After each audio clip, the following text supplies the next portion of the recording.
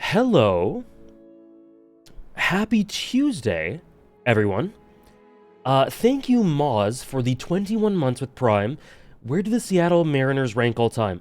One sec. One sec. I'm not sure, but I loved the game against the Blue Jays yesterday, where they lost 5-2. I'm a fan of their 4-7 record. And I'm looking forward to the game tomorrow at 7:07. I didn't Google that. Hello. Hello. I have beaten Final Fantasy VII Remake and Rebirth. While I am waiting for Part 3, is Crisis Core worth playing? Yes, I'd actually say you've lost a bit of context through not playing Crisis Core. So yeah, I'd say for sure. But don't expect it to be as good. It is just a decent game. Hello everyone. We got the piano song that Critty recommended, working. I am recovering pretty well, chill. I'm a little, I think you can still hear it in my voice, I'm pretty congested, but my cough's a lot better today. So yeah, it's just sinusy stuff. Thank you, Christian, for the 9-month resub. Where would Mango's Falco rank in this list? 1. You watching Champions League? Probably. You guys like the shirt? You guys like the sweater? It just came in, yesterday. Of course it is, Andres. Everything in Chrono Trigger's peak. Can we get a slight recap? Of course. Yeah, of course. I'll do that in a sec. Thank you, Bea, for the 100 bits. Ooh, Va3?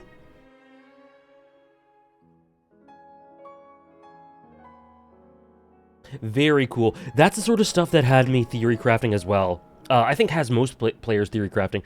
I'm looking forward to seeing your reaction to as you get through more of the plot.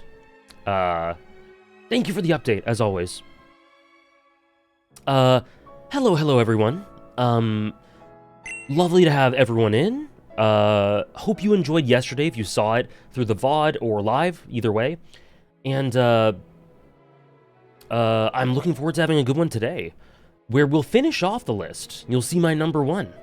You'll be able to see where everything has landed. No worries, Dave. I saw about the video stuff. Enjoy your pizza. Hello, everyone. How is Hoseki no Kuni? I caught up yesterday. So, yeah, Hoseki no Kuni, I think...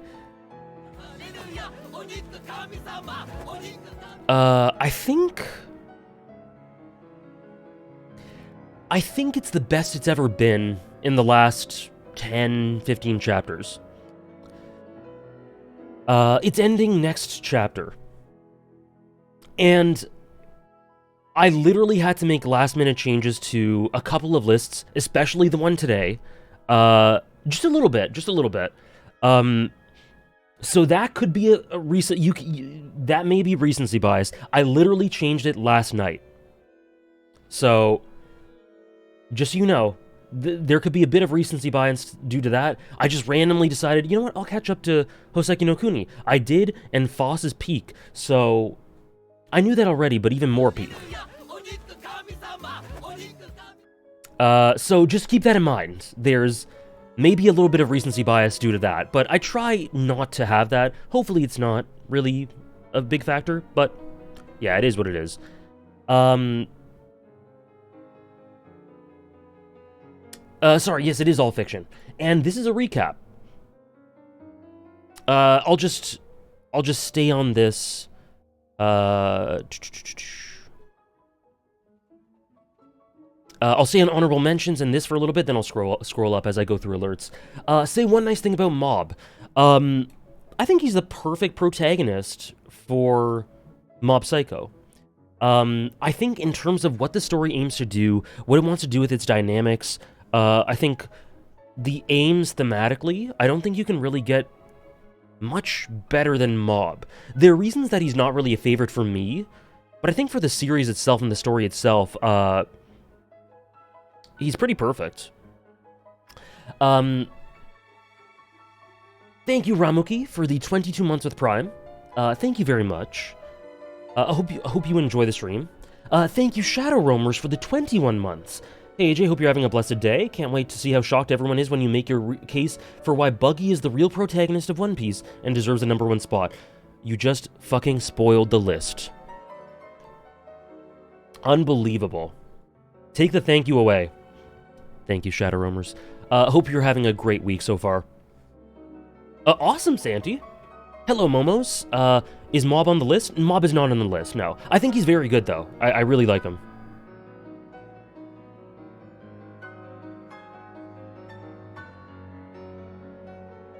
Ray at 100 is so low? Being at 100 is still a great compliment. Anyways, let's scroll up. Could you give him a rank? He's not on the list, like, he doesn't make the list. But I still think he's very good. Is Phoenix above Ryunosuke? Ryunosuke's probably a little bit above Phoenix, just a tad. Kumiko, I love Kumiko. The first episode of Season 3 was super good. Of UFO.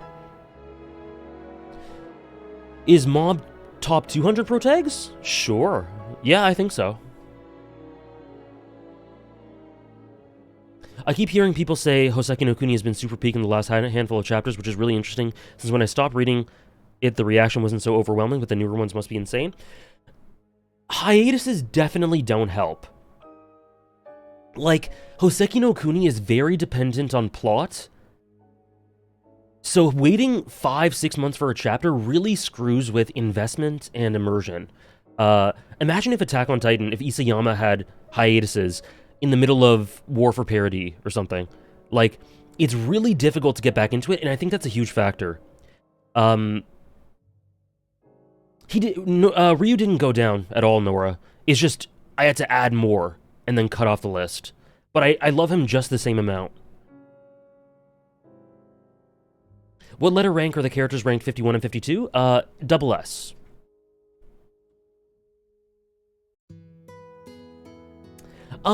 Kind of Bea, but also, like,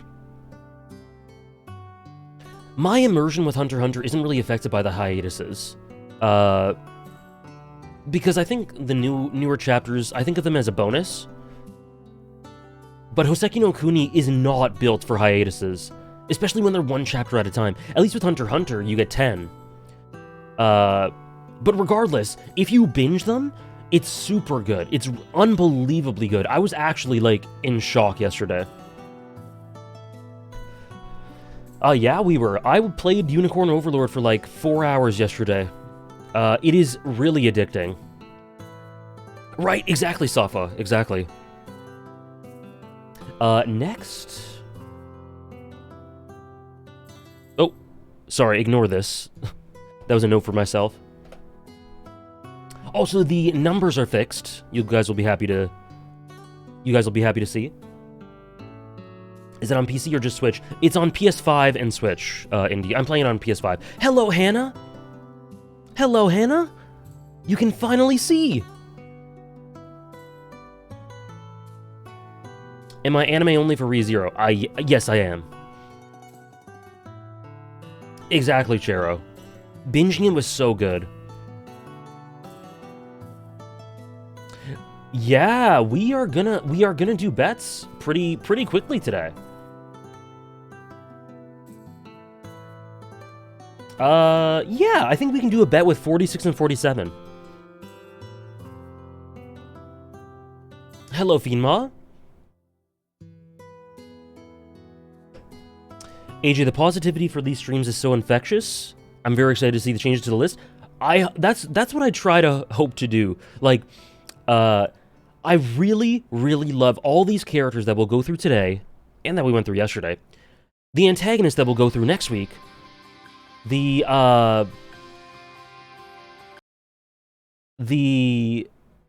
stories we'll go through later, and I just hope to transmit that passion through the streams, and talk about each character a little bit, because they all deserve it. With the rare case being, like, if I don't want to spoil stuff, like 13 Sentinels, I've been very vague. But yeah, I'm so glad you're enjoying them.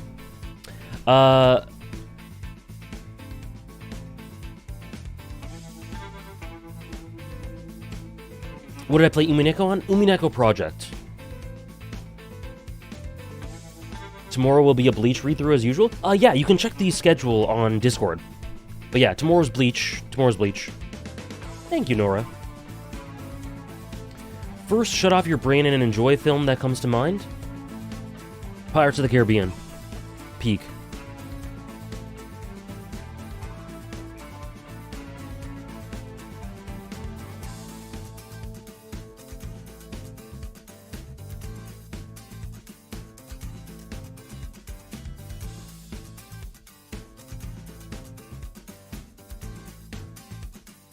Peak.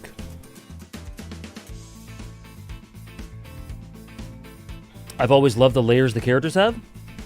I'm not saying they don't have layers. They absolutely do. Absolutely.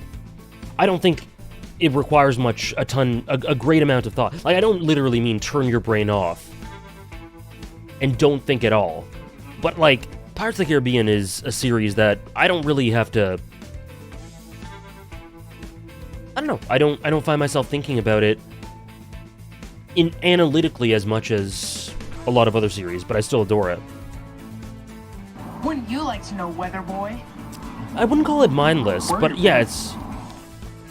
I wouldn't call it mindless, but yeah, it's very comfy. It's easy watching, yeah. Except for, like, the tragedy. Like, there's... Pirates of the Caribbean gets very tragic at points. But yeah. It's lots of fun, yeah. Yeah, Chero, I've heard that a lot about Dune. Thank you, Chill, for the 222 bits. Thank you so much. Fiji asks, predictions for tonight's Champions League games. Narrow wins for Real Madrid and Arsenal. I think narrow home wins, both in both of them. Any interest in Godzilla? Not really. Dead Man's Chest is so good. Probably not next level meta. I can't really... Well, actually no. For Watchmen, sure.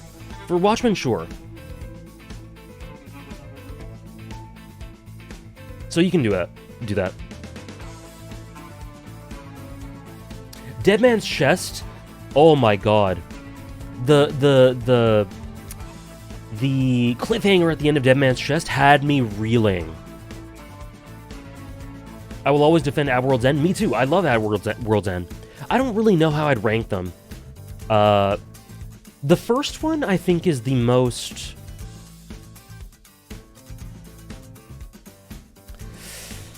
how do I put this? I think the first one is the most cleanly made. But it's also the most safe. But I still love it. I still adore it. Most tightly written, yeah. But Dead Man's Chest, I think, is the most fun, and At World's End is the most, like, grand and epic and high concept and emotional.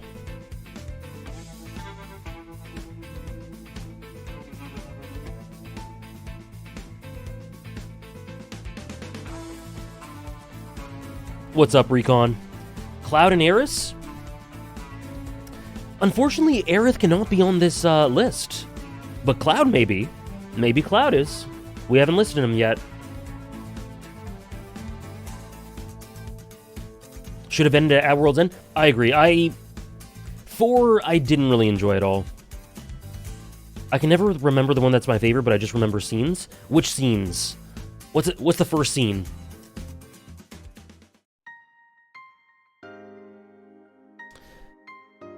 Oh, as you should have, Moz. Pirates of the Caribbean is just cinema. It's so good. Thanks, Gart.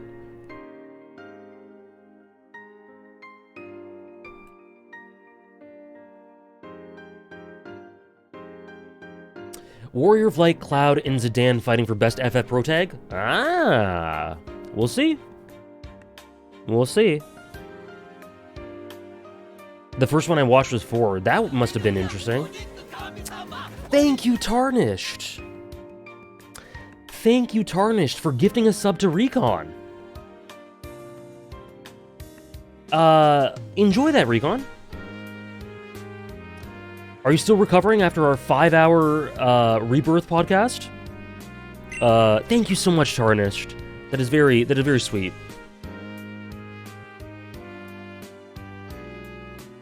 I remember Liz going undercover and Barbossa was there and they were infiltrating this place, and the vibes were so fun and reminded me of the Disney ride. Yeah, that's beginning of At World's End. That's beginning of At World's End.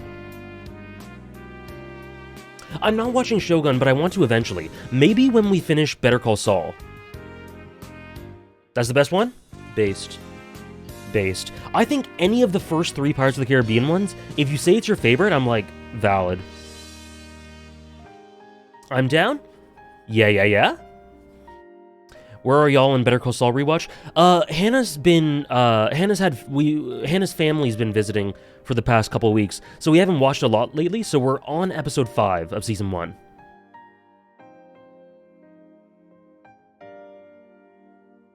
It was peak indie. It was amazing. Yeah, that's exactly it, Bea, yeah. We're really close to hitting one of my favorite Better Call Saul episodes, actually. Awesome, Recon. Top 5 most fun characters in manga. Fun. The wheel scene is the second movie, yeah. We're in season 1, Indy. We just started really recently.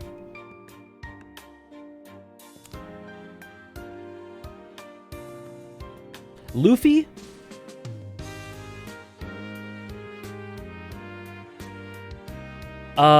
Toby?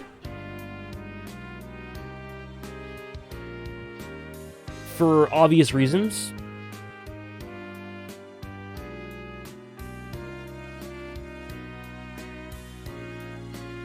Jester characters, they're tons of fun. Gilgamesh, Fate Zero? Sure, let's go with that. Hisoka, I was gonna say Hisoka, yep. And one more. Bokuto. Fan Daniel, if it included video games, easy. Chica's really fun, yeah.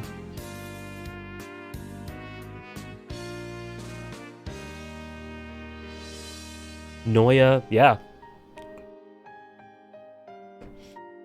God, this song.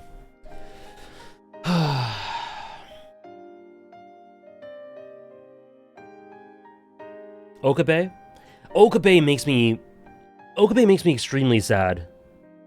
He's fun, but he's also really, really tragic and sad and messed up, so I wouldn't really include him. Toto? That's a good shout. Toto's a good shout.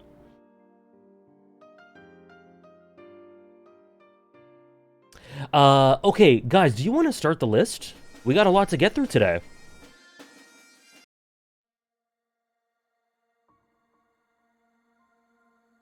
Okay, so the first one today...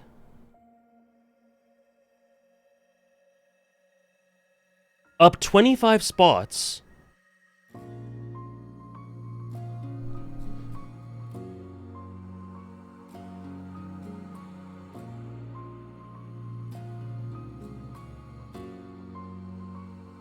I'm not buying it? Not buying what? Actually, you know what? I did make a mistake, sorry. The real number 50 is 9S from Nier Automata.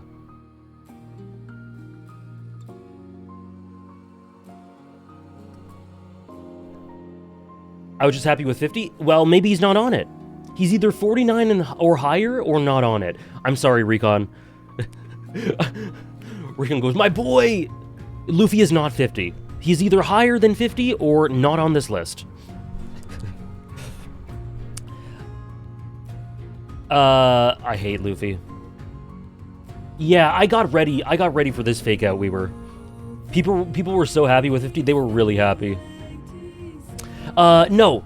9S from Nier Automata. The music is very fitting. Very good comparison, Recon.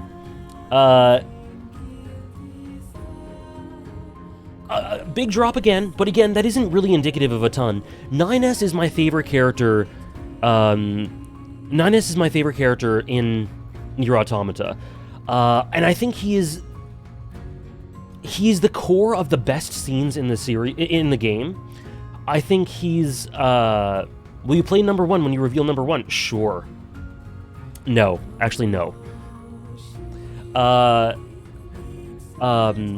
Beautifully voiced by Kyle McCarley, who has this insane range. This character goes through every emotion. He completely spirals, goes completely animalistic, and then is just this really gentle, kind, sweet boy. But the way in which he spirals is really, really indicative and characteristic of a lot of what the game has to say about the volatility of humanity. And it gives evidence for,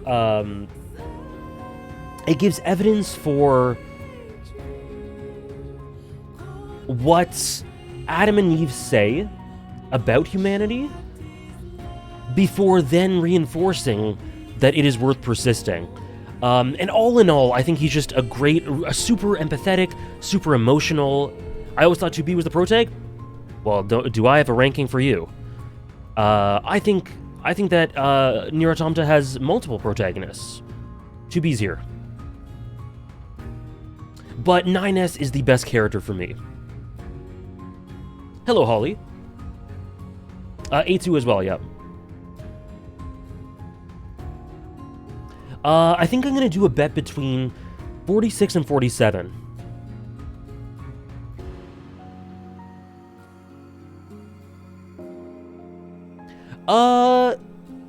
I guess, yeah, Trish. I guess, yeah. Top 5 characters in the Nier series? You gotta do a redeem for that one, Sebastian. Hello. I can't either, Trish, but I think it's possible.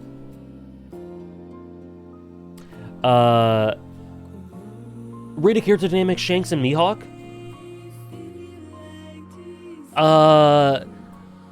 B? B? I think a lot of it has to do with indirect stuff that is good, but yeah. Next is a really interesting character.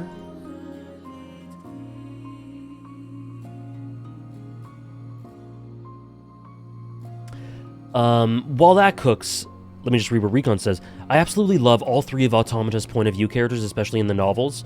9S is really well done in the novels as well. Phenomenal character. A2 will always be my character, but 9S is generational. Interesting, that's really cool.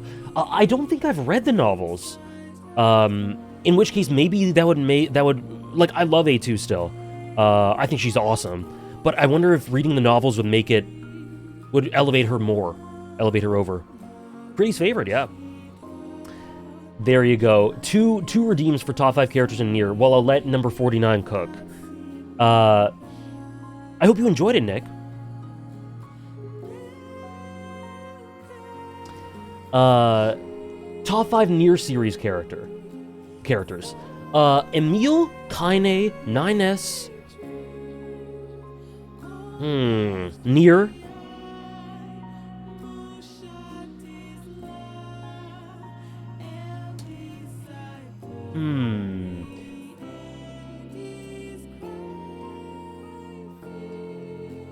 Let me think. Is it 2B? Or is it Grimoire Vice? I think Vice. I think Vice is 5. Emil, Kaine is my favorite character in Nier, overall. Then probably Emil, then 9S, then... Who did I say? Nier, then... Vice.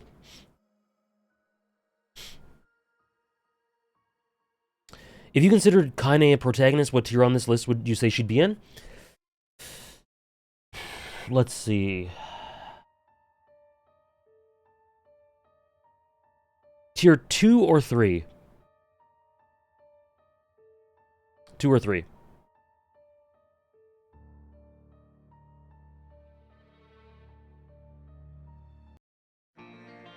What series has the best dialogue you've seen? Black Sails or Final Fantasy XIV?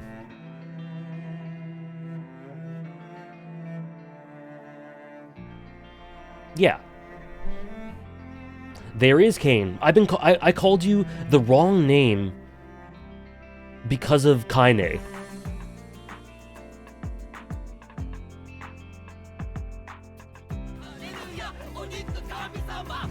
Anyways, number 49, Jacopo Berzatti. You know, this guy gets a lot of hate, and I think that's fair given the type of the way he's written. There are elements to his character I don't really like, but the positives like, similar to Araragi, the positives so outweigh the negatives. He is, at his peak and consistently, a character that inspires so much thought, and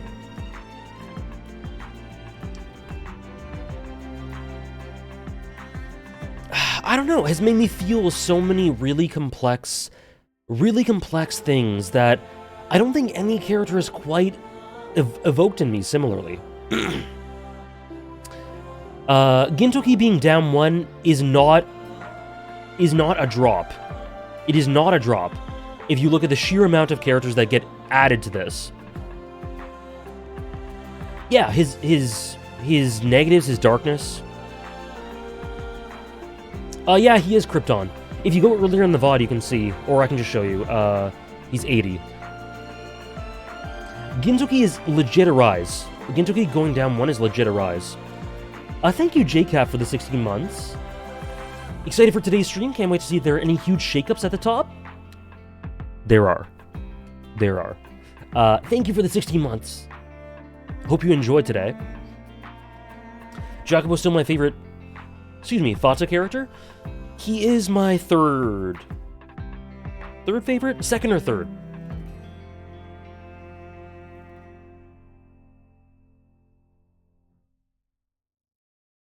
And top 5 Fata Morgana soundtracks. Giselle? Ascento Del?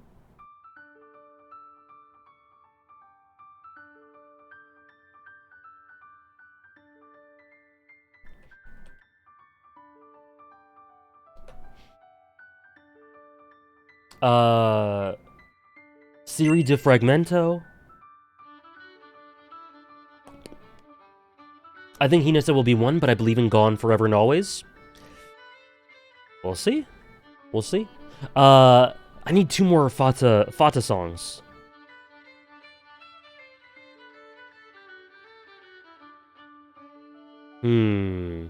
Between Worlds.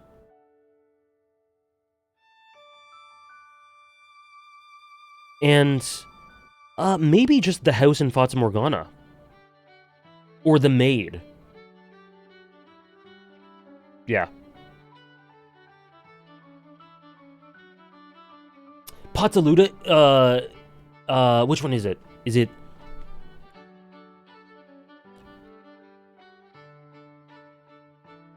Yep, Pazzaluda.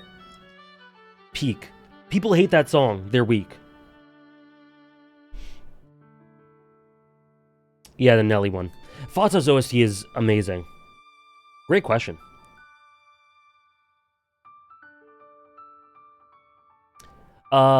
Next... we have a queen. Sansa, from A Song of Ice and Fire. Legit one of the best character arcs in the entire series. One of the best characters full stop in the whole series. The way in which she low-key portrays elements of, um... She learns a lot from her father through contrast and the way she maneuvers around politically, and is able to learn and soak in details about the politics of the setting to become this really powerful, pragmatic, intelligent player.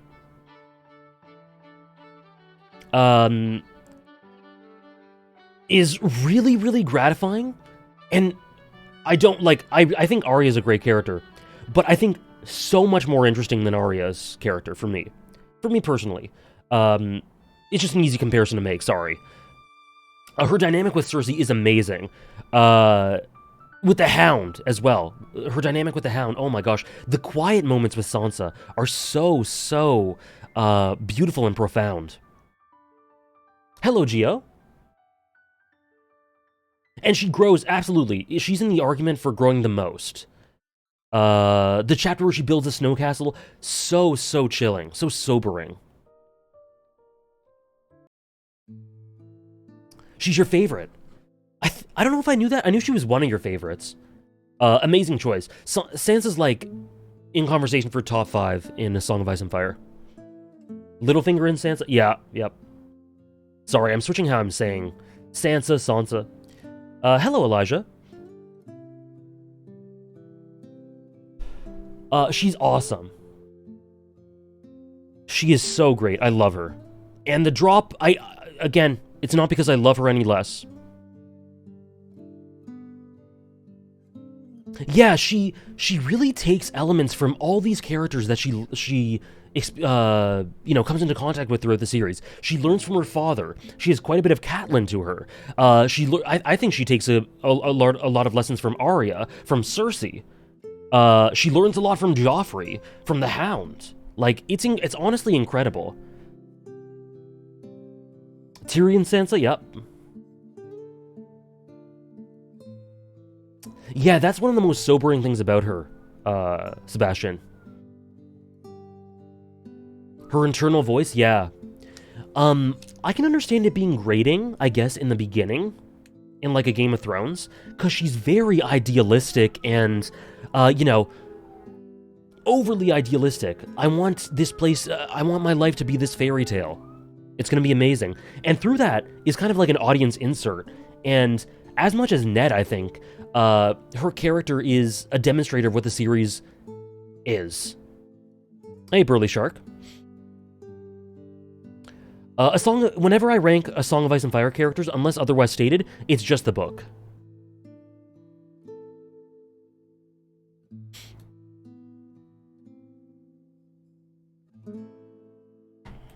She's very fierce, yeah. She's amazing. She needs more love. And she's my number 48. Would you guys like to bet for number 46 and 47? This is very... I don't know if Recon's still here, but this is a very Recon core bet.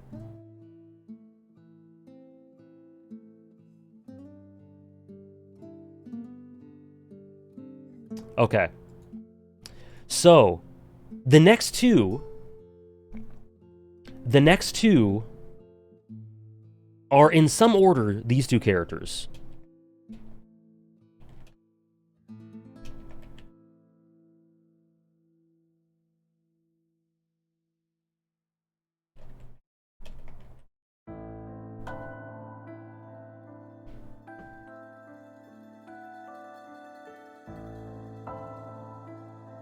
Solid Snake from Metal Gear Solid, or Zack Fair from Final Fantasy VII franchise.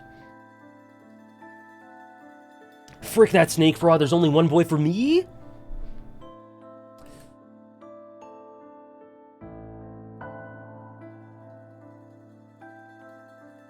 Okay, so let's do the bet.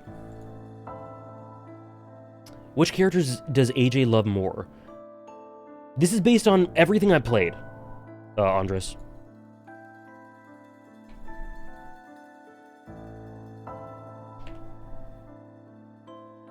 Starting the bet now?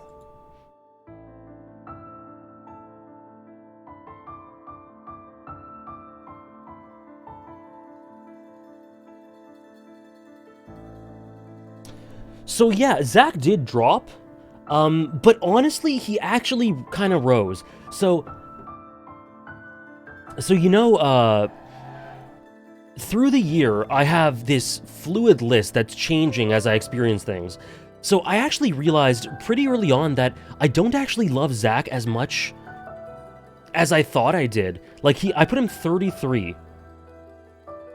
I put him 33 in my previous list. Unbelievably high. Then I realized, like, I actually think Zach is more around 55, 60. And then I rose him after that. So he went through an arc.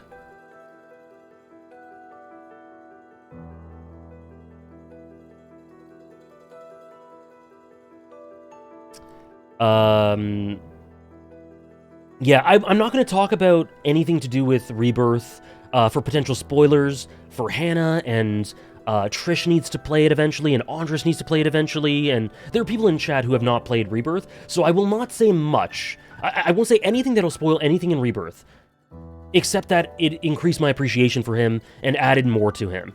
For more details on that, I'll have a video eventually on Rebirth.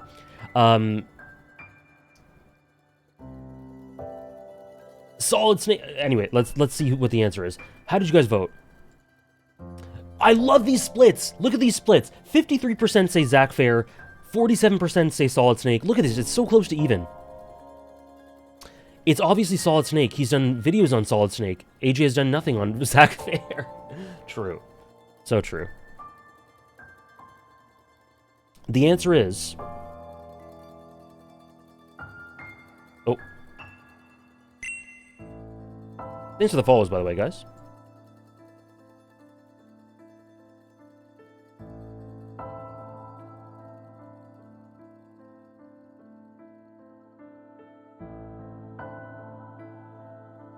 Zach Fair.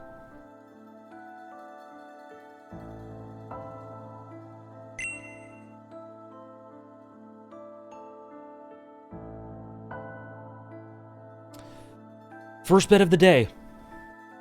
Pretty close to 50-50. Solid Snake from unknown to 47th is impressive. Snake is a fantastic character. And obviously won't get into super specifics, but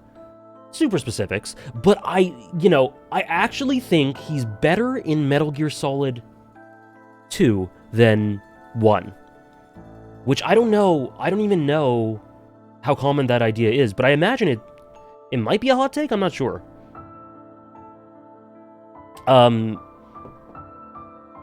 But he's better in it for me, pretty easily. He has so many really cool things in Metal Gear Solid 1, so many really cool themes attached to him, but in 2 is really where I see the sort of the hard-hitting elements of his character, and the wisdom, and the themes that I really, to this day, well, it's only been a few months, but nonetheless, have been thinking about since I finished Metal Gear Solid 2, that are so important to me personally. He's a great mentor. He's a great role model while also being very human and flawed. He has lots of really good dynamics. He's just all around a really, really amazing character. And he definitely leaves a stronger impression with 2. I agree. I agree.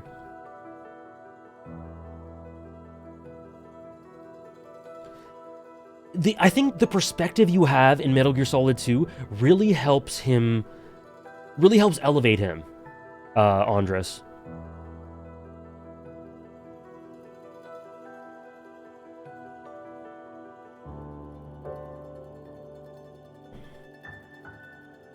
Zenbo, since you are very upset that I put Yuji above Gintoki, feel free to watch my video on Yuji for all the reasons that Yuji is a masterful protagonist.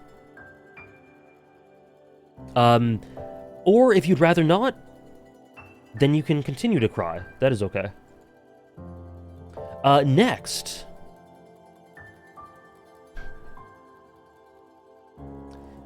And what I'll say about Zack is phenomenal in Crisis Core. I think Zack, honestly to me, Zack is 90% of the reason that Crisis Core isn't a bad game. Or like isn't mid at least. He carries that game. And phenomenal, really important to the plot of 7, phenomenal in remake, or sorry, phenomenal moments in remake, and Rebirth added stuff to him that I didn't know I needed, but absolutely love. So he actually elevated. He actually dropped 20 spots and then rose like 10.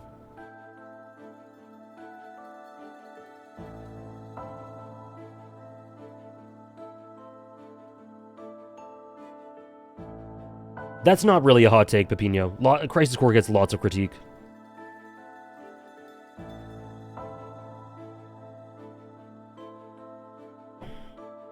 And also, Caleb Pierce, who voices Zack from Remake onwards, I gotta say, in Rebirth, he does a very good job. I was critical of him in Remake, and from what I heard in Crisis Core Reunion, he wasn't very good. He's great in Rebirth. He's really good. He did a great job.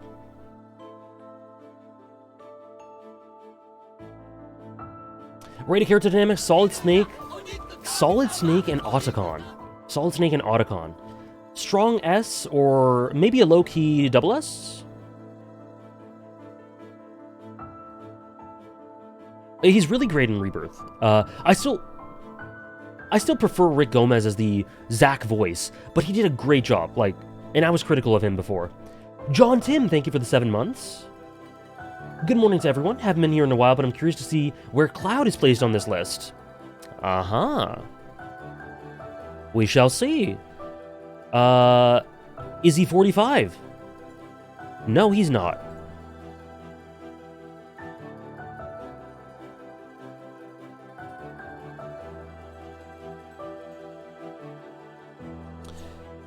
Character dynamics, Zack and Cloud. For reasons apart from their reasons very far removed actually from their interactions, but double S. Number 45, Angra Mainyu from Fate Hollow Ataraxia. Remains a super strong favorite in my mind, despite spending a lot of time away from Hollow Ataraxia. Just the ideas and the conviction and strength of the character, in spite of everything, really sticks out to me, really captures my imagination, and the way it ties into Fate lore in general is really ingenious.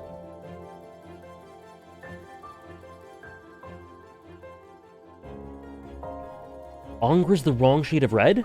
Is he? Oh, you're right. Why'd I do that? Damn, chill. Good eye. And for the themes of Hollow Ataraxia, pretty much picture perfect. And really emotional. In a roundabout way, that story is kind of about detours, like an abstraction of detours. But more so like the idea of respite and little moments and what makes life worth living. And the way that ties in through contrast with Angra is super hard-hitting. Exactly, Ray, yeah. So much reason to hate the world vehemently, vitriolically, but still finding beauty in it. Oh, God.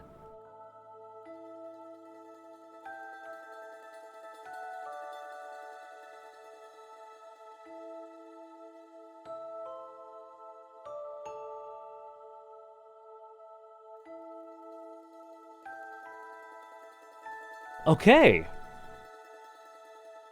Yeah, Recon, I just said, we had a bet between what people thought would go higher, Zack or Snake, and I said, this is the Recon. This is the Recon core bet.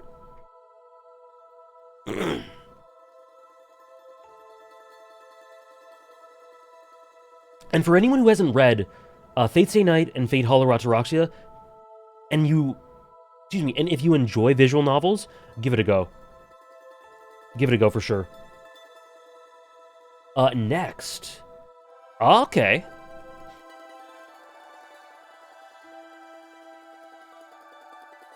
Jinx, and honestly, down 3 in this list is kind of a rise. Absolutely magnificent character who, by the time... Where can I read the visual novel? It might be on Steam? I'm not too sure. And if Bioshock is on Steam for $5, buy it, please. I feel like by this time next year, she will be higher. Because Season 2... after rewatching, I think it's tough. Arcane's voice direction and voice acting is some of the best I've ever heard. But Jinx may have my overall favorite performance. It's really tough. She's one of them for sure. Younger Jinx and older Jinx. Because the younger version of Jinx and the signs that sort of... I don't know, Nick. It could happen. It could happen. It depends on how they use her perspective. She may change to the antagonist list. It's hard to say. But the way in which they sort of lay breadcrumbs that show her psychological fracturing on the way to, like, quite a bit before it actually happens, and her dependency,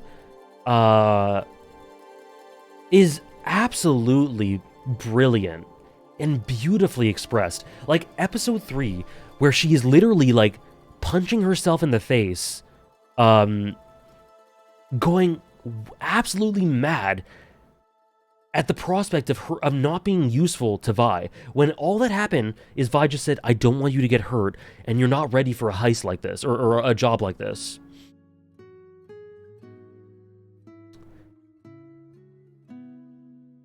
Oh, I see.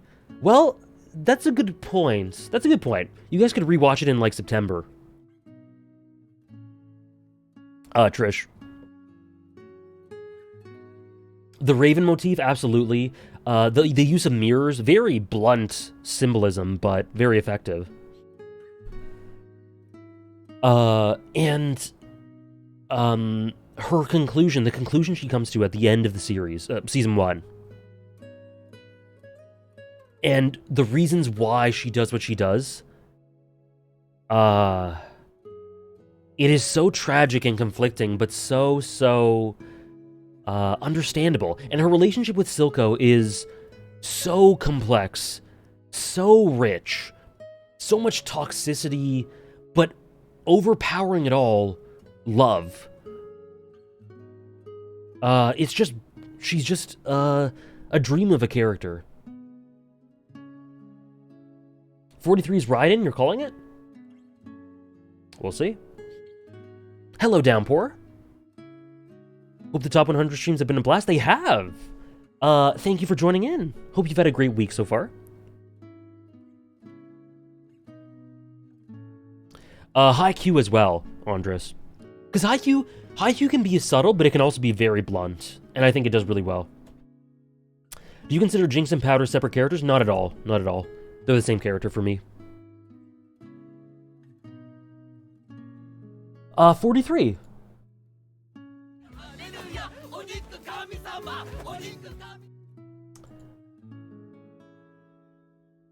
Huh.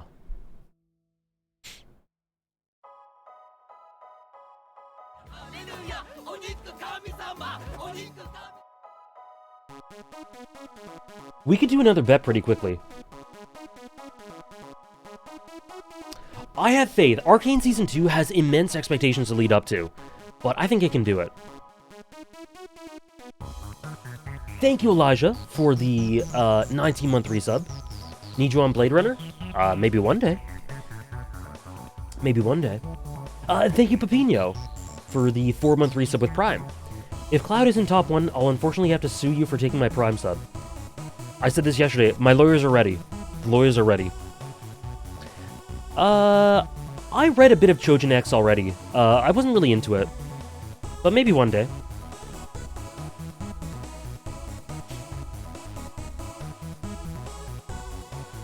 Yeah, Struggler. The finale does so much for Vander. Anyways.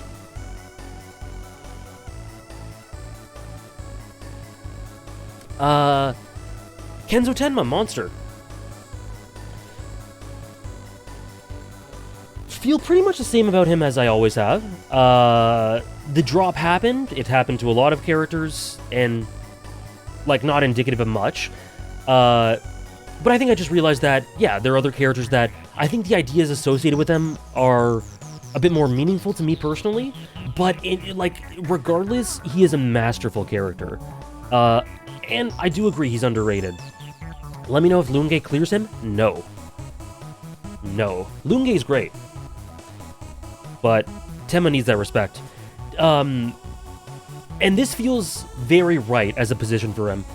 He is the perfect thesis for Monster. The perfect foil to Johan. The perfect foil to Lunge. The perfect accompaniment to Grimmer. And also foil as well.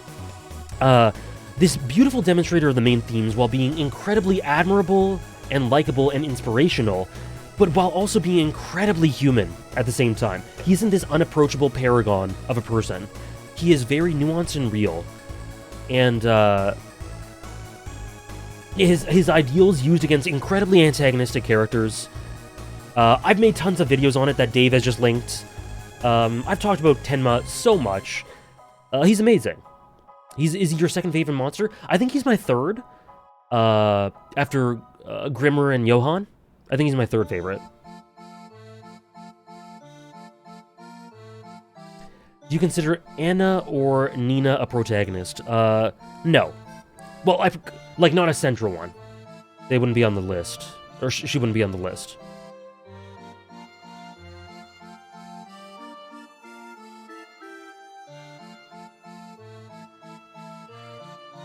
Yes! Next level meta. Also him shooting Roberto. Oh, I hope you enjoyed, a fellow nerd. Monster is unbelievable. Just as much as Johan's indirectly characterized throughout the series, so is Tenma, just so expertly built up as the personification of the story's central theme. It's unbelievable. It's really, it's spot on. It's the quintessential example of a character that carries forward the thesis and main themes of the story. Reread it, Ray. Dave, read it, or watch it.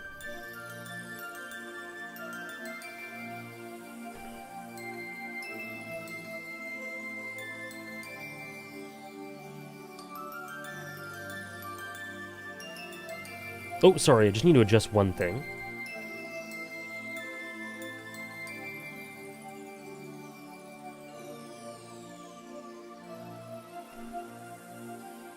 Sorry, one sec. The colors are a little messed up.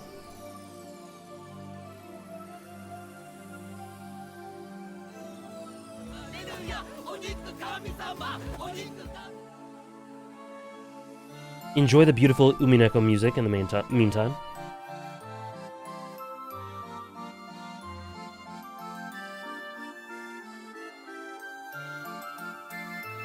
There we go.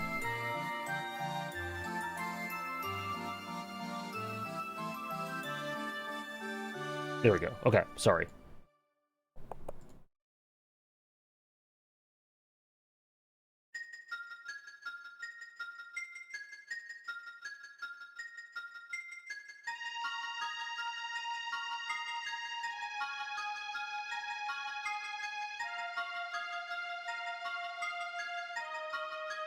What is going on? Sorry. There we go. Okay.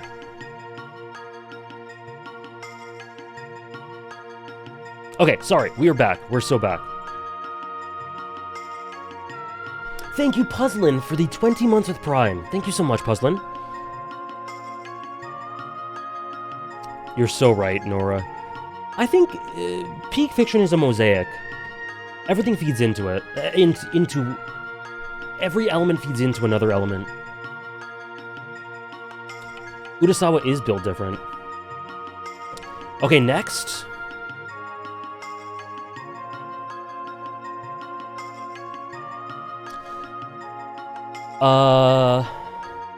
Raiden. Trish, it was actually kind of scary.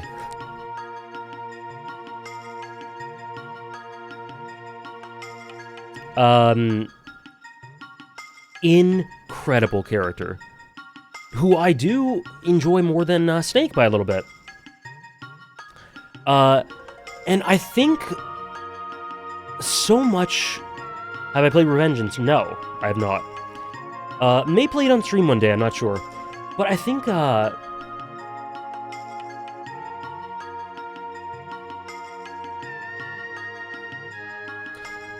what Raiden grapples with is this struggle with what is real, who he is,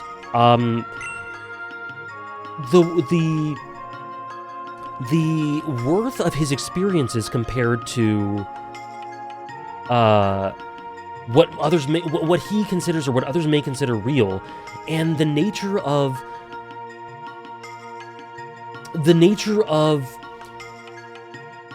the value of his experiences in spite of that.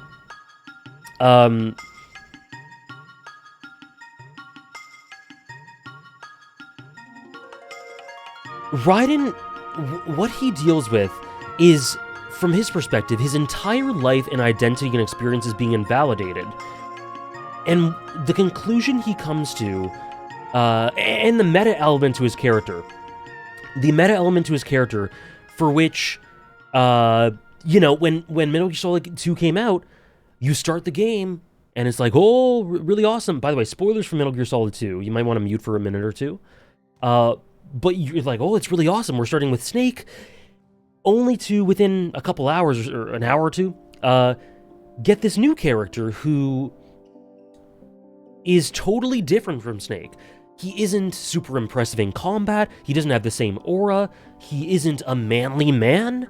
And, you know, I didn't feel this way, but apparently a lot of people when playing Raiden were like, who's this guy? I want my Snake back. So he's unwanted in the meta of the game. He is trying to forget a horrific past. He's had this identity and role thrust upon him. He's a mouse in a maze. He's a rat in a maze, rather. And by the end of it all, he wonders, is anything I did worthwhile? It was all set up by others. I had no real agency, so was it real? And the conclusion that Snake comes up to, and tells him, is that anything you experience and take something from is real. And Raiden's able to realize that in spite of everything that he's gone through, feeling like it was out of his control, and a lot of it was, in spite of that, he can take things from it that is extremely meaningful, and pass it on to the next generation. Reality is absolutely nebulous when it comes to values. It does, Trish. This is inspirational. The characterization through the codec calls, his dynamic with Snake, his dynamic with Rose. I love him and Rose. The baggage, right? The baggage he had as a result of his past. His dynamic with Solidus. And the fact that he's able to, with so much, with all this baggage, have the strength to cast it all off and go, I'm going to go into the future, and these experiences will always be a part of me, but the lessons I learned from them are something that can be productive in the future. Him and Rose are very cute. Him and Rose have a great dynamic. And the conversation with him and the AI, yeah, absolutely. Hey, Toomey.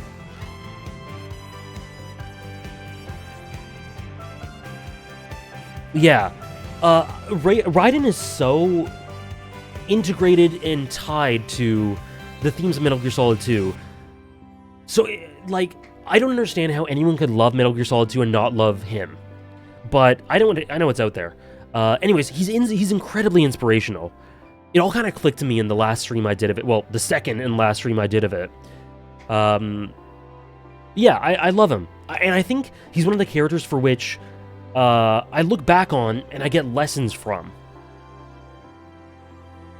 He is this tossed aside, dismissed man, in a lot of ways feeling like a child, who is nonetheless able to take what life tossed at him and have the hope for a better tomorrow through his connections with others and just through his enduring belief. I'm not sure what you're referring to, Andres.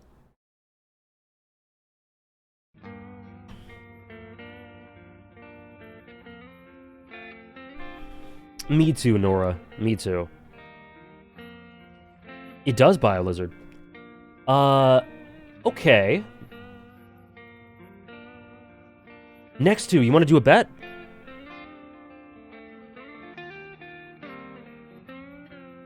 I see, Andres, I see. He's incredibly layered, Weber. Incredibly. Okay.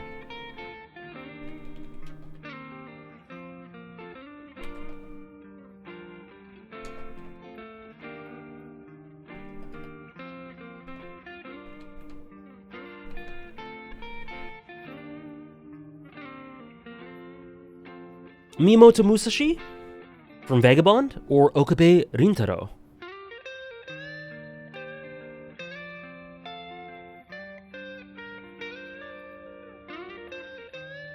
These are so hard? Good.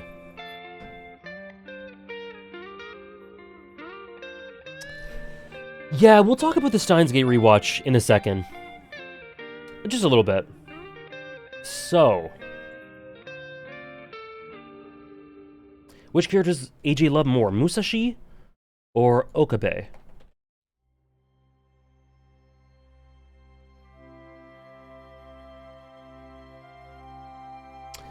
Has Leafy or Naruto been added?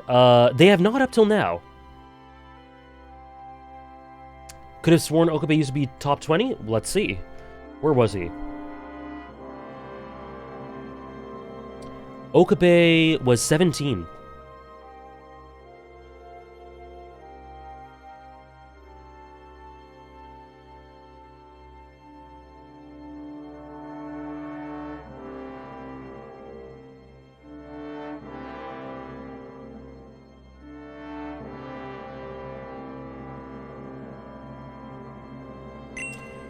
Thank you for the follows.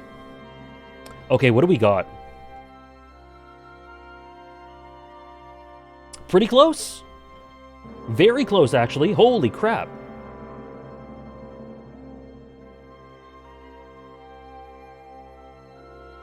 Holy 50-50. Oh, these bets are so good.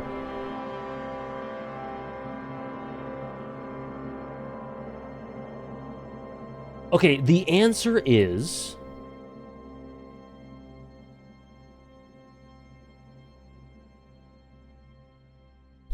Okabe is hanging on to that top 40.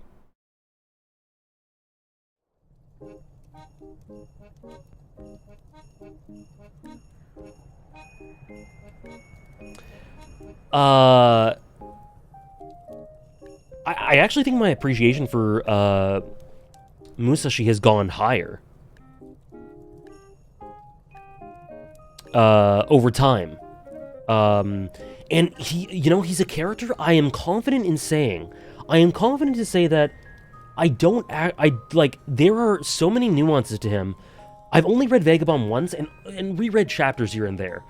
But I'm confident in saying that I just don't fully understand him. Like, I'm pretty far off from understanding him fully.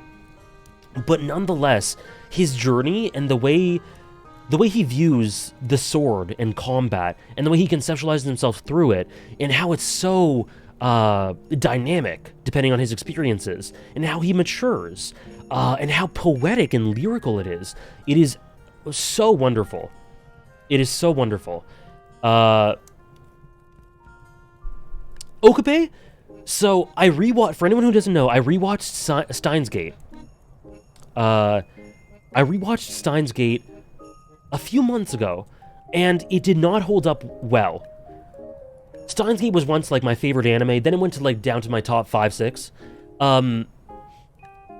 It definitely dropped, and a lot of it has to do with really bad treatment of Ruka, the Ruka character. And here and there just not being as emotionally connected. I still loved it. So spoiler alert, it's still on the top 100. It's still a favorite. But it was a notable, unfortunate drop-off, which doesn't usually happen with rewatches. Usually I rewatch something and I love it more. But with Steins Gate, unfortunately, it is what it is. Yeah, it was a 10, I gave it a 9. And just as a byproduct of that, Okabe dropped as well. But he's still an amazing character with several amazing dynamics, not with Ruka. Though there is some sweet stuff with Ruka. There is some sweet stuff, but man, they just really miss the mark with some of the... Oh, man, it's not good. Anyway, this is a positivity stream. He has lots of great dynamics.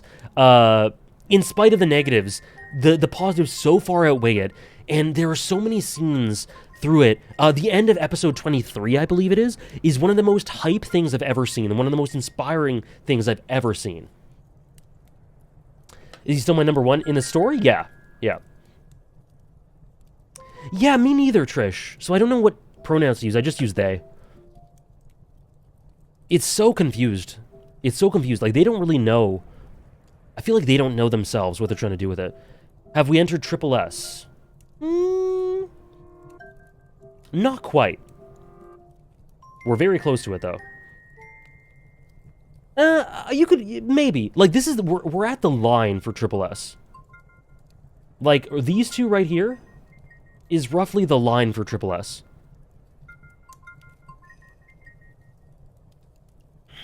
You could consider these Triple S. This or that, Makise or Casca as the emotional support and hope character for the main character. Kurisu, I think Kurisu is a better character than Casca. AJ hates Steins Gate. So true, Ophi. Hello, Ophi. His relationship with Kurisu is one of my favorite romances. His relationship with Mayuri is just as powerful. Really good with Suzuha.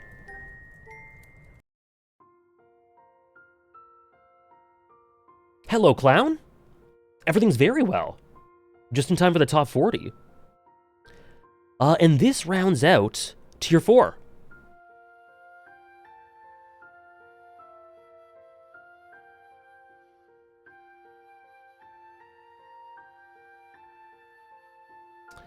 Yeah, that's fair, Natalie. That's very fair.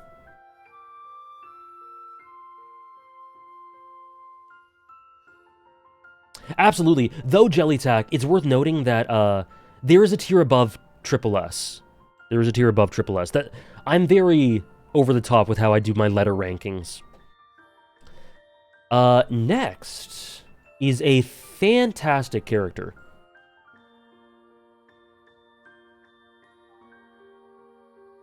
Wait, what color is this? Shit. What color is it? Okay.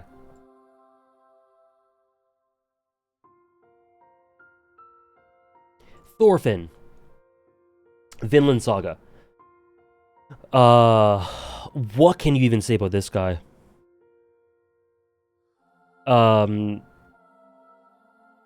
He stayed the same. He stayed at the same, ranking, which means he was really elevated.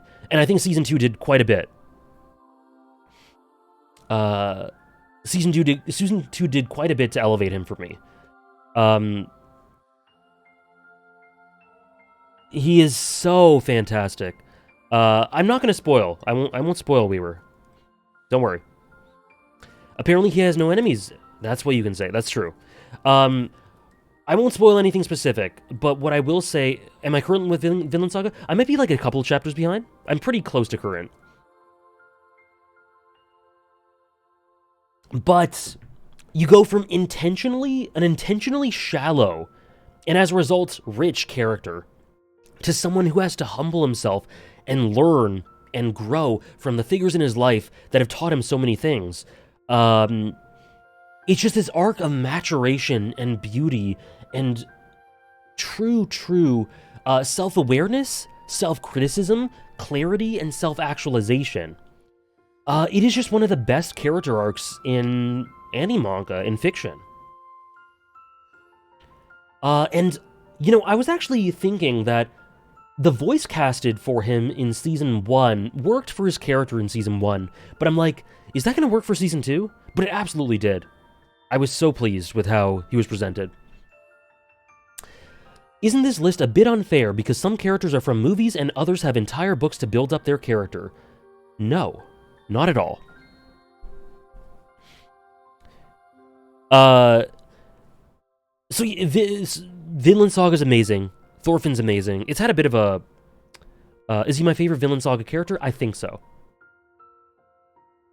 So no, this list isn't unfair because it's a ranking of the characters that I love. It's not... I don't know. Do I just not do a list because certain mediums are better acclimatized to making me feel emotional? But yeah, I think he's ahead of Ass... is he though? It's really close between him and Askeladd. He might be second. A true Sandbox.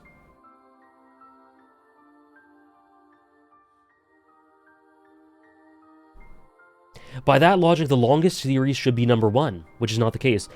Well, you never know. Maybe Luffy's number 1. Me when AJ likes something, you're not liking it in a fair and right way. This is true. Hannah says that to me all the time. When I gush about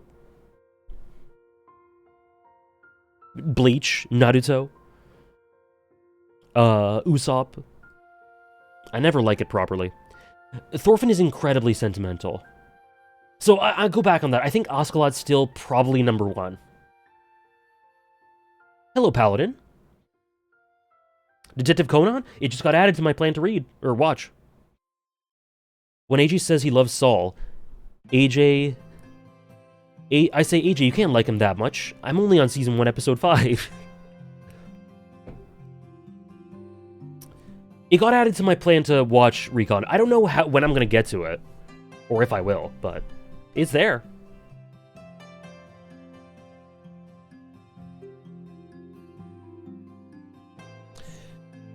So it's just based on what impacted you more or what you love more personally, as opposed to who is the best written character if we look at it kind of objectively. It's impossible to look at anything objectively. So yeah, this list is which characters I love the most. But tied into that is the quality of their writing and presentation and execution. That's a huge part of it. I think that Jinx is better written than 9S by a little bit, you know? So yes, writing and my opinion on the writing is absolutely a part of this, but it's not objective. It's my opinion. Say one nice thing about Connor Roy. He is Succession's best use of a best use of a meta narrative. The way his character is utilized throughout the series is incredibly meta and incredibly effective. And he's the smartest use of a meta narrative in the entire series. Farmland's amazing. It's a masterpiece. The dinner party. That changed my entire perception of a lot of stuff.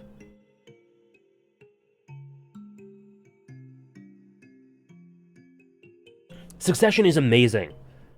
If you haven't watched it, watch it.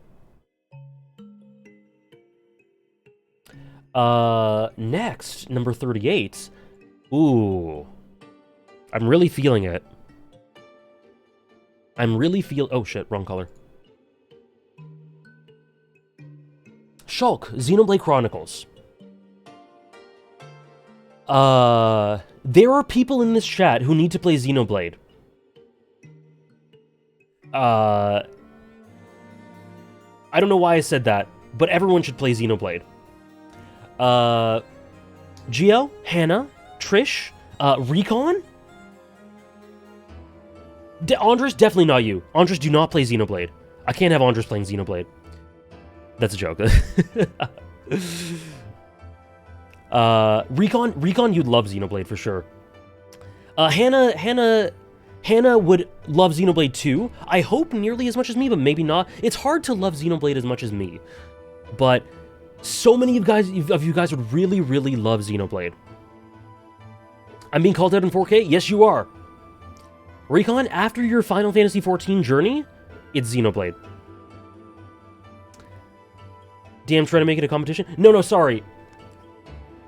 Man, I'm such a fool. Bakamitai. Yes, Fiji. He only dropped 4, which is kind of a little bit of a rise. Everyone should watch Xenoblade. Play Xenoblade. Shulk is an incredibly dynamic character, very flexible, great, he's incredibly dynamic in the way in which he views the world and the way he changes and progresses, with fantastic, individual moments. One of the all-time great voice acting performances from Adam Howden.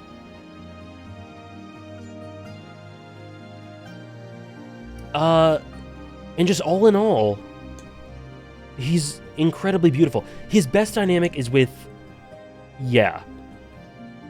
a certain antagonist, I would say.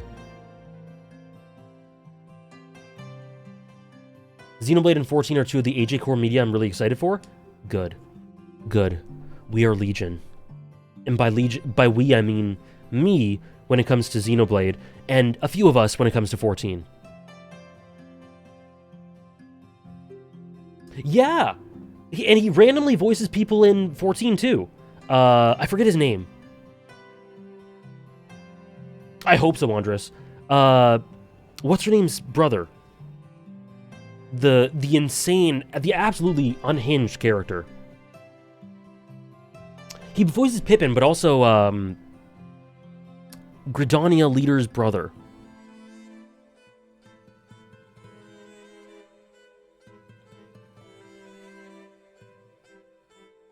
Arun Senna, that's what it is. Connie Senna's brother.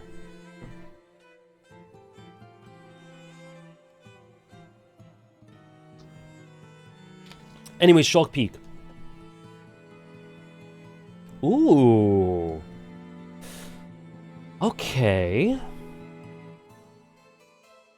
Next.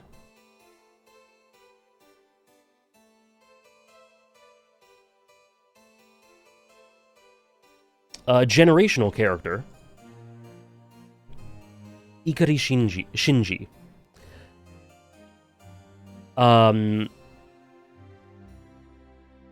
It's really interesting because, first of all, Shinji is one of the most painfully human, I think, protagonists out there.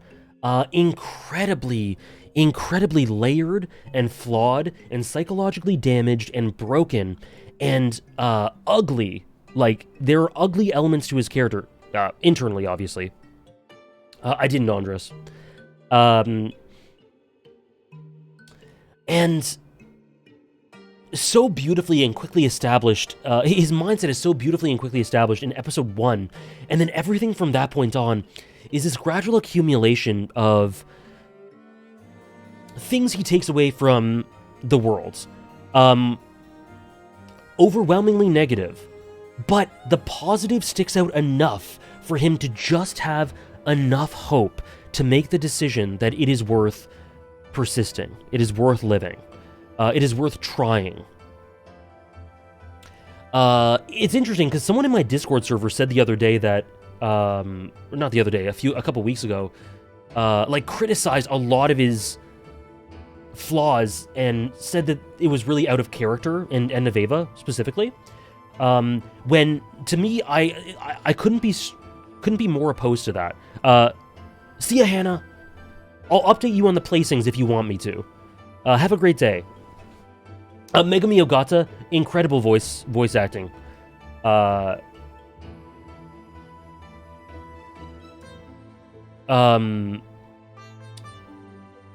everything he does in End of Eva is really meticulously and deliberately built up to.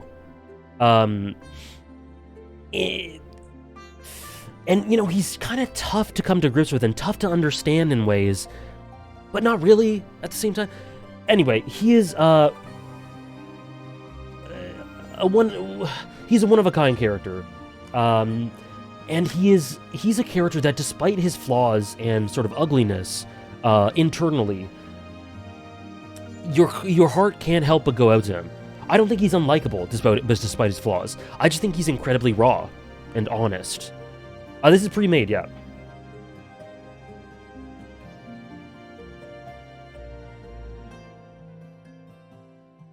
True Recon. With every character that we list that isn't Luffy or Cloud, Recon gets a little bit more powerful.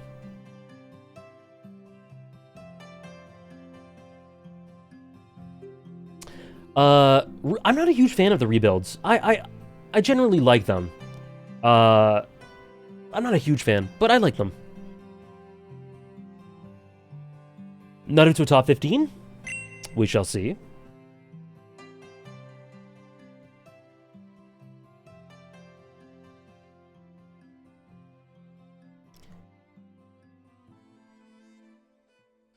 I think that the rebuilds are peak if we take into account the meta layer.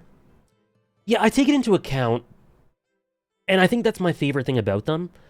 But there are also a lot of things that I don't like about them as well. Like, I don't like what it does with Gendo. I think it does a bit too much at points. That's interesting, Power Flare. I hope you enjoy when you rewatch. Like, you guys know my relationship with Ava. It took me like 3 rewatches to properly enjoy it.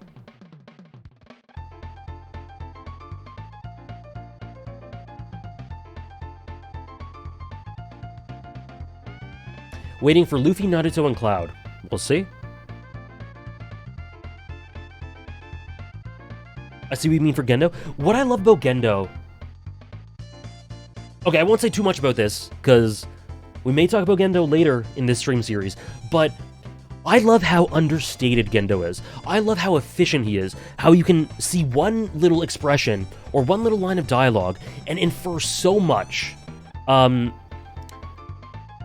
Which is why I don't like the approach to explaining a lot. You know?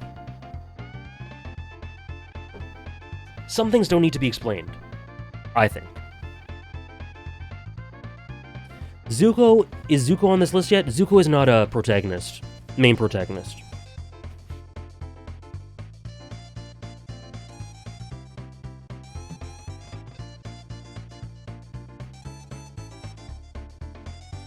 Number 36. How many of you guys have not read this?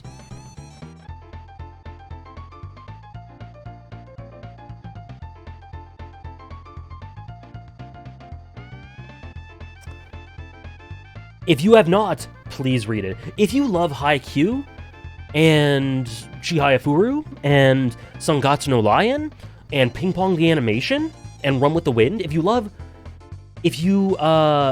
any of those, and if you're really interested in the journeys and pains of art, creating anything really, the struggles of being a young adult, the really non-linear path towards personal fulfillment and success that's associated with the struggles of being a young adult and art, read Blue Period. It is so absolutely hard-hitting and real. And Yatora Yaguchi is, you know how I talked about it's hard for me to relate to characters and see myself in characters? I see myself in Yaguchi immensely. I forgot to mention him in the Redeem from yesterday. Blue Period is wonderful. Oh, Recon, you're on Blue Period? It's so good. The epic highs and lows of high school basketball, the epic highs and lows of college art. And Yaguchi is the most, in some ways painful, but because he's so real, mirror to that sort of person. I think that he's a character that you can connect with a lot more if you can relate to those themes and those ideas, but even still, he is incredibly easy to like, but at the same time, incredibly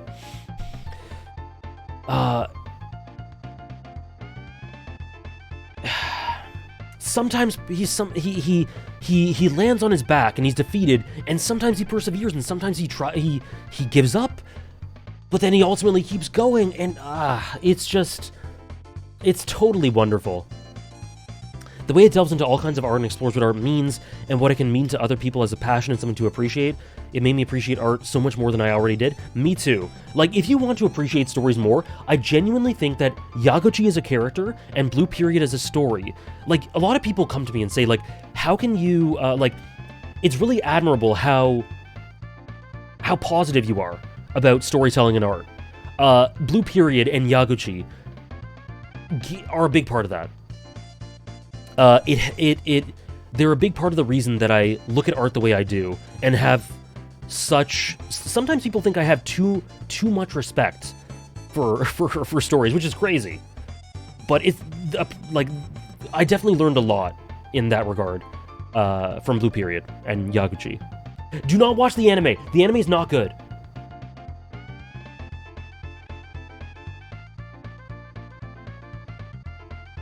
Yeah, the back and forth, he sings super low, he rises, he confronts the challenge, he rethinks things that he was thinking about a while ago, he thinks about something he did months back that he wish he did differently, randomly, but not randomly because it all connects. It's so genuine to the journey of a young adult, or the journey with art and creation. The anime is overhated in my opinion, but definitely better to read the manga. I think the anime is really, really bad. Is it Rainder? We hate stories here. I think the anime is quite bad. The manga is just a lot more dynamic, a lot more expressive. The anime is incredibly bland in terms of direction. Not dynamic at all. It needs dynamic direction. It needs really imaginative storyboarding. It has none of that. Just read the manga.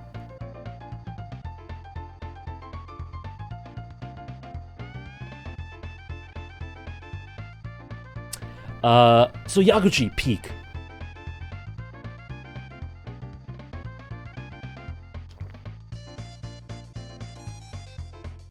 I don't know that it cuts out a lot, but the visuals are just so lacking.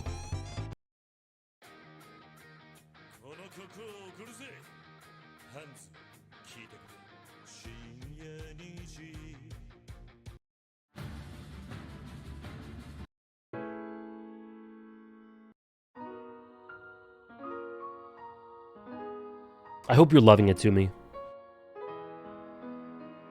Oh, this is one of my favorite songs ever. Alright, number 35.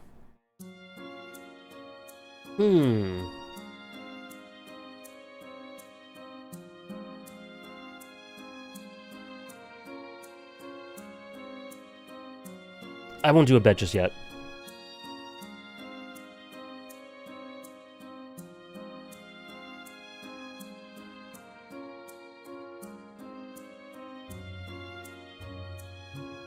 Light Yagami.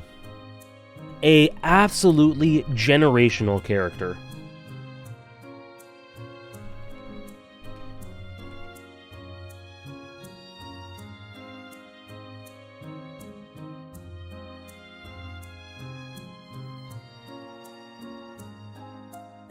I somewhat disagree. I still definitely felt the emotions while watching. I'm not saying it's impossible to feel the emotions. I'm saying if you look at the visuals and compare them to the manga, it is night and day and far inferior. It's like, there's no legitimate reason, unless you just despise manga, to choose the anime. Listen, the manga's far better. Just read the manga. If you like manga, read the manga. It's way better. Sorry, I'll talk about Light in a second. I'm just getting... Doesn't that lead back to what I said earlier? The different formats like anime versus manga is not on an even playing field. A 12-episode anime versus a 900-chapter manga to write and build up the character.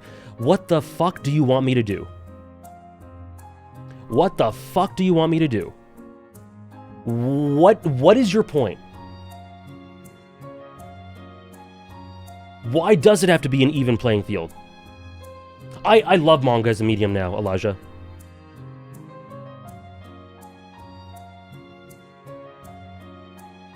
Zembo, stop talking nonsense, please.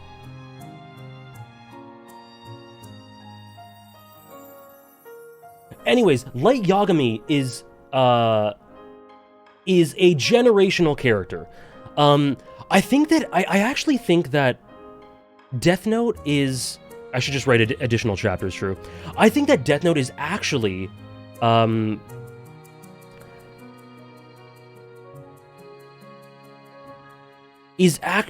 categorized based on anime, manga, movies, games, so it's easier to judge them in their medium. No.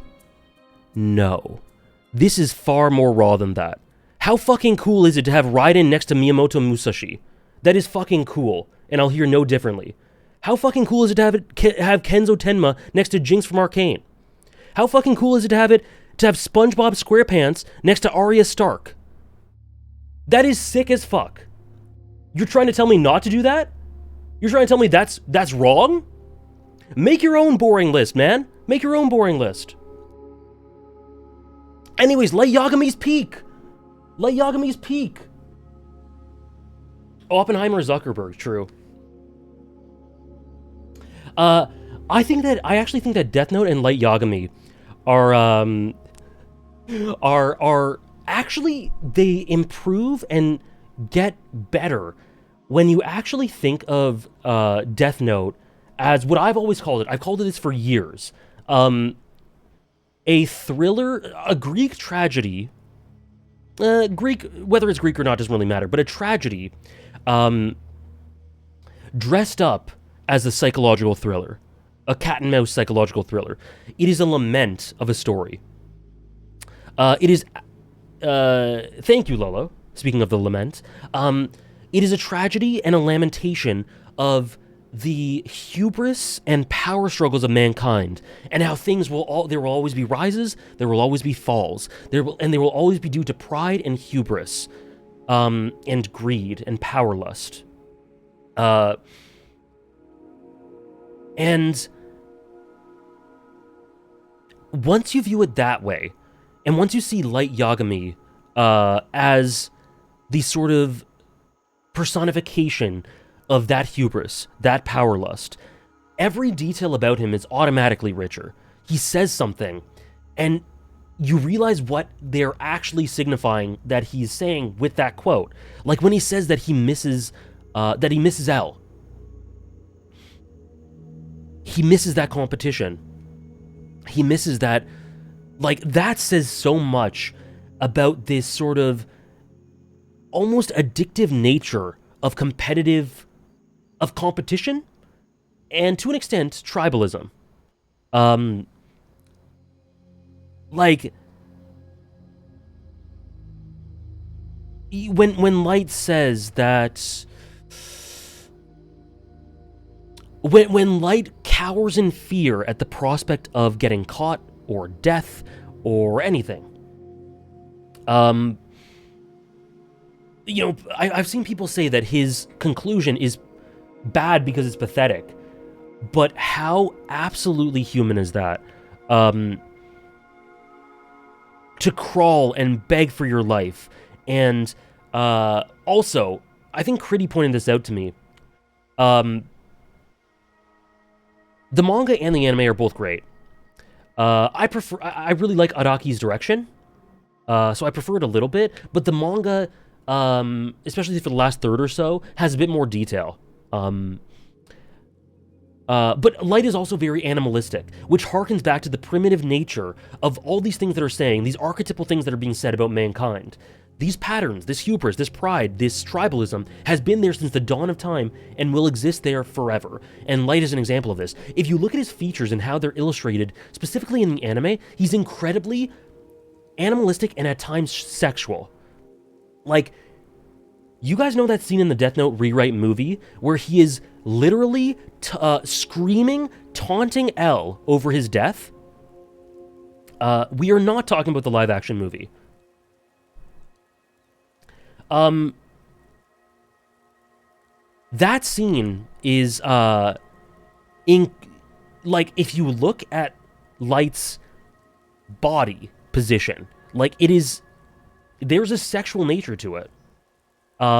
If you look at the way that Light is illustrated throughout the series, he looks incredibly feral and animalistic. And it's all integrative. He's a fantastic character. What made you look at Light from that angle? Most takes I see revolve on whether he was right or wrong. Because it's the most interesting way to look at him. Like, whether Light is right or wrong, to me that's kind of a more boring way to look at him. And I always try to make stories the most interesting they can be. And I've actually talked myself into making him go higher. Yeah, I've talked myself into raising him to 33.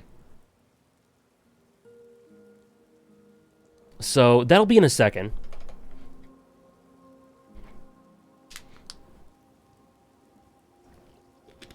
We'll change it in a bit, chill.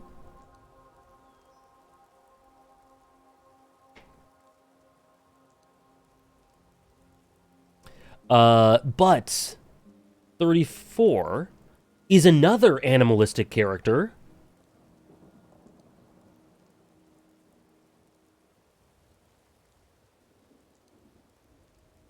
Legoshi from Beastars. He's actually 35, rather than 34, because of me convincing myself that Light is actually higher.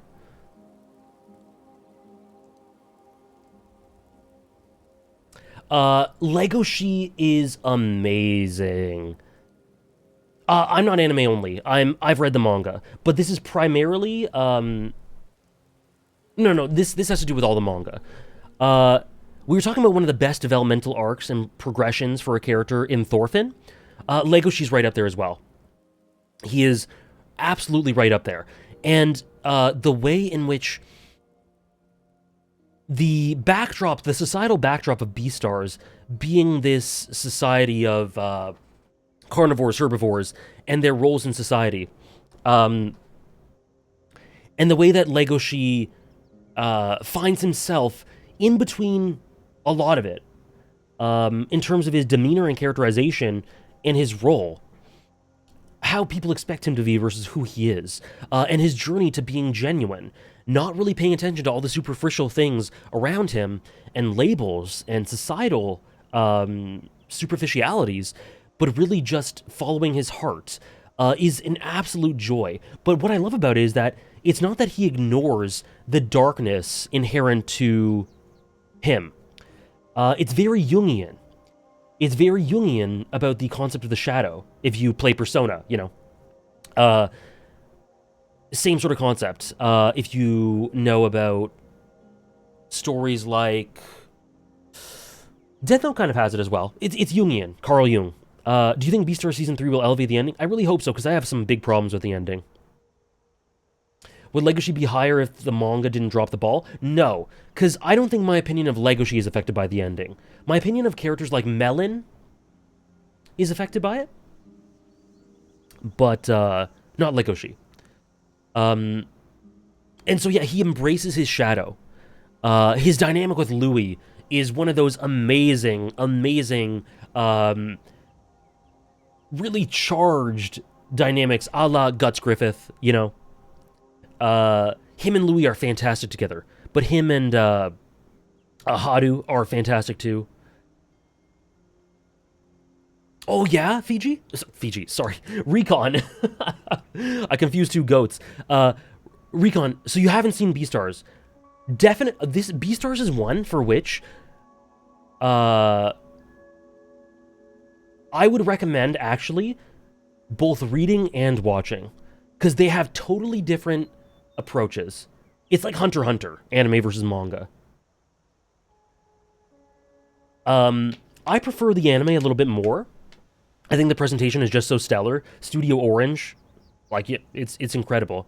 But both are really honest but loyal takes on the story. I'm really interested in the final season, because, like I said, I think there are some flaws there that I really hope they smooth over. I just realized Kendall made a jump. If he's still in here, maybe I hate him.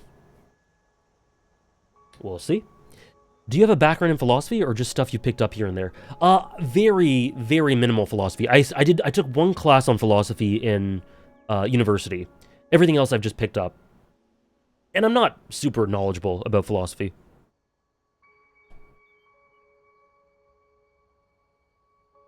Final Beastars, then Hoseki no Kuni, and then Trigun Stampede, yeah, Season 2.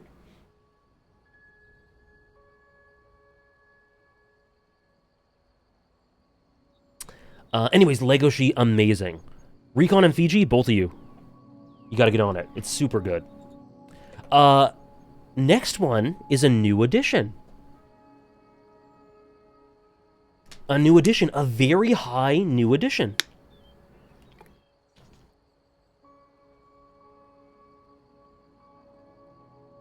Oh. There we go.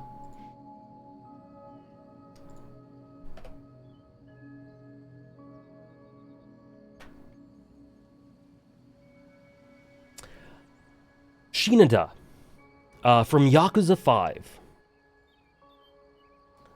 I love this man so unbelievably much.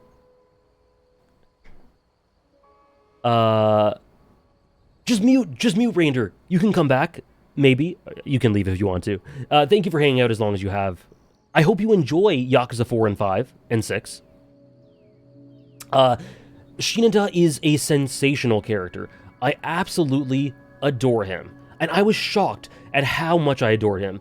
The reason I put Shinada and don't put Akiyama on the list is because Shinada, like, the way I put it yesterday is that I feel like Akiyama's story is in helping other people's stories.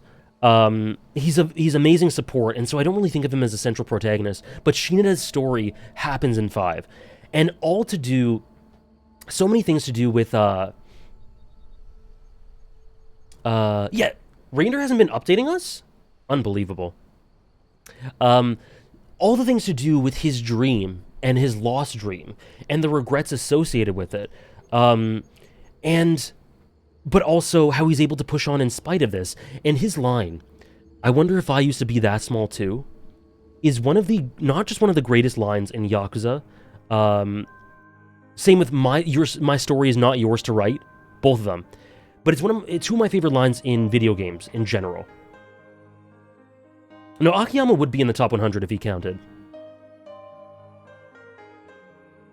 Exactly, Dai. Shinada is really, he doesn't have a lot of screen time, but he's top 34th. My story is not yours to write is a crazy bar. When you get to Yakuza 5, Fiji. And you know, this man who should by all accounts have lost hope in his dream, in everything, in the cruel reality that he lives in.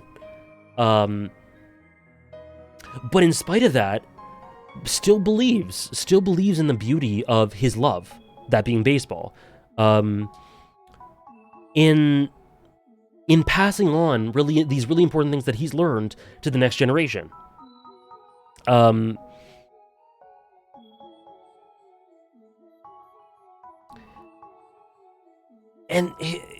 the scene where he sees him and Takasugi, the way in which he is this representation of hope and dreams for all those people around him, and as a result takes this responsibility to keep going forward because of all that is riding on him. That is such immense strength that it is crazy. His scene with Milky about escapism, yeah, baseball, Nora, if that's what you're saying, what about? His scene with Milky, incredible. Yeah, he's essential to Yakuza 5 in the theme of dreams. He has a great dynamic with Haruka, and I don't think he ever meets her. And then just the scene where he's just looking at her, performing. I wonder if I look that small too. That line is there's so many elements to that I get lost in the sauce, and I think like I've forgotten two of the reasons I love it. Or at least one.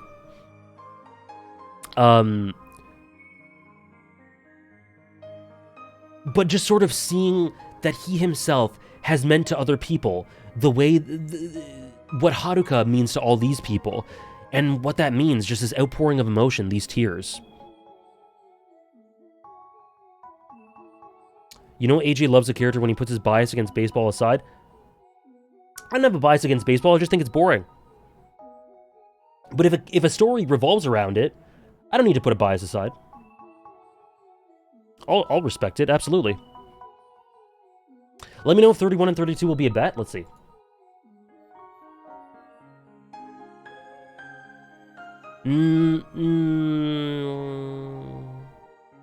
No. 28 and 27 will be the next bet.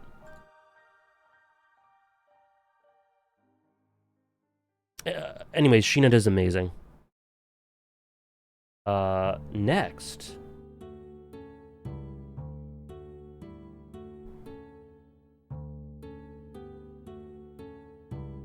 Is another new addition. Another new addition, can you believe it? I'm surprised Legoshi is that high for you. Have you seen my Beastars videos and my gushing about it on Twitter? Probably not if you're surprised. But yeah, I adore him. Love or hate Diamond No Ace? I like it. I like it. It's pretty good.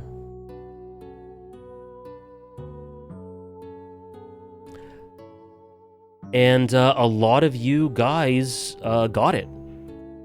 A lot of you guys got it. Number 32.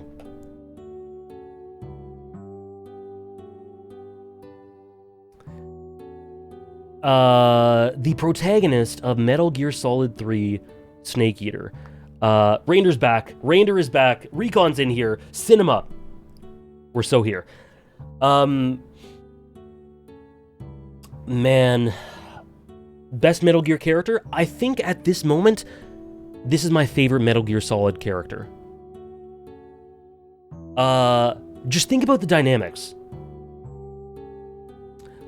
Eva. Fantastic dynamic with Eva, and a lot of the ways that he interacts with her, being dependent and as a result of his experiences with Big Boss. Sorry, the boss. Big Mom. Let me know if I should mute. If it's up to you, Andres. We're going to be talking about him a little bit. His dynamic with... Actually, yeah, you should mute. You should mute.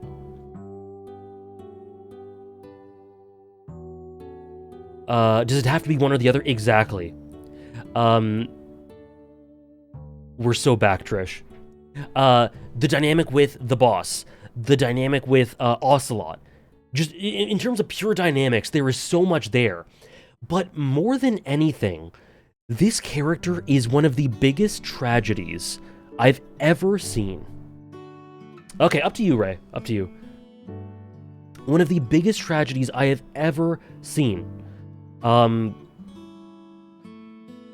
You represent Big Boss as well as Cloud and Luffy? Okay. Eva is amazing, Jakku. I'm feeding you, Reinder. If you can really pinpoint my reaction at the ending of the scene, at the ending of the game, where we see the salute, you can pinpoint the moment where he just changed my life. My jaw dropped.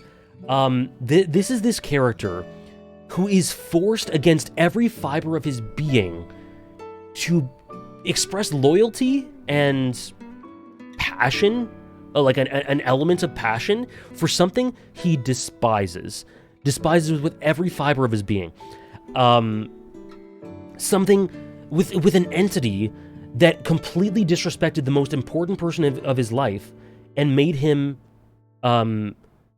kill her himself. This is real streaming, Recon. We're here. And the fact that... Spoilers, we'll talk about the boss later. But the fact that the boss had hope that maybe there's hope.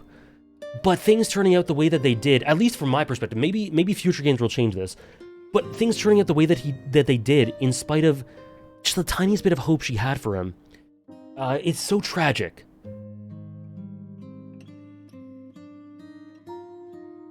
Metal Gear Solid 3 is incredible. And this is its best character for me.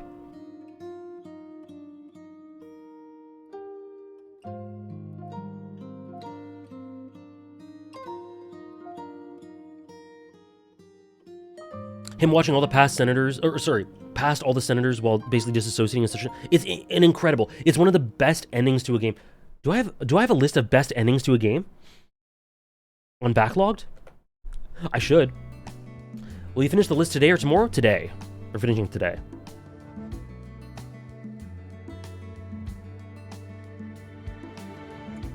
Konami, give me Volume 2. I want to stream Metal Gear Solid 4, but I can't. Okay, Backlogged is not loading. Its ass is not loading.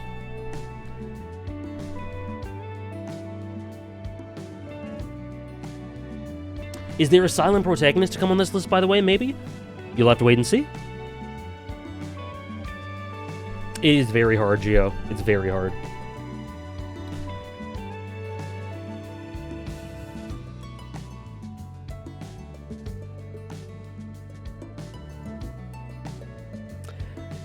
Number 31, Tony Soprano.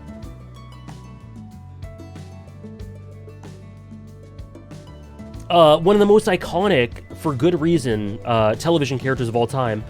Everyone says this, but I got to build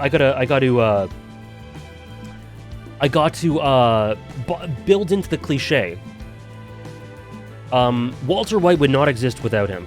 Don Draper would not exist without him. James McGill, would not exist without him. Hello, Hugs.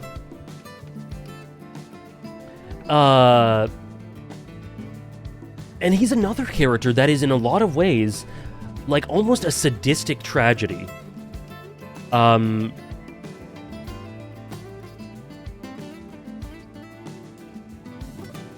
got you, Recon. You know this, I forget the episode.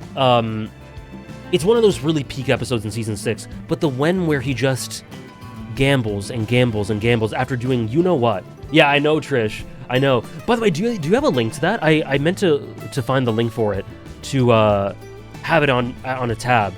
The link for the ranking thing you're doing. Kennedy and Heidi. Yes, that's it. My favorite episode in Sopranos. Where he just realizes he can do the most heinous shit in the world he wants to do, and he will get away with it.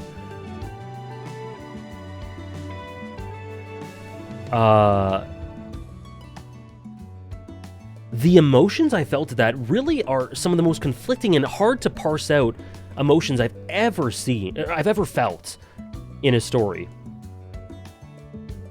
Thank you, Trish. Yeah, no worries. I didn't expect it to be updated or anything.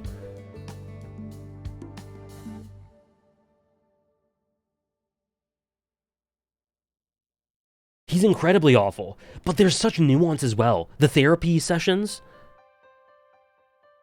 Funhouse? Funhouse is amazing too. Whitecaps? Whitecaps is really, really good.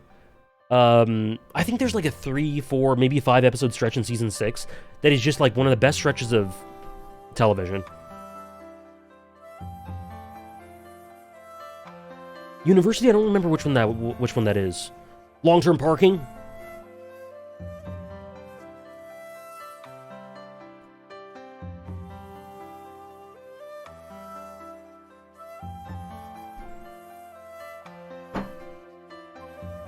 Pine Barrens? Pine Barrens? Oh my gosh.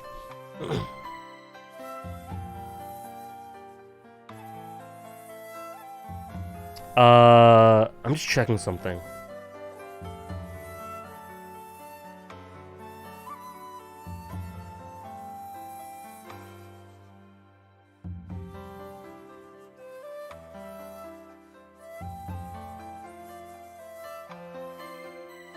There we go. Okay. Is when he's traveling with Meadow and going from university to university. Oh, okay. Yeah, that's a great way of putting it, Andres. He's so human and gets you so caught up and immersed that you forget that he's actually a horrific person because of that humanity. A lot of the things he says to Melfi, Made in America, a lot of the things he says to Melfi are incredibly hard-hitting and very, add this soft center to him that is really sympathetic and really likable. But then, you're like, this guy is actually horrific. Yeah, killing, yeah.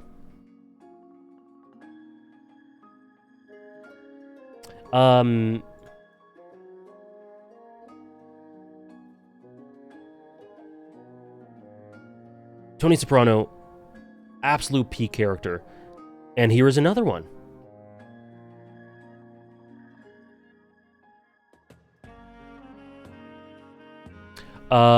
He's just like me. Oh, never mind, he's not. Unless he is.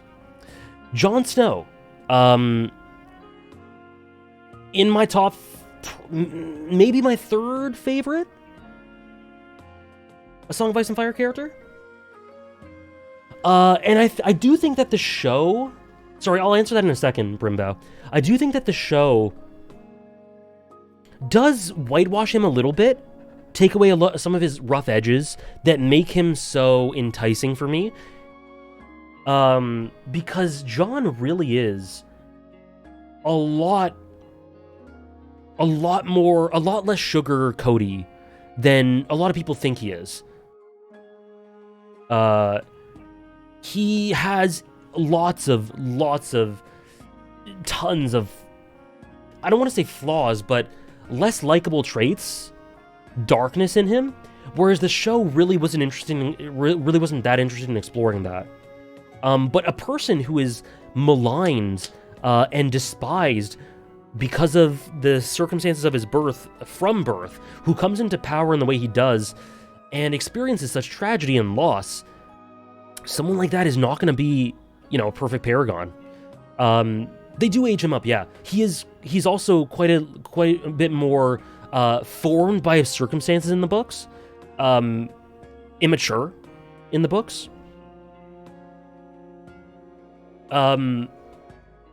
Yeah, I do agree. The show is far inferior. It's like what they do with Tyrion, but worse. Because I still think the show Tyrion is really, really good. Just not as good as he is in the books. But they do whitewash him. They try to make him more likable, which makes him a bit less interesting in the show. They do that with Jon, but to a much greater extent.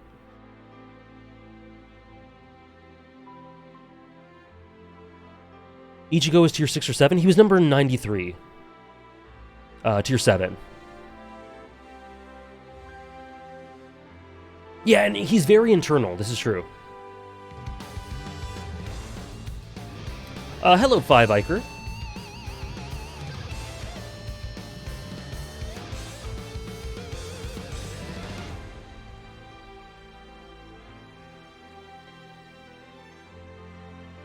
Ichigo made it after, like, 1/7 of his series? Please do, Rainder. Please do. This song is foreshadowing that Hinata's top 1? We'll see. Top 5 moments in Sopranos. So the moment I mentioned, the last scene in the show, the moment at the beginning of Kennedy and Heidi,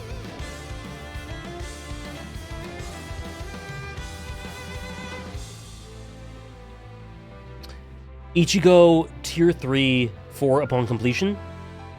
I hope so. I hope he can go even higher. We'll see.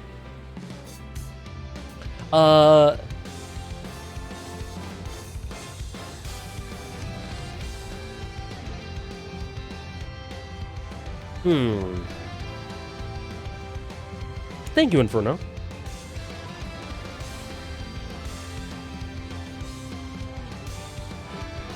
Hello, DJ Evans. 2 more moments. Let's see. Okay. All these moments are really dark, but AJ's when Tony finds AJ.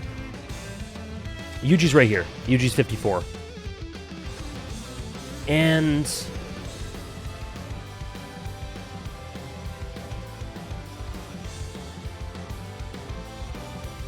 there's like a montage in season 1 where like it's a really stylish montage of pictures being taken of Tony's family and Tony's associates. I think that's also up there. Yeah.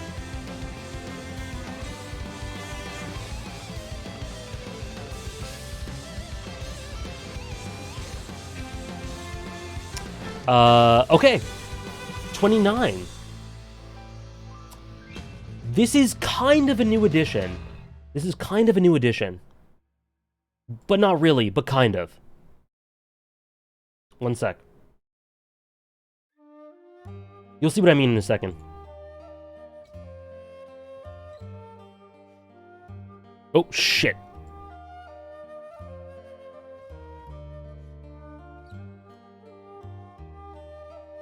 Well, you guys didn't see what the next bet is going to be, right? You definitely didn't see that. Anyways, next is Kakeru Kurahara.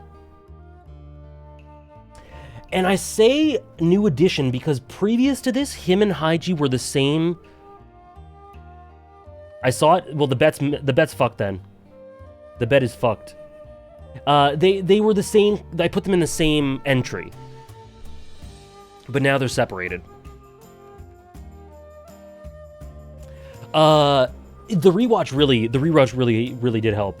I was thinking about putting him around like 40, 45, maybe 50, but then I rewatched it and something about his character progression, his relationship with Haiji, which is one of the best in sports fiction, in fiction in general, and his relationship with running, and how it turns from something that he can only do as a crutch. It's the only thing he can do, and all he associates with it is darkness. Okay, I'll still do the bet for fun, but anyway, into something that he genuinely loves and associates with the person he loves, because that is what happens in this series. Run with the Wind is gay as fuck. Is incredibly beautiful, and you either hate Haiji now or he's peak. We'll see.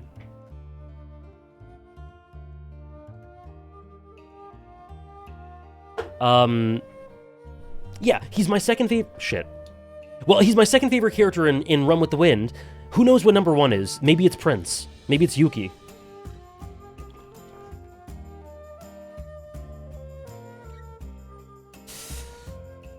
The leaks. Oh, God. Anyways, Kakeru is, kind of a new entry. Kind of. Okay, we're doing a bet, even though some of you may know. Oh, sorry. Top 5 Jon Snow dynamics. Great question, Chill. Jon and Ned? Jon and maybe Ygritte for emotion? You can check my anime list for questions like that, Barty. But the answer is no. Jon and Ygritte, Jon and Ned, maybe Jon and Arya. I'll that'll be tentative.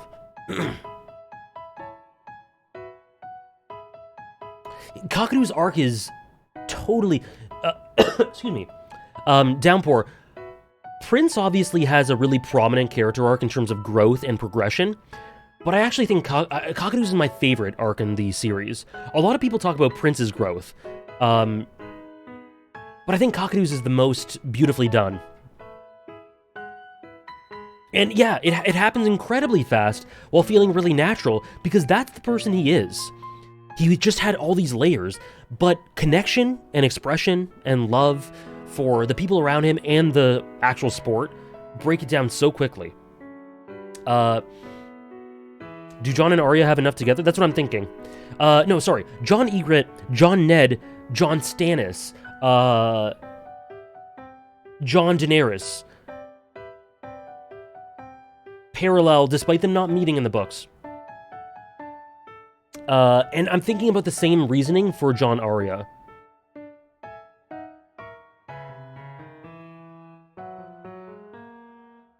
Sam. Oh, Sam's really good. We'll do Sam. Ask AJ a power scaling question. Where's Subaru at again? Jozu.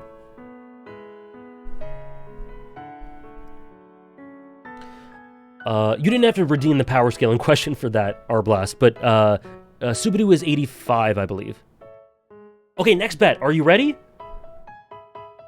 Do not spoil this for people in chat if you got spoiled, okay? I'm sorry for slipping up.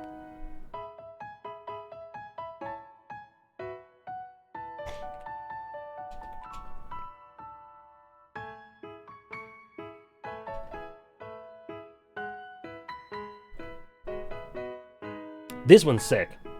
Isn't this raw?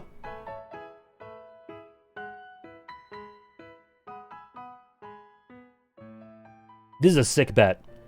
Roman Roy or Kendall Roy from Succession? They're one's 27, one's 28. Which is which?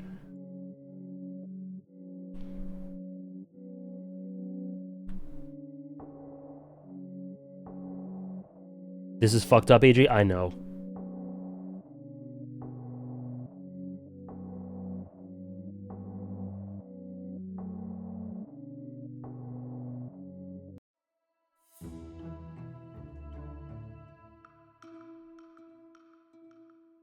AJ acting like their father, pitting them against each other. Just call me Logan. Mm-hmm.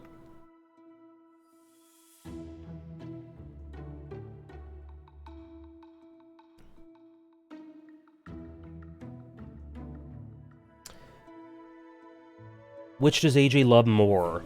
Pretty overwhelming right now in terms of Kendall.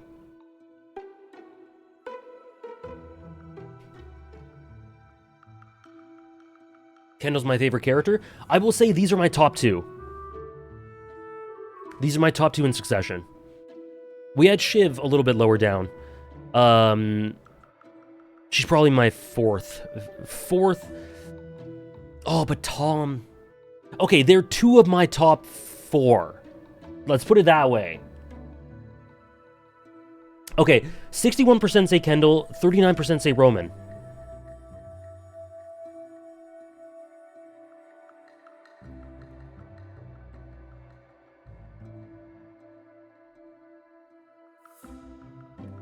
The answer is Roman.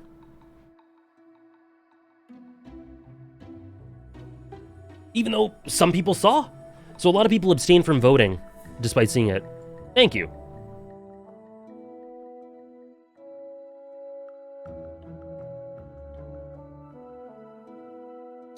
I didn't vote, thank you. Yeah, this just goes by gut. They're both masterful characters. They're both absolutely masterful characters. Let me give you your bits. Sorry, your waffles. And Kendall has one of the greatest rise. I think the greatest rise. Yeah, look at this Kendall rise. Plus 50. That's the greatest rise by far. In between season 3 and 4. So yeah, this is just me going with my gut. Kendall, I think, is the most central character if you have to pick one of Succession. He is the biggest tragedy, I feel. He is maybe the biggest demonstrator of the show's themes and ideas, and the show begins and ends with him. I'm not sure, Andres. I'm not sure. He is unbelievably cringe. He is so cringe, it hurts. He's in the conversation for the cringiest character in, like, fiction. He is so out of his depth in so many ways. But the thing is, the more you see him come to terms with the idea of being the heir, the more you realize that he was poisoned as a child with the idea of it being his only... It being the only thing that he can be. He literally tells everyone, by the way, Succession spoilers, he tells everyone that Logan told him that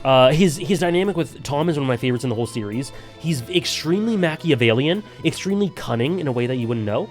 So yeah, I think he's really great in all those ways. Sorry, I was talking a little bit of Succession after the spoilers were done. Sonny Amori. Sonny from Amori. A slight drop.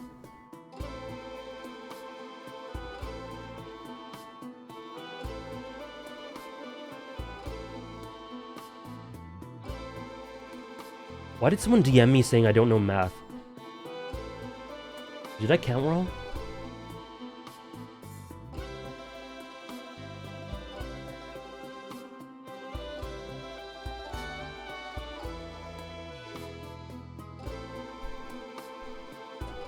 Why was that said?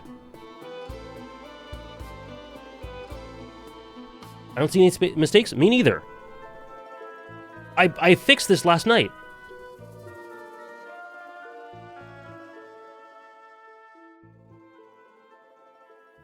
Oh.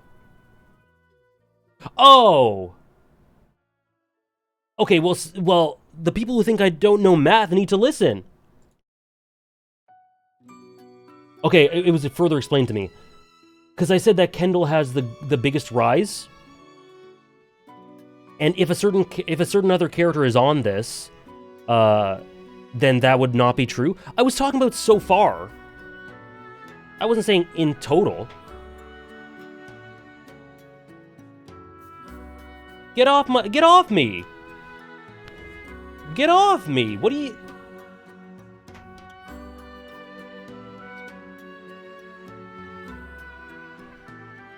No, it was... It's fine. It's fine that they DM me. The person who DM me is my friend, so it's fine. But also...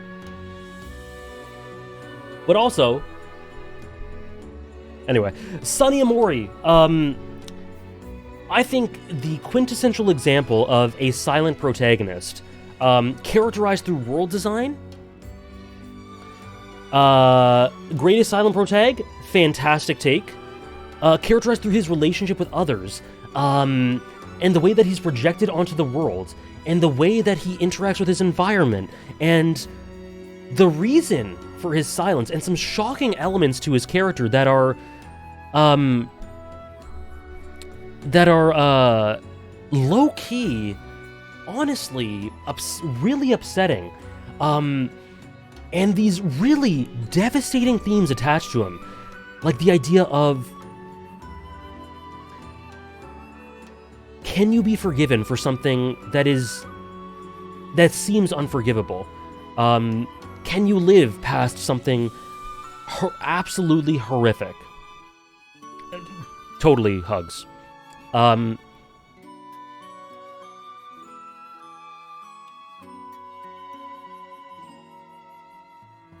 Is there such thing as moving on when the worst thing possible, really, the worst possible tragedy, happens? Can you move on? Do you deserve to? Trapped by nostalgia, yeah. Being lost in your own world, being lost in the past, stuck in a moment in time as a result of that. And the open-endedness of the final scene in Amori is beautiful. I have a very clear answer and opinion on that.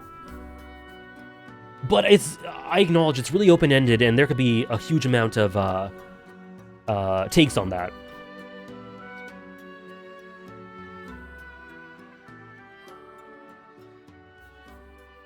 Absolutely, Andres. I want to hear. So I think the ending of Amori... Oh, absolutely, Indy. AJ, what is your interpretation of the final scene? I need to know. Amori spoilers. Basically, the ending of Amori has Sonny go to his friends. Oh, yes, absolutely, Dave. Has Sonny go to his friends and tell them that, what he did. Basically. What he did. And the implication there is, like, do they... the thing is, he needed to tell them. He needed to get it off his chest, right? And the question is, how do they react to it?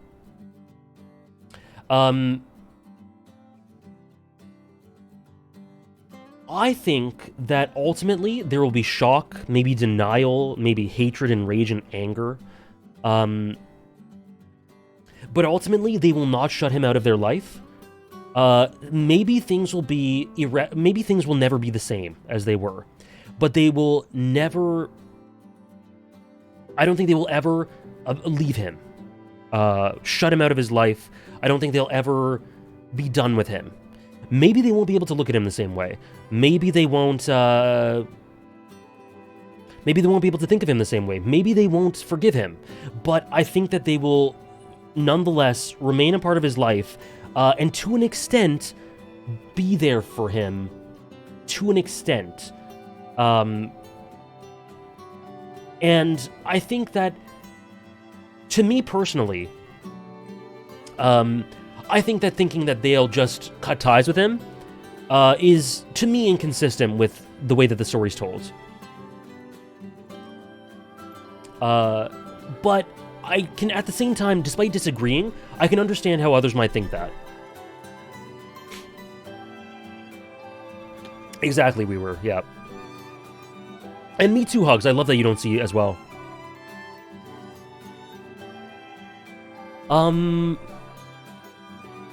I think the spoilers are done, but it's not realistic. I think it's incredibly realistic. Okay, I think the spoilers are done. Amori spoilers done.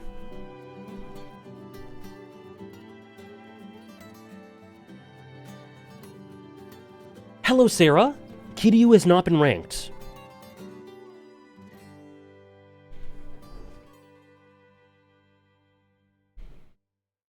I haven't thought about that, Celix. I'd have to look at it again.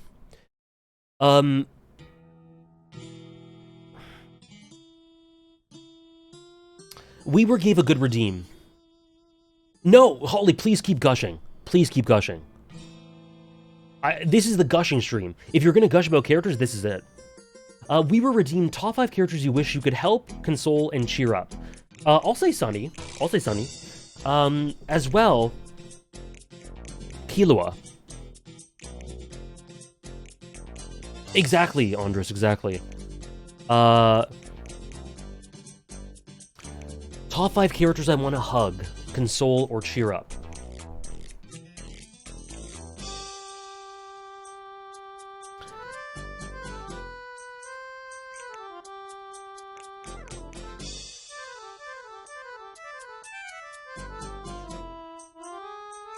Reen at a certain point in 14.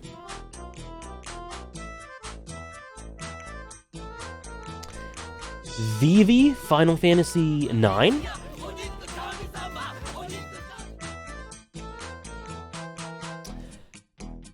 Beatrice Umineko. Kageyama? Kageyama at a certain point in his life, true. Jesse, great call. Hello, Lux. We are ranking characters. We are so here. We are so back. Thank you, Apiri, for the 10-month resub. Small Oscar, absolutely. Leon needs a hug too? Absolutely. Aaron. At a certain point. Mikasa. Did Luffy or Naruto make it? We'll have to wait and see. Sakura? For sure. Zeke? For sure. No worries, Lux. No worries.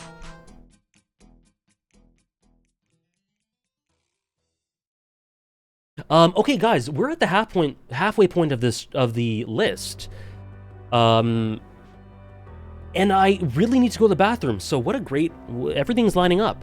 We'll take a quick bathroom break. We'll be back with the top 25. We'll see how things shake up. Who went up, who went down, who's new. Yeah. This is where we're at. I'll be right back, guys.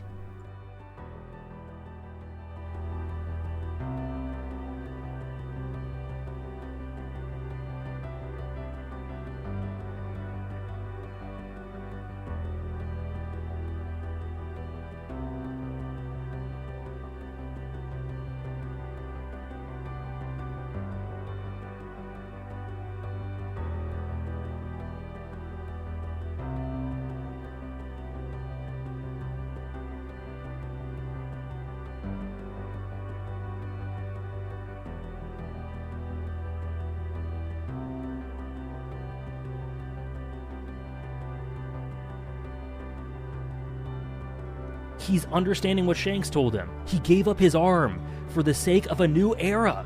Just like Joseph.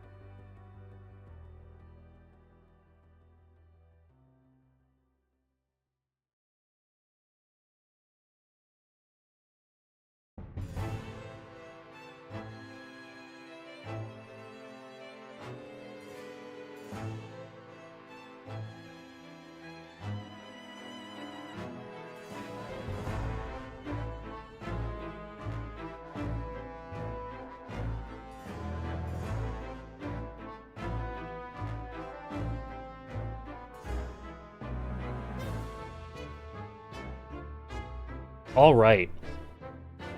We were. Oh my gosh. My lamp in the background looks like a hair.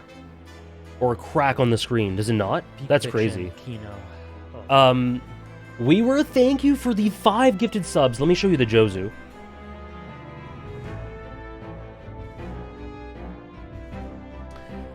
Thank you for the 5 gifted subs. Thank you for the 5 bomb. If you got one, please enjoy. Thank you so much, we were. Move your head to the left to make it a hair.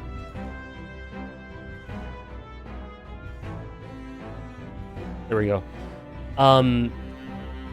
Strongheart music. One of the greatest soundtracks in the history of mankind, Nora? Hey, Amma. And thank you, Flamus, for the 100 bits. Let me just actually tweet that we are, that we're in the top 25.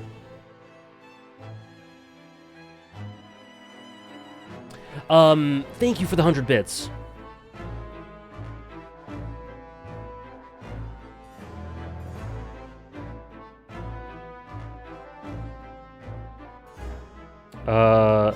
Oop.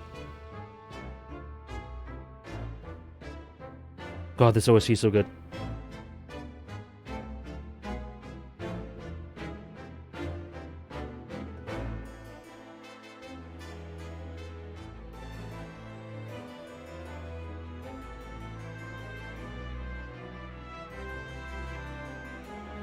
Okay.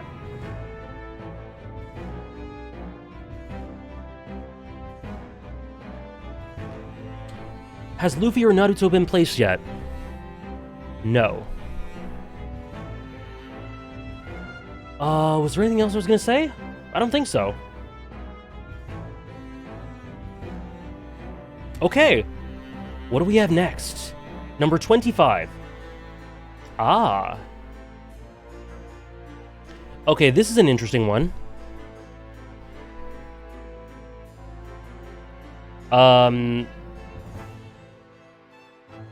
Now, this is one that is a spoiler for the house in Fata Morgana. And I say this because the name of the protagonist for the house in Fata Morgana is quite a spoiler, so just be aware. But what we'll do here is... Let me fix this up.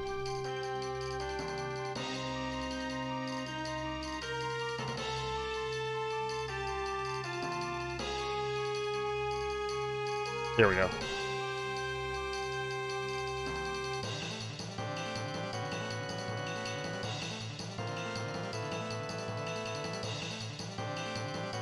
There we go. So, Michelle Bollinger from the House in Fata Morgana. Not to spoil what another list might be, but this year I just haven't been thinking a lot about Fata Morgana, not a ton. And this is a result of that. That's basically it. A lot of character rankings have to do with how much I think about them, how much I think about the emotions associated with them, or the concepts or themes, and I just haven't thought about Fata Morgana a lot this year. So the story dropped a little bit, as did Michelle as a result. But he's still an absolutely incredible character, one of my favorites. Like top 25 protagonist. My favorite in the story, and one of the most inspirational characters that really inspires me to be a better, more forgiving, like all-around good person. Sometimes when I feel like I'm being a little, I don't know, I feel like maybe I had an interaction with someone that I could have been a bit nicer or more empathetic with, and I go like, what would Michelle do? So yeah, I've gushed about Michelle. I made a video about Michelle as well, about Fata Morgana. So yeah, all this stuff's out there. Michelle's peak, just lowered a little bit. Yeah. This might be the biggest drop because of that. Yeah. Yeah, Michelle's my favorite Fata character.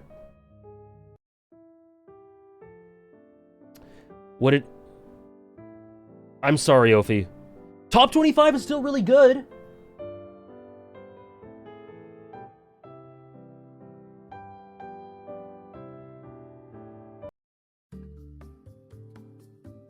Oh, peak. Okay. It is crazy praise. I do that with all my peak, Fiji. I do that with Hinata. Okay. What, stupid question, what's a visual novel? A game that's kind of a book? It is a, you read it as a book, but it has, like, visuals, and it has sprites of characters talking. And it has background art that's sort of a staple. So it's kind of a mix between, it can sometimes have game elements, it can sometimes have it, but it's a mix between like a book and the visuals of a game, and it has music as well.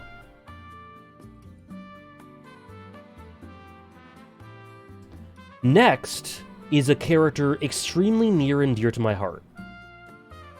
I am one of the biggest fans of this character in the world. And now, I don't... Connor from Detroit Become Human. Now, I don't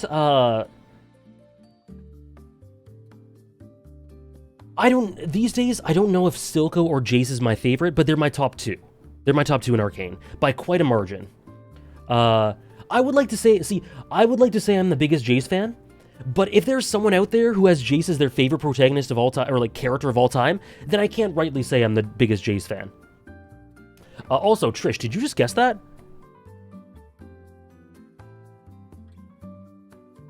I can't tell. Oh,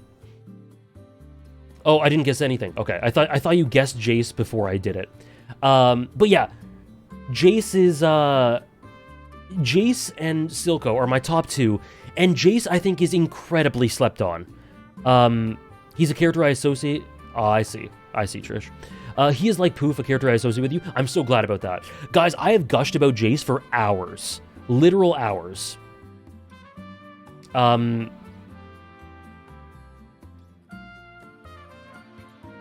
Complete, like, literal hours. Hello, Sultan. I made a video analysis about him. I've also had just hours of reaction content where I talked about him. I think what's core to why I love Jace is this insane amount of... There you go, Gio, I'm about to answer that. This insane amount of internal strength and desire to take in all sides, sometimes to his detriment, but to take in opinions from all sides and then make what is in every situation the best possible, in his opinion, the best possible choice. Jace is absolutely flexible, willing to listen to other opinions, sometimes too influenced by them, but regardless, makes every decision he makes, knows the weight of every decision he makes, and makes them with a heavy heart. Every decision he makes, he does with, like, you see his arc and you wonder if he's going to go on a slippery slope. Because the arc seems to be heading that way, but he never does. He never does. For sure, Celestica. He does some things that are really, really bad. He says some really bad things to Victor. But he never fully gives in to this darkness. He never slides all the way. And every decision he makes, like I said, is made with a heavy heart and one with what his opinion of the good of everyone is. This doesn't make him a great person. I don't think he's a great person, but I do think that he's got a good heart overall, and seeing him struggle with this... I should not play this song. I can't talk over voices, sorry. Seeing him struggle with this, and seeing his relationship with Victor, and his dynamics with Silco, one of the best dynamics in the whole show is him and Silco, was one of my greatest joys, seeing how he progressed and navigated all these situations. I did not think you liked him this much. Damn, you missed a big part of my internet presence then. The song, it's always shown in the top right of the screen. So, oh my gosh. This. I don't know how to pronounce it. Yeah, but it's gone, which is why I went back. That's why I went back. The Hanji song.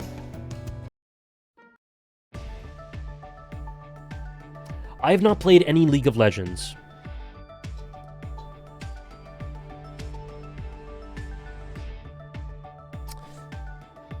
What characters do you think would really benefit from a rewatch/reread?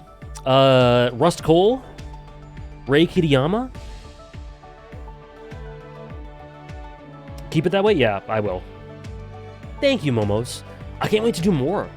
He's always in a constant battle with himself and what it means to be true to oneself. He can't completely separate himself from that boy trying to carve out a place for himself for the better or worse. Yeah, he is spurred on by the dreams of this boy who fell in love with the element of life that saved his and his mom's life. But he never loses sight of himself despite being given every opportunity to, every temptation to. He's a fantastic character. See ya, Dave. Thanks so much for linking the videos and everything. Thank you so much. I'm not interested in anything in the universe outside of Arcane.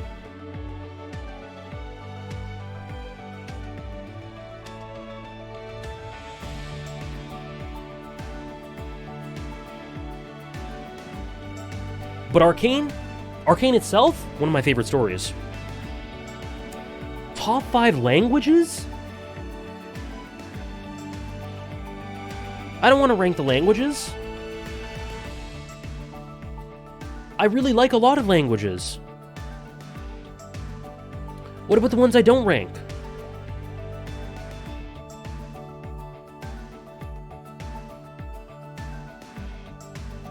Say 5 you like a lot?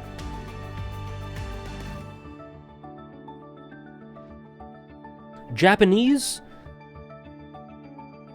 German? Spanish? French? Italian. I like all those languages. A lot. The universal language. You get me, Recon. Don't mention Dutch, thank you. Albanian not mentioned? French sneak? I can't say I've heard much Albanian.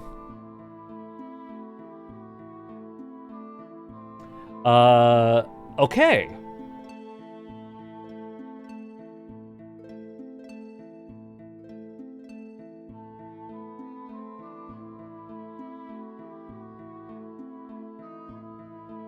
Here's...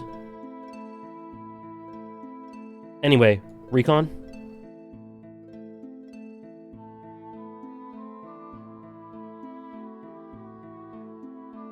Someone give us French AJ, you just need to donate 2,000 bits or more. Cloud Strife. Low from what I expected? Oh, man.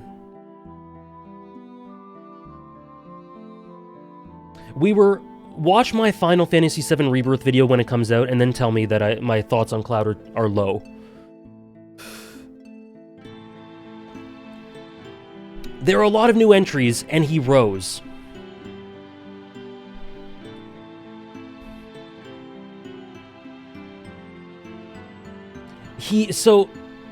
So, yeah, feel free to mute if you haven't played Rebirth. I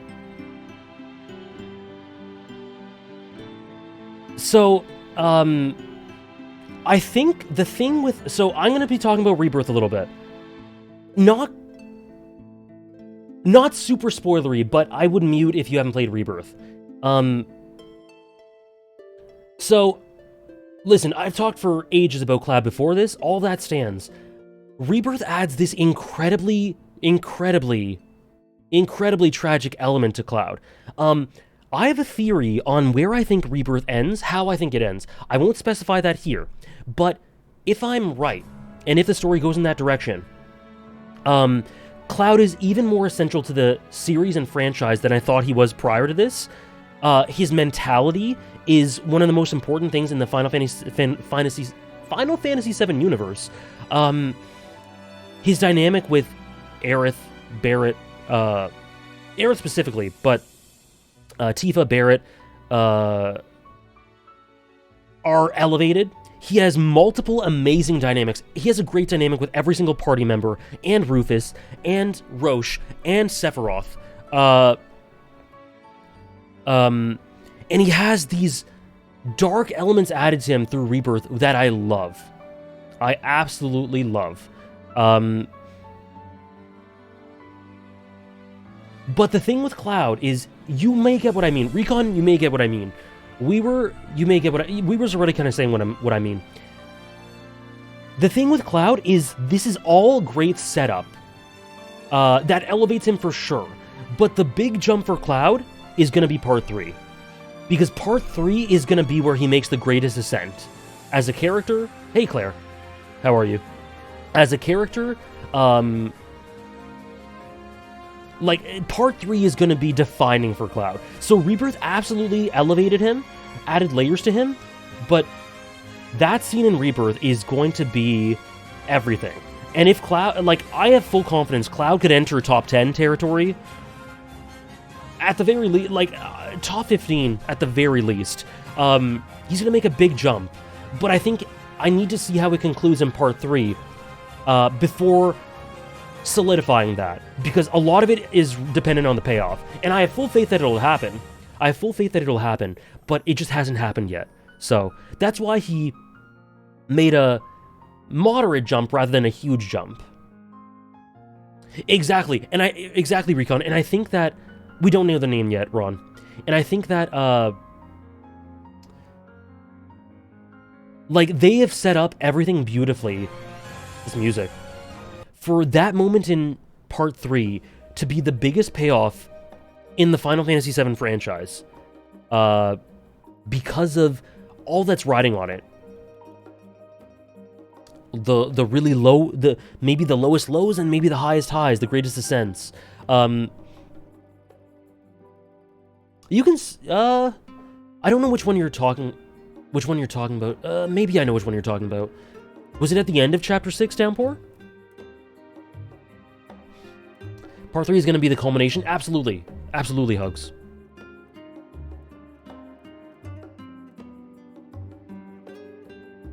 I really don't have a single complaint about Cloud in Rebirth. I think he's one of its greatest strengths. I wouldn't really change anything. But just due to the nature of the way it approaches him, his big jump is going to be in Part 3.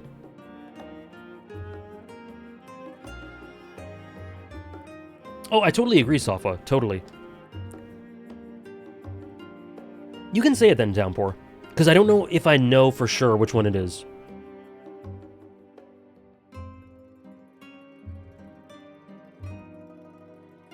It's going to be cathartic. It's going to be gratifying. And Cloud, in the 2028 version of this list, will be probably higher than 23. Probably quite a bit higher than 23. I'm not rooting for anyone, All-Star, but I'll try to watch them. Natty with the consistent Endwalker gas. Beautiful. I'm not sure, Claire. I'm not sure. It's hard to say, because that's stripping away so much of what I already appreciate for the character. Let them be dark and ugly because you're not... Yes! Oh, that does so much for both Cloud and Aerith, Downpour. It does so much for both of them. Those elements added to Aerith in Rebirth are so good. I would say probably not, Claire, but it's hard for me to answer. Oh yeah, Hugs? Oh, you are deep in it. Me too, by the way. Me too.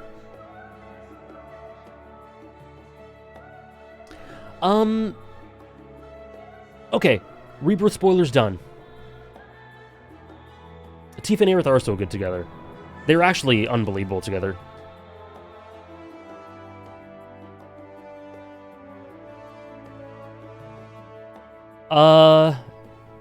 If I were to rank Aerith on this list, where would she be? In the top 15.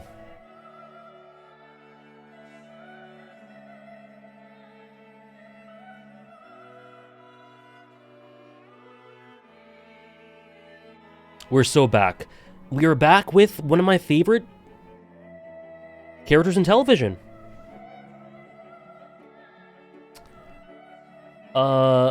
A reprehensible person, a paradox of a person, but someone who, after seeing 7 seasons of him being absolutely horrific,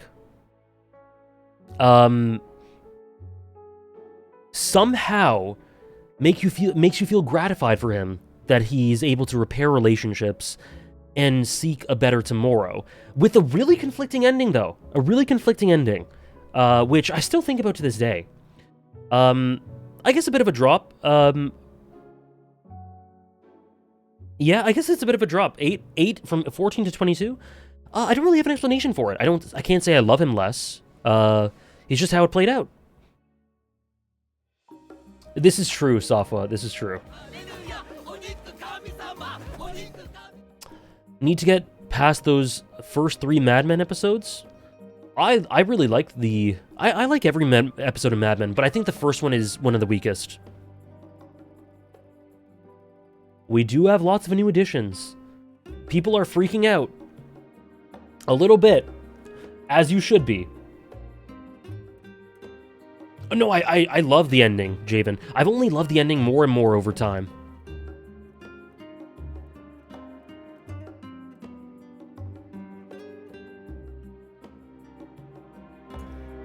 Thank you, CR Simba. Patiently waiting for Goro Majima greatness. You think he's on the list? Was Shinada tier 4? Tier 3. Tier 3.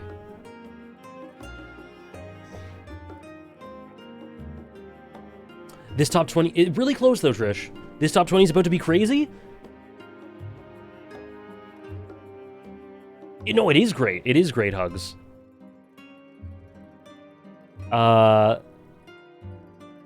Majima's not protagonist. Have you played Zero? Number 21.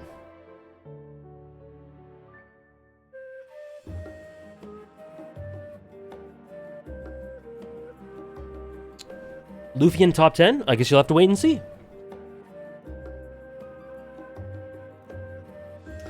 Zizu! Now, as of right now, my second favorite, just a bit ahead of Cloud, my second favorite Final Fantasy protagonist. Man, so these characters, I've talked so much about them already, I'm just repeating myself. Bald Fraud? Is he my favorite Zidane? Yes.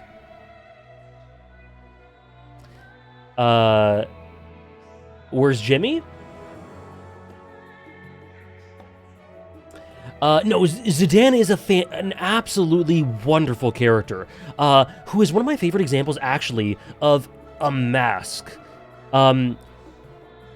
You know, someone who has this heart of absolute gold, but who wears masks for varying reasons, and he imparts, due to his heart, due to his inherent sense of connection with other people, and his inherent just goodness, he's able to reach out to others. Reach out to others and teach them, especially Garnet and Vivi, really important things that help them to grow. But he's very lonely at the same time. For a lot of reasons, he's not able to see the beauty in himself. And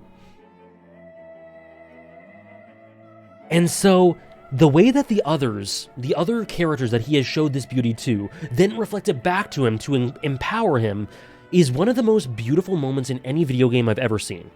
And his relationship with Kuja as well. He's just a generational protagonist who I still think doesn't get quite enough credit. Garnet, yeah, his one with Garnet's great. His one with Steiner's great. His one with Vivi is my favorite. Kuja.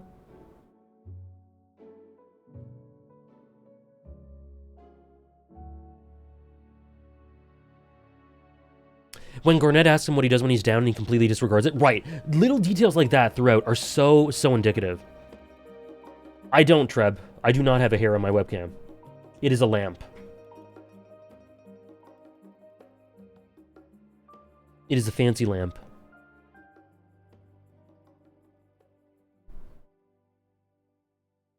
Okay.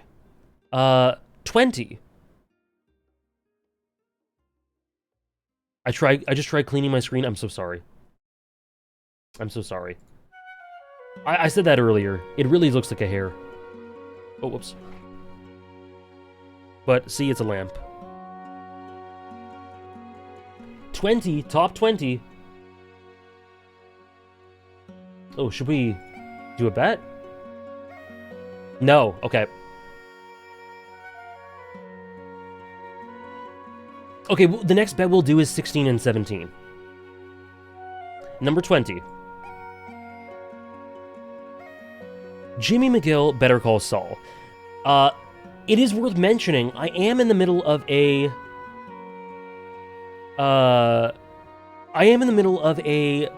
rewatch. Not in the middle, I'm right at the beginning of a rewatch. So this could go up. We'll see, we'll see. We'll see if this goes up. But, nonetheless, as it stands, I think he has a character evolution that rivals Walter White's, while also having arguably more, like, better dynamics. Like, Jimmy and Chuck is one of my favorite dynamics in television. Jimmy and Kim. Jimmy and Walt, actually. Jimmy and Howard. I think the rewatch is fantastic. So far, it's been great. I would predict him either staying steady or going higher by next list because of the rewatch. A Bad Choice Road. Oh, slippin' Jimmy. And Better Call Saul. I don't know if other people feel this way, but Better Call Saul, while I think Breaking Bad is the overall more tightly written, less flawed and more polished show, I think Better Call Saul is more emotional. It makes me feel more. And I think that goes a long way with Jimmy. I feel so much for him.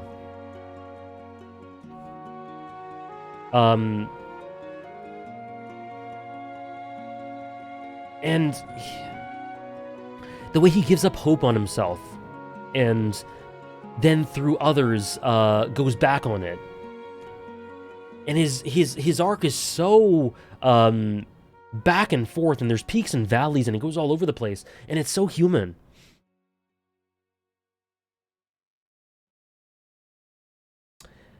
Yes, exactly, we were. Also, yeah, he has immense culpability in Breaking Bad, immense influence in Breaking Bad due to the revelations we get. That's a fair take, Kylov. Might be television's most well-constructed character in terms of said character's development through the dynamics with others.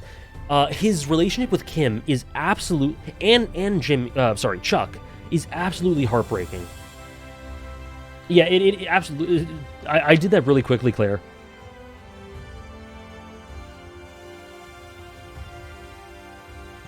Is Saul still your top 2 in the Breaking Bad universe? Yes.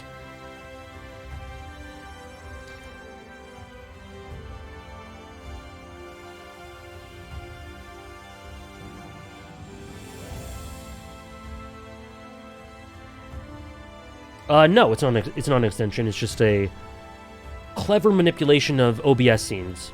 Say one nice thing about Kim Wexler?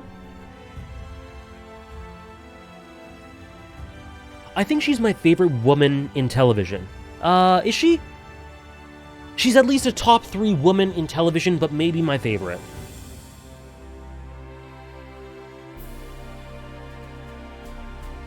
Peak women.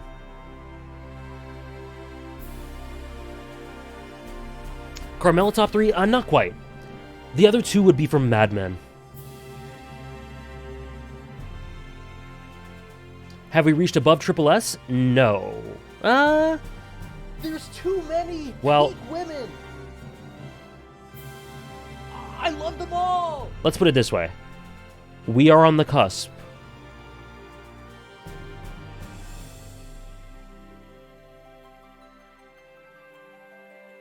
I'm playing music on iTunes. Thank you, Chill, for the 420 bits and the very, very appropriate alert. Peggy and Betty and maybe Joan. I think Peggy and Joan. But Betty could, like, my favorite 4 women are those 4. Will there be a tier 0? I guess we'll have to wait and see. Also, Sally is really close up there. Sorry. One sec.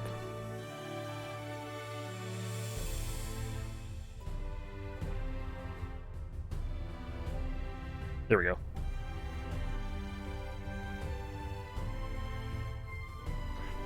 So I have done an interesting thing with the top 20-ish.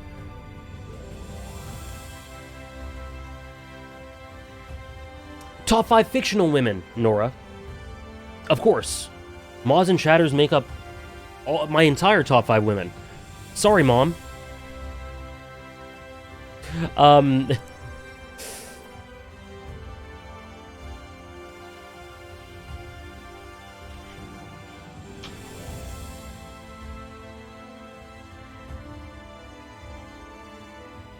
Okay. Oh, rated character dynamic, Jimmy and Howard. Double S? Say one nice thing about the final scene with Gus and Lalo and Better Call Saul.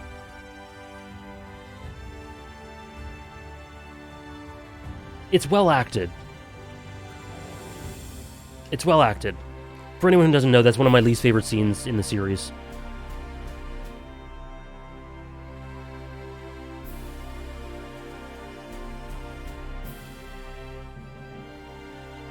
I got some good Gus Lalo takes for you one day.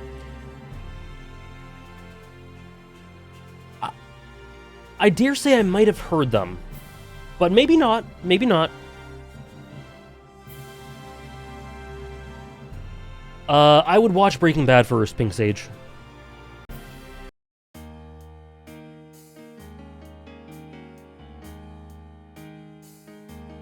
Say one nice thing about AJ Soprano.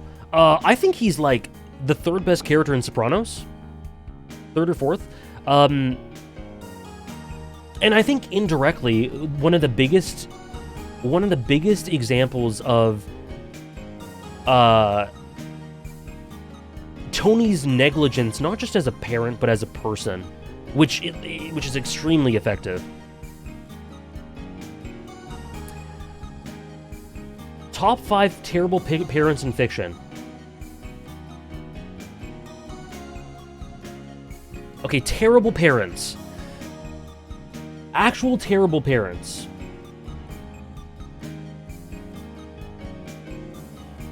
Don Draper.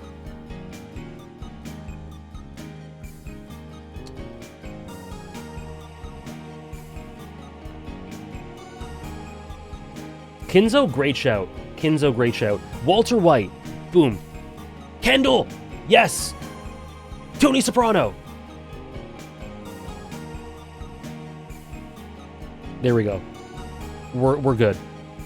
Have to get some Imuneko. We got Kinzo. It's fair to say Rosa. Tywin. Judge is worse than Walter, right? But Judge isn't like as well written, nearly as well written as those.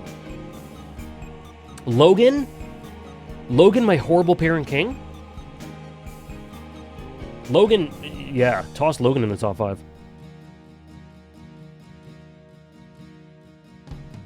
Okay, number 19.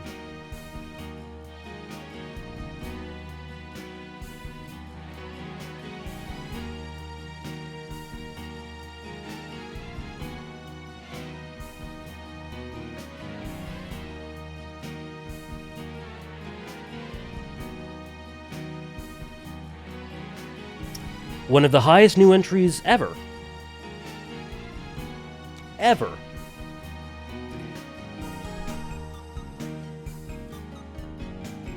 My second favorite character in Naruto. Holy shit, chat's going insane. My second favorite character in Naruto. Extremely close to my favorite, but not quite. I think it's fair to say one of the characters I think of the most when it comes to shonen in general.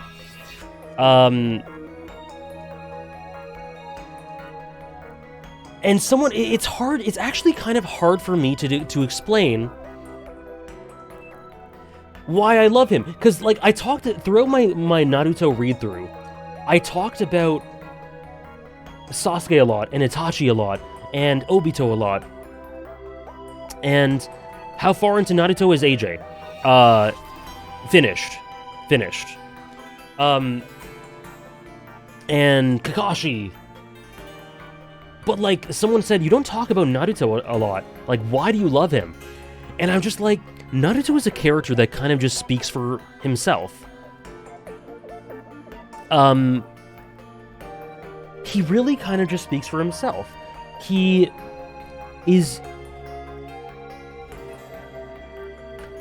has every reason to be, to hate the world and be upset at it. And he has every reason to give in to despair like a lot of his antagonists did. Is that a meta statement? No. But in spite of all the misery he's gone through, he always finds it within himself to believe in people specifically Sasuke, but people in general, like a lot of the antagonists he comes up with, he comes up against. Pain, Obito, Gaara.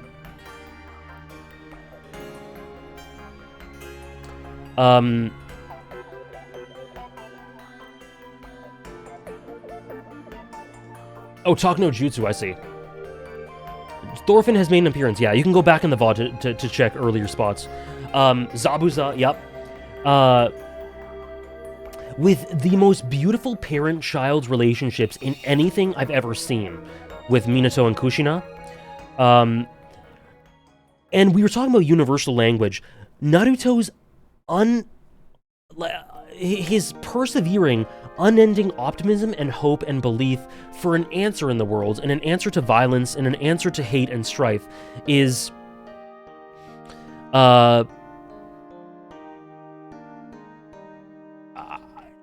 specifically in the world he exists in, is what sets him apart. Where people where characters in the story have every reason, have tried their most, but have come up to walls, and just for one reason or another given up. Naruto never does. He almost does, but he doesn't quite. And the thing with him is he doesn't have all the answers. He isn't really wise. But he does have the belief to consistently search for them. And the fact that he doesn't give in to despair consistently, and the fact that he is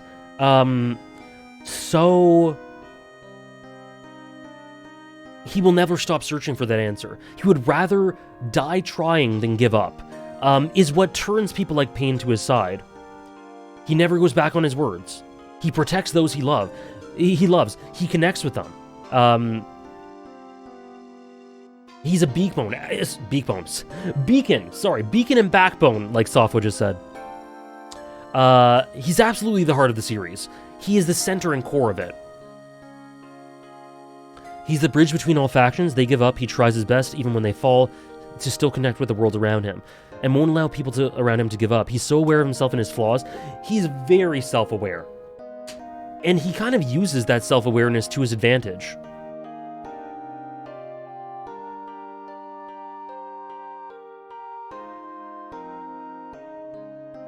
He endures, exactly. To endure is to be a ninja.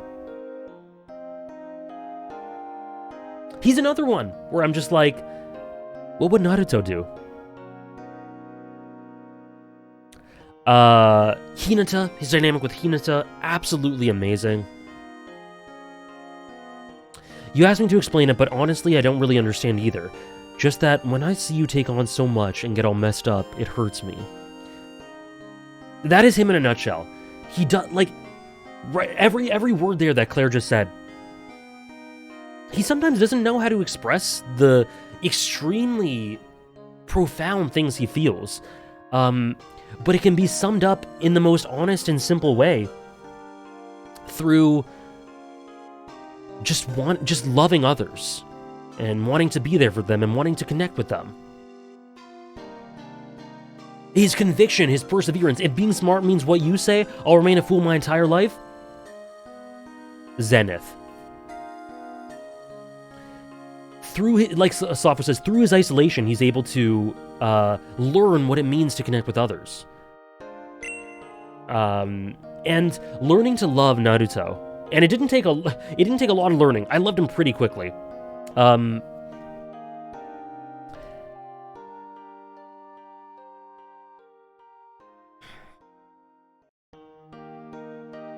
Was one of my favorite stream experiences ever. And will forever be. And yeah, from a meta level, the example he set for those who grew up with him, what a role model. Rachel says it too. The idea of so many kids growing up and learning alongside Naruto was constantly on my mind as I watched it as an adult. Me too. I said this so many times. I'm jealous of you guys to be able to grow up with Naruto. Like, so many of you guys are great people, and I owe that, in part, I'm joking. I'm being exaggeratory, but you know what I mean. He's an amazing example,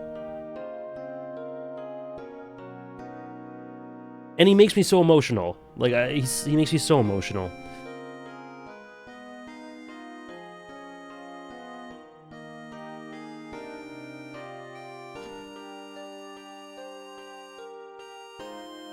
It is a shame, Claire. It really makes me sad sometimes.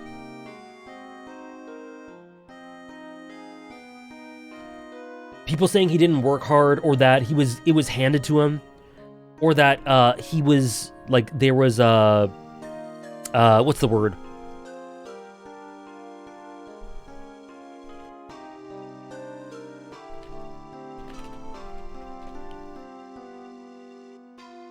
I don't know the word for it. I forget it. Nepotism, destined. That's exactly it, Nora. When the only reason that he's able to achieve the things he does is because he is the person he is. He would not achieve the things he does if he wasn't Naruto. Naruto the person, not Naruto the name, or Naruto the bloodline. If Naruto was 1% less empathetic than he is, 1% less hardworking or persevering, or had 1% less conviction than he had, the world would have been doomed. You know? And that is all agency and effort. Random thing I love about a favorite story, Attack on Titan, Jean. People say Lee should have been the main character. Yeah, that's a little weird.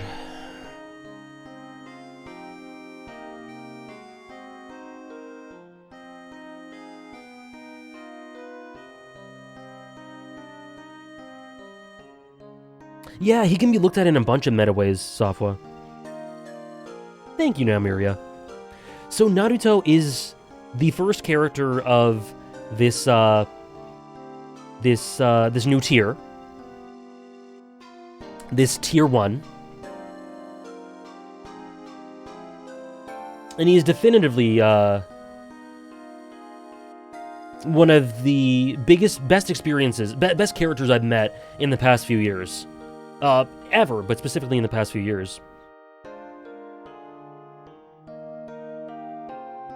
No, you're totally right, Jonah. That's very high Q as well. The highest new edition ever? Is Naruto the highest new edition ever? Prior to this, yeah, maybe. For Protagonists, yeah. For fiction, I believe Final Fantasy XIV last year came in at 18.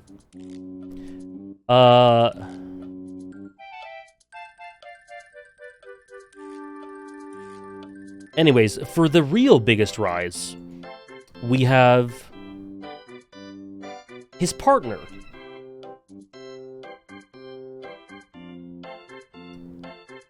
You should have made a bet. You and I both know that it would have been a horrible idea. I was tempted for a second, but no, we're not doing that. We weren't gonna do that.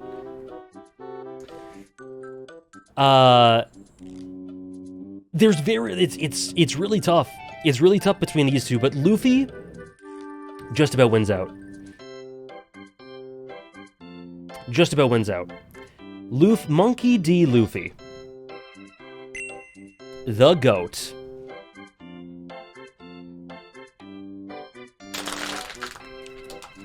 How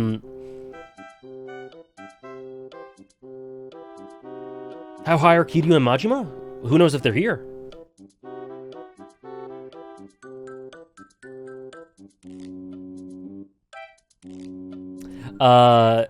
They are both sons, they are both best friends, and Luffy really is a once-in-a-lifetime character. I think what would really, like, up until Wano, or a little bit prior to Wano, Luffy was like 40-ish. Luffy was going to be around 40-ish. Up 57. Look at that rise. 57. When you finish Bleach and have all three next to each other, who will be first? Who will be first? No, yeah. I hope so. I hope so. Ichigo, the stocks are great. But no, Wano really elevates Luffy into this sort of mythical, legendary status. It really just jumps him up. Before Wano, I think, One Piece is a great story. And Luffy is a borderline masterful character. After Wano, Luffy is a once-in-a-lifetime character. Because of all that he represents, because of all that he antithesizes, his dynamics with the likes of Kaido and Momo, how he inspires, how people believe in him, how he is literally a god.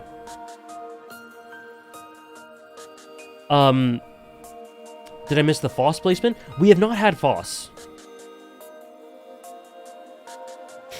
And One Piece is ongoing, yeah. I can't wait to see where he continues to go. Do you think Luffy functions more as a representative, encapsulative character than an examination of sorts? Sorry, Kylov, I'm not quite sure what you're asking. He definitely encapsulates and represents a lot of ideas in the most beautiful way. And he's just so incredibly honest. The internalization not being really a thing with Luffy is so genius. And he grows. He grows in ways which we were alluding to here. He grows in ways that are not very noticeable, but very subtle, not very noticeable, but definitely there. He absolutely matures a ton. And I can't wait to see where Luffy will go in the current arc and on. Luffy plays basically every role to some character. Yeah, he's like an older brother to Momo, the son to everyone, inspiration through conflict and through cooperation.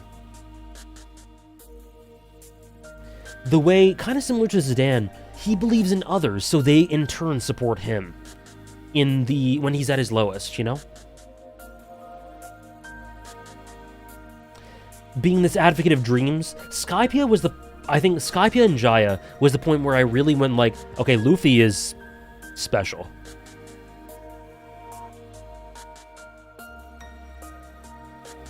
A devil to most of his enemies?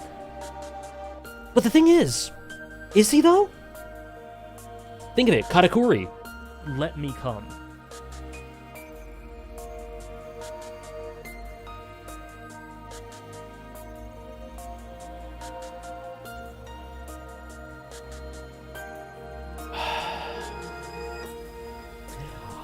Katakuri, they grew to really care, I think really care for one another. Kaido, I think he inspires Kaido.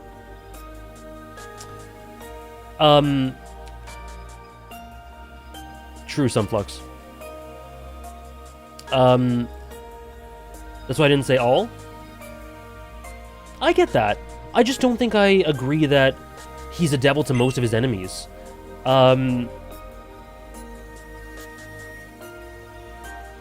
I think what he's a devil to is people who are negatively affected by what he does in Impel Down.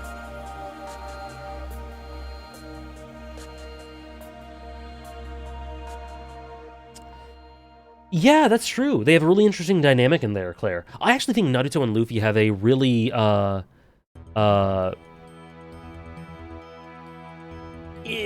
have a character dynamic. Devil to world government? Devil to Dofi? Yeah. 'Tis true. Top 5 Luffy moments.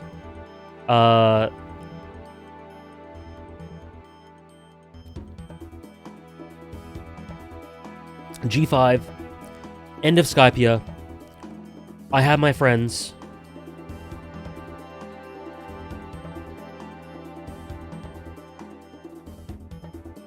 End of Fishman Island.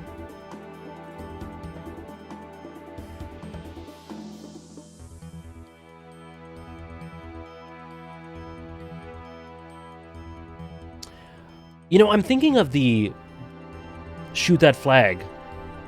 But I actually think I would say, of course I will. Or whatever the translation is. Putting the hat on Nami. Or say you want to live. Gear 5, did it change his character for me? No, because I think Gear 5 was a lot of showing us what we knew already throughout Wano. Top 5 Naruto moments. The goodbye to Minato.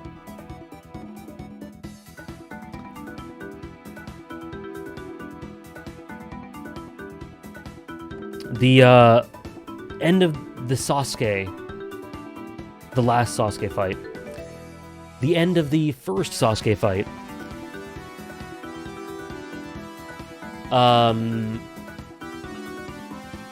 The end of the Pain arc.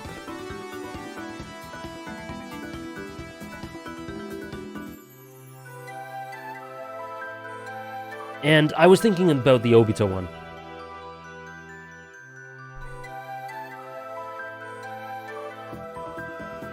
Yeah. God, I love these characters so much. Oh, fiction is so peak, man. Fiction, shonen, don't you love it? Don't you love it?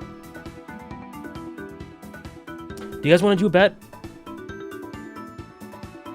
Is Luffy your favorite Big 3 character?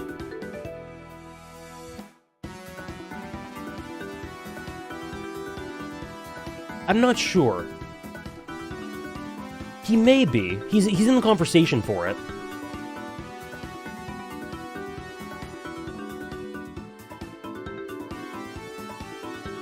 The moment he has right before hitting Kabuto with the Rasengan was always be a favorite of mine. Oh, yes! Yes! Oh, that's a really... That's a deeper cut than the ones I said, but that's so good. That one's so good, Recon. Okay. 16 and 17. This is what you're betting between.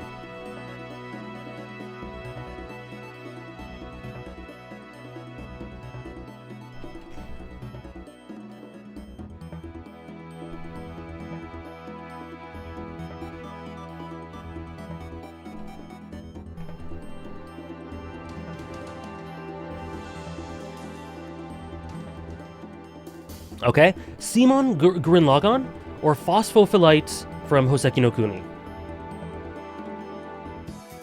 Oh, no, you didn't? Oh, yeah, I did. Did Hoseki get a new season? No. But we will wait eternally. It was really good, Rose. It was really good. Last chapter's coming out in a couple weeks, yeah. Okay. Ready to predict? Which does AJ love more? Foss or Simon?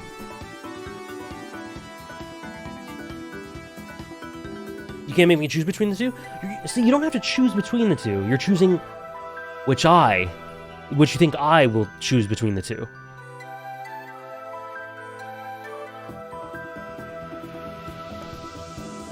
While you guys are voting, let me just say, for Foss, yeah, Foss has gone up at least either 5 or 6 spots, depending on which one it is. And that is a huge jump for someone in the... for anyone who rises in, like, the top 30, that's a big jump. But,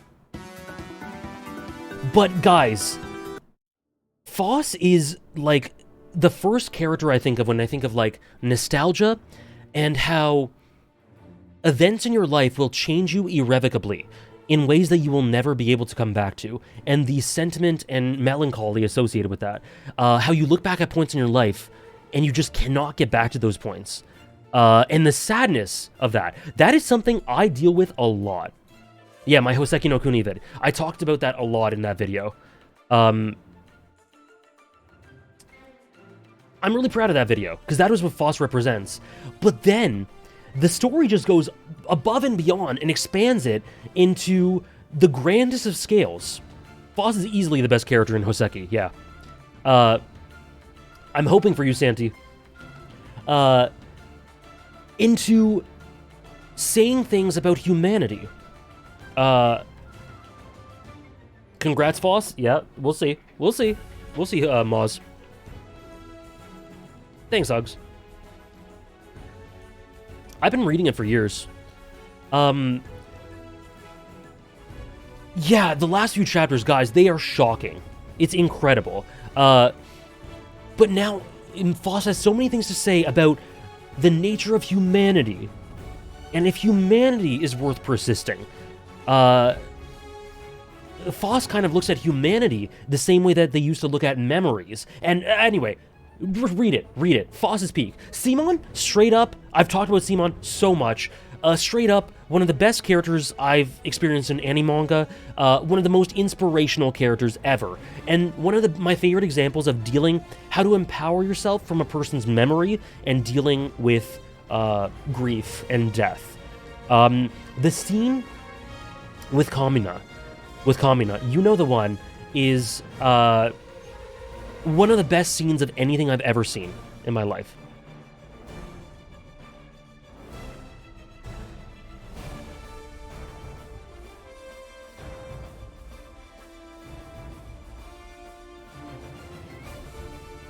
Anyways, let's see the vote. 66% say Simon is higher, 34% say Foss. Let's see.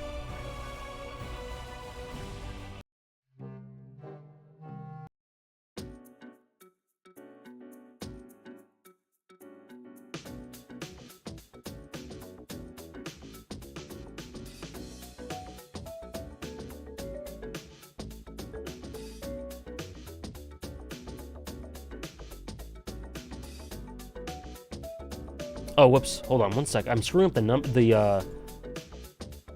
there we go. Is it this one? Right, that's the third one. There we go.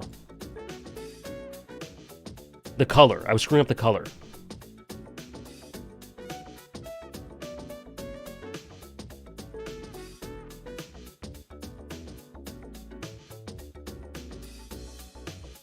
Simon is the answer.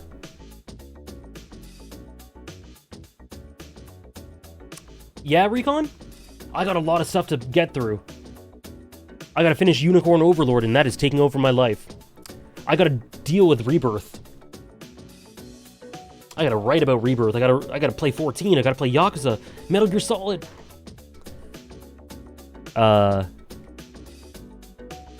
Thanks, Weaver. It's very good. It's very addictive.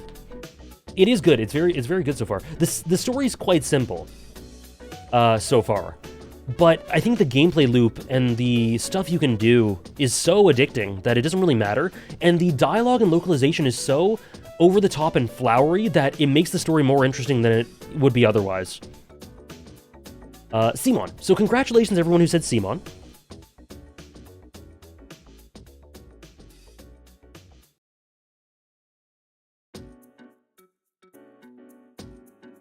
And we are into the top 15. Getting back to where I started, this is gambling, folks.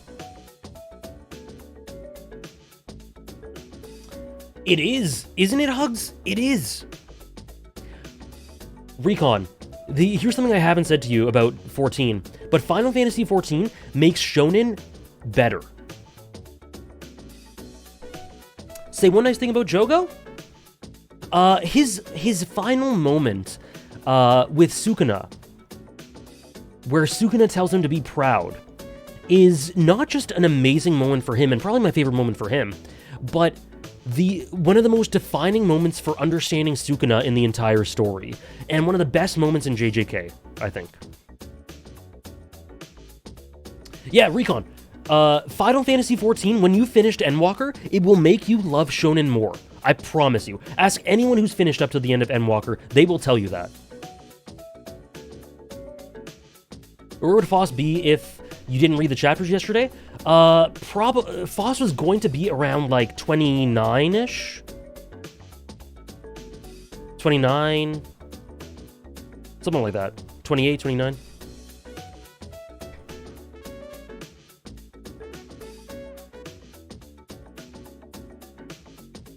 Top 15, baby. What do we got? Ah, okay. Another kind of new entry. Who is this? One of the best sports anime characters of all time. Kiyose Haiji. Guys.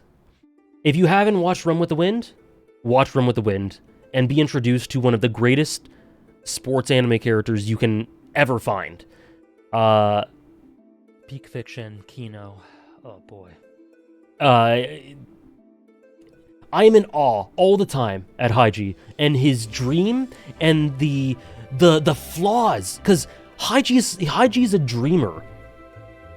It's on Crunchyroll? It is, yes. Haiji is a dreamer who... Any Monogatari characters? We had Araragi earlier. Haiji is a dreamer who, for better or for worse, sweeps up everyone in his storm, like a certain Monkey D. Luffy, actually. Sweeps everyone up in his storm to follow him to this journey and summit that will be the encapsulation and peak of his life, and that he knows will be the peak of their lives. But on the way to that, he's incredibly human, incredibly flawed, and he doubts himself. And the ways in which he doubts himself are really hard-hitting. There's lots of little details with... ha ha ha ha. Boo! Ha ha ha ha! With Haiji that are incredibly minimalistic, but very powerful.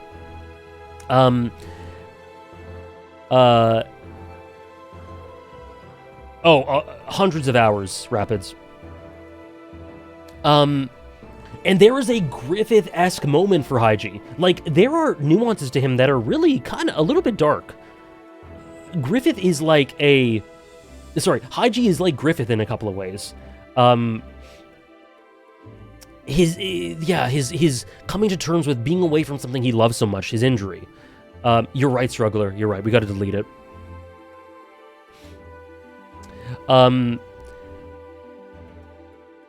The voting must have been crazy? There was no voting.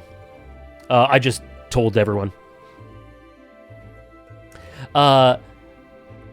They're low-key though, Rose. They're low-key, but they're there for sure. And once you watch it, I can tell you which ones. But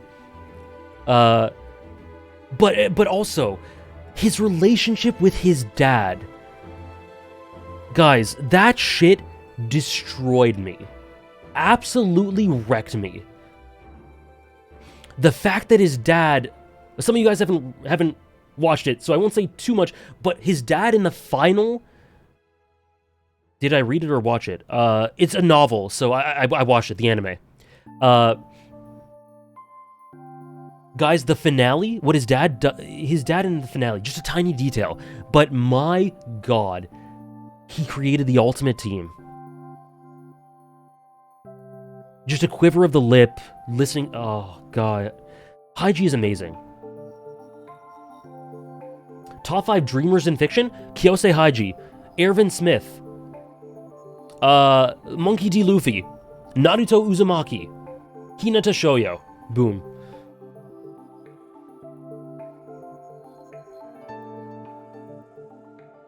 Absolutely Tokinata. Griffith, oh, yeah. Yup. I like how it's a novel basically means I didn't read it. For me, we're talking about me, so yeah. Unfortunately, I don't know how to read. No, unfortunately, I don't have much time for novels. Greg! True. Bro missed Griffith? I was thinking of Sunshine Boys. It may be, Trish, but don't be scared.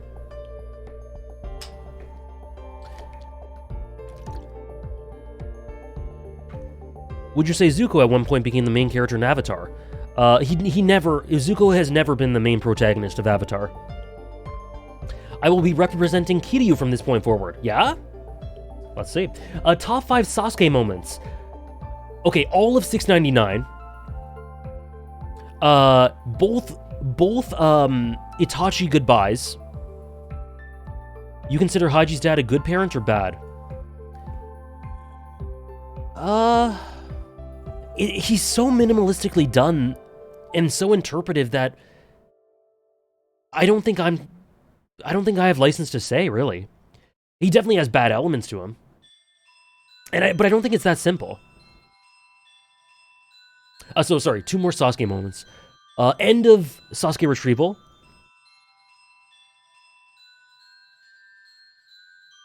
And I will destroy Konoha. Peak fiction, Kino. Oh boy.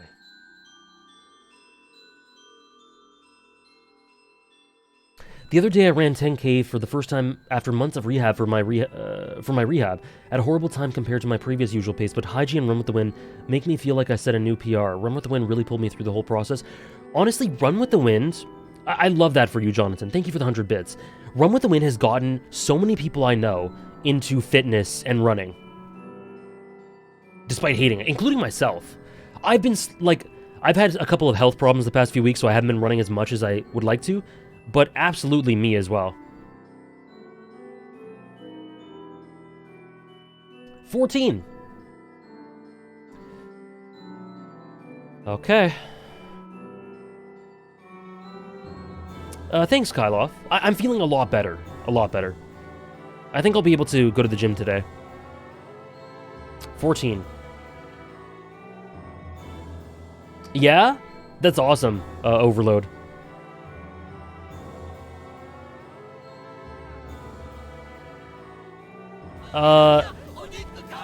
Any guesses? Any guesses for what 14 is? We won't do a bet for this, but anyone have a guess? Ludio, thank you for the 7 months with Prime. Thank you so much. Majima? Kiryu? Majima? Warrior of Light? Usopp? I wish I could put Usopp on this, Hamdaj. Gon? Guts? Araragi? Araragi's been listed already. Walter? Okay, no one's right. No, Elijah, it doesn't. Well... Yeah, no, it doesn't. No one's right.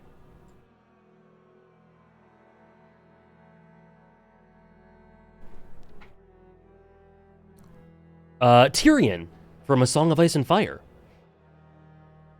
I think the 6th drop, can be attributed to, Martin hasn't been releasing books, so I don't think about A Song of Ice and Fire quite as much. This isn't like Fata Morgana levels, but I don't think of it as much as like Hunter x Hunter these days, or 14, or like Breaking Bad, or Attack on Titan, or stuff like that. But regardless, so that maybe I just don't think about him as often, but Tyrion is a first-class, beautifully written character with so much ugliness and darkness to him as a result of his upbringing. We talked about this yesterday, actually, so I'm just repeating myself. I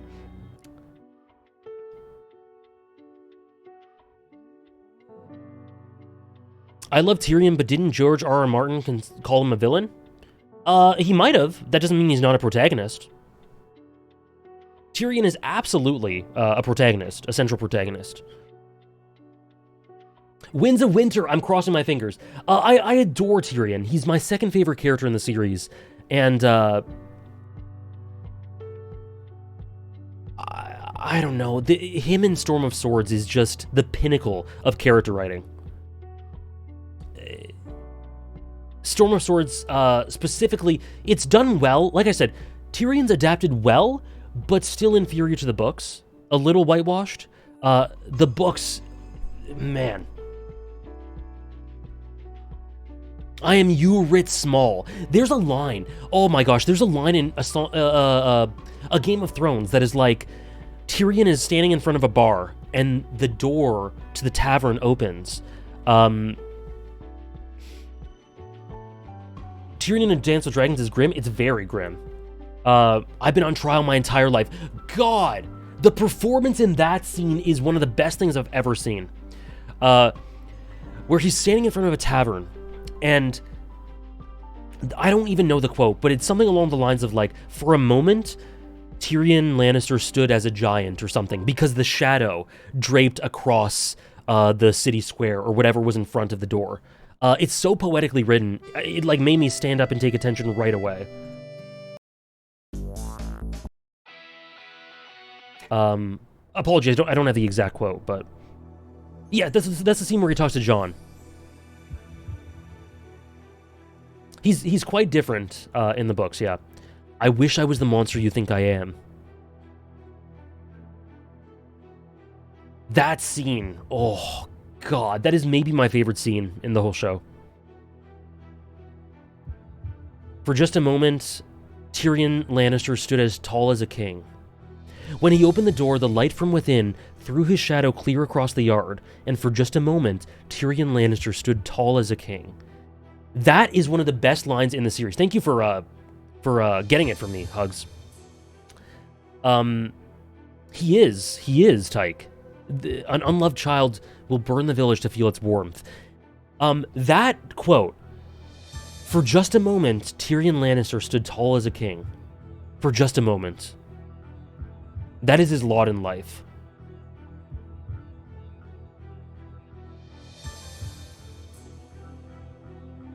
Incredible character.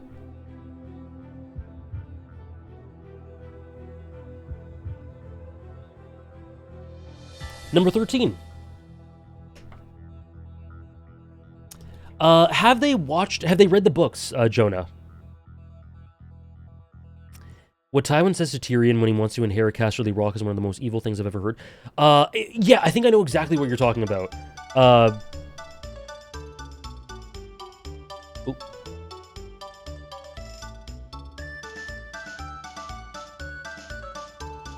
Where do whores go?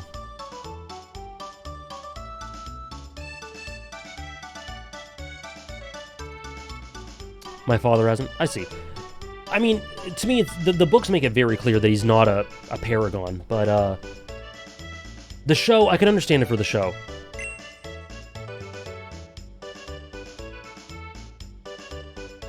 Sasuke or Foss? I don't know. I'm not sure. We'll have to wait and see. Number 13. One of the biggest rises and the best silent protagonist I've ever experienced. The Warrior of Light from Final Fantasy XIV. Sasuke or Killua? I don't know. We'll have to see. The best... I will not spoil. I won't spoil, guys. I won't spoil. I'll be very brief, actually, with this. The Warrior of Light is the best silent protagonist I've ever seen. The best example of characterization through dynamics with other characters. The best example of characterization through dialogue and characterization through a myth built up through one's actions. The Warrior of Light is very Luffy in a lot of ways. Very Omori. Sorry, Sunny in a lot of ways. Very Naruto. The Warrior of Light is a legend reflected through the relationships and dynamics with several characters. And I just need to say, Endwalker really nails this. Like, Endwalker is what makes Warrior of Light this high. Claire asked earlier... Shinji's been listed, yes. Claire asked earlier if they would be higher than Cloud without Shadowbringers. Probably not. Endwalker really solidifies so much about the character. About their origin, what they represent, their relationships with others.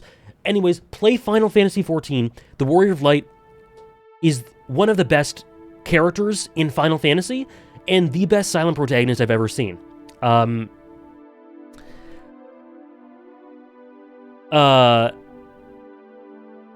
What was the other thing I was going to say? Oh, and I will eventually have a video out about Final Fantasy XIV, where I'll gush about and expand upon this. But as of right now, just know, I love them with my heart and my soul. Read a previous message? Me neither, Downpour. It's not really close. Gigakawa. I know Warrior of Light is a name of character, but some character of something, I don't know, but goddamn, every time you say that I can't help but think of Luffy or even Naruto. A lot of the draw of the Warrior of Light is very shonen, is very Luffy, very Naruto. There are comparisons that can be drawn between both. Yeah, the writing uses the video game genre and medium beautifully. Warrior of Light, supremacy. Alexander changed me. I'm so glad. I am one of the biggest Warrior of Light fans you're ever to meet. I've been gushing about him forever. Them, rather. Just ask Andres. I've been riding their coattails of triumph forever. Well, since I finished Endwalker. Before that. Oh, as they should be. Second favorite, Trish? Oh my gosh. I love it. I have this bold prediction that 14 is your top 1 fiction. Can't wait to be proven right. We shall see. We shall see.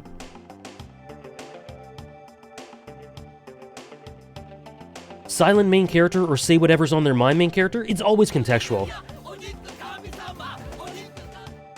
AJ taught me that the Warrior of Light truly is a peak fishing character. That is one of my greatest accomplishments. Thank you, Jesse's Mask, for the 25 months. Thank you, Jesse's Mask. Thank you very much. They were Downpour. They were at 71.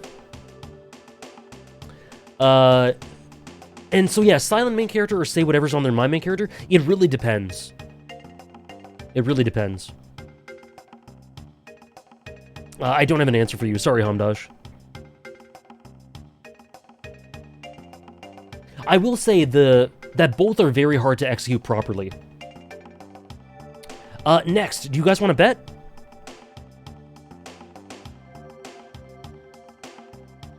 Oh, okay. I'm glad to help then. Oh no? Kurapika is the protag of Succession and York New. This is true. This is true.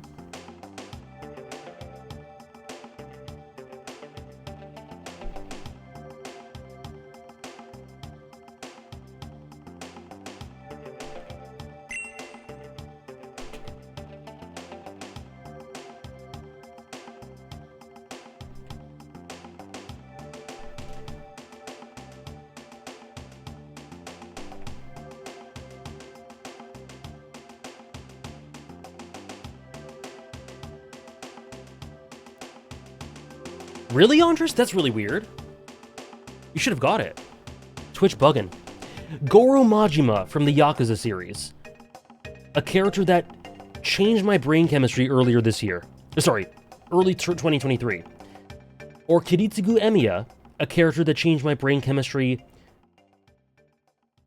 9 years ago?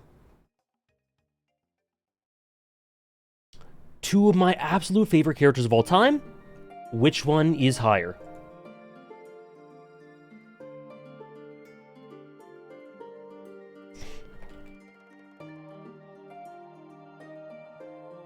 Start the Yakuza games off with 0, IMO. Greatest stream of all time. No worries, Santi. I'm so glad you're enjoying, Trish. Kiritsugu Emiya, I have really... Guys... I have spoken and gushed about this guy for 8 years. I don't have anything left to say. He's one of the best characters in Fate. He is a character that inspires the imagination, that is full of tragedy and yearning and longing. And I don't know if Maz is still here.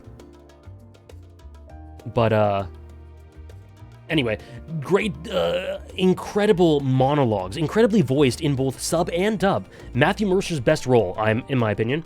But Rikiya Koyama as well. AJ, would you recommend starting Fate with the anime or the visual novels? I have no take on that. I started with the anime. I started with Fate Zero, and I'm really glad about that, but others will vehemently disagree with that. So, I don't think there's a super wrong way to go about it. His backstory episodes destroy me.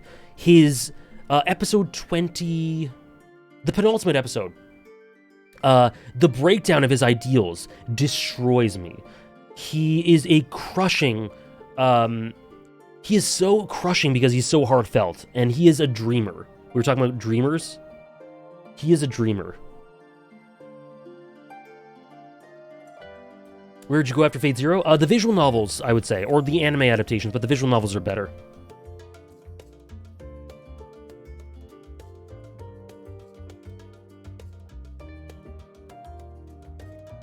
Just like Greg. Let's see what we got. Majima 64%, Kiritsugu 36%. The answer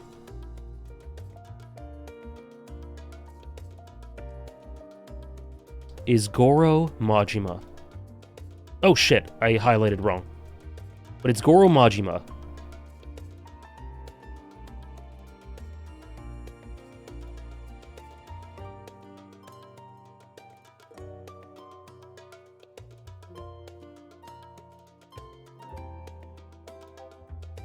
Congratulations to 64% of you.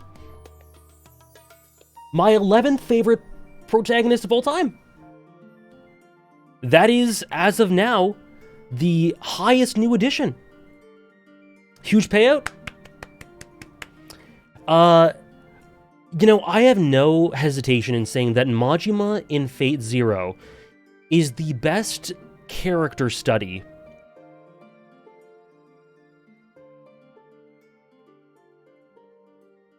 outside of Final Fantasy XIV of any game ever.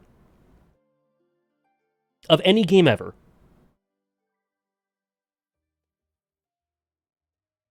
Outside of Final Fantasy XIV. Majima's arc in Yakuza 0, which he's in, which is the protagonist, he's the protagonist for, is, I think, the most finely tuned, efficient, richly presented, complex, interpretive, beautiful, emotional, crushing character arc of any game outside Final Fantasy XIV. I wonder if AG will notice. Notice what?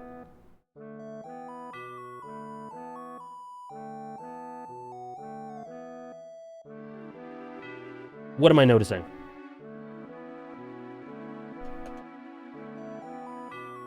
I misspoke? Oh, I said Majima in Fate Zero. My bad.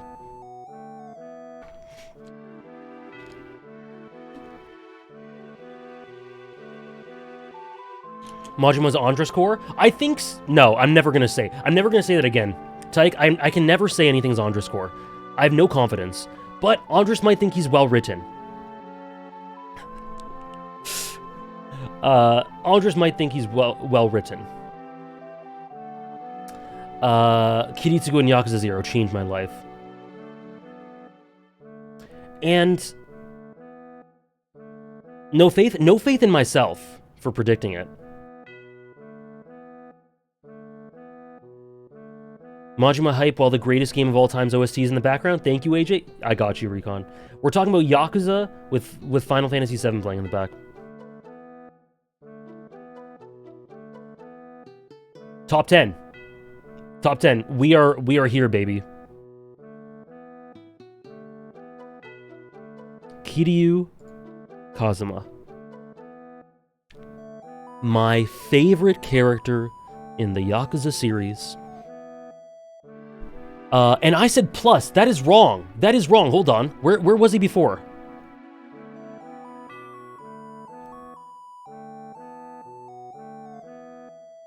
Where is he? Kiryu, where are you at? Oh wait, no, he wasn't here. No, he was plus. He was a plus. Sorry. I thought he was here. Never mind. Ignore me. I'm tweaking. The highest new entry. We keep one-upping it.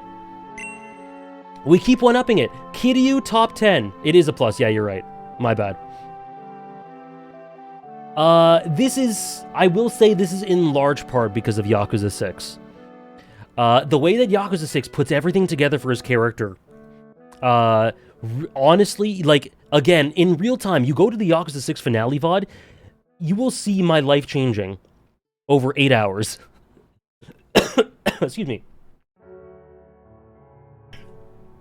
And what I've said this before. What I get from Kiryu is something very similar to Metal Gear Solid 2.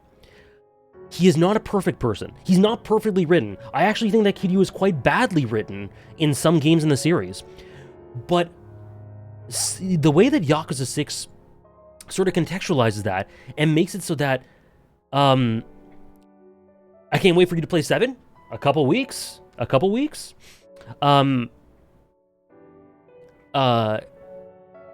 Really shows the legacy he leaves.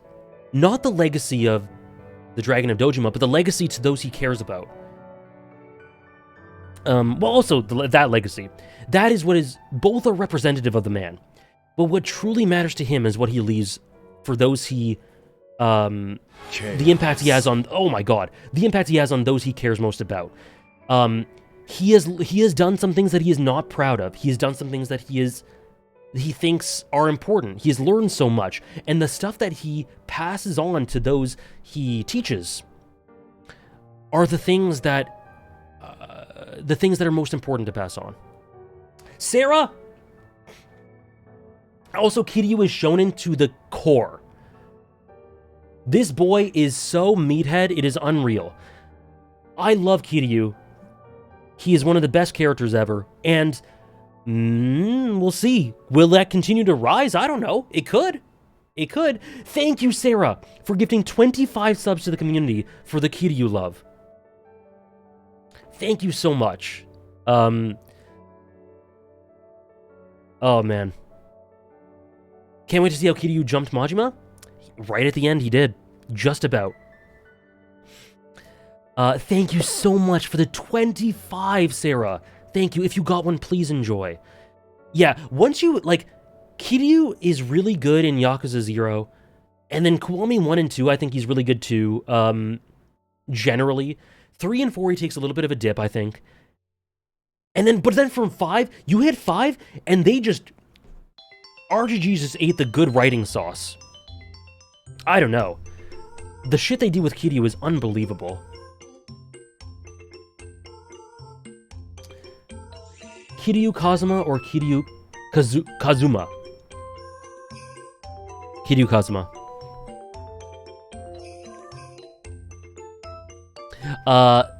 We've entered the top 10.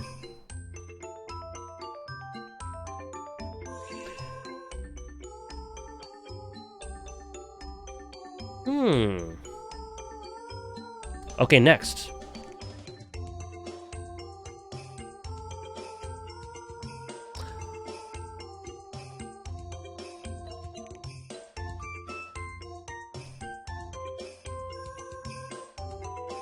One of the most complex and difficult to understand characters in fiction to me. One of the best acted characters in fiction, who has maintained his spot. Number 9. Walter White. The Breaking Bad rewatch was so great. It was so great. I gotta represent Battler Nation? A noble cause. You know what's so great? Walter White is one of the best examples of character progression in, like, very deliberate, very meticulous character progression. Every episode, he's evolving in some way. Every person that impacts his life, he takes on their traits, cutting the crust, you know? And that shit is really good. His relationships with his family, absolutely tragic. Also, I've noticed in my past rewatch that Walter White and Holly is one of the best dynamics in the series. Walter White and his infant daughter is, in my opinion, one of the best dynamics in the series. A little bit Andres, a little bit more. It is so good. Walter, if you really think about it, Holly is his closest confidant. And the way that he needs to hold on to her when he's lost everything, just to grab some semblance of family. She's the first person who's his family, his closest confidant. If you remember the scene after she's born, he peels back the wall, the paper on the wall, and shows her. See? Your daddy did this. And right at the end, he steals her from Skylar, needing to hold on to her. And then having to let go of her. And then stroking her hair to say goodbye to her. Oh, God. It's incredible. So he's got all that to him. But also, thoughts on Skylar? Amazing character.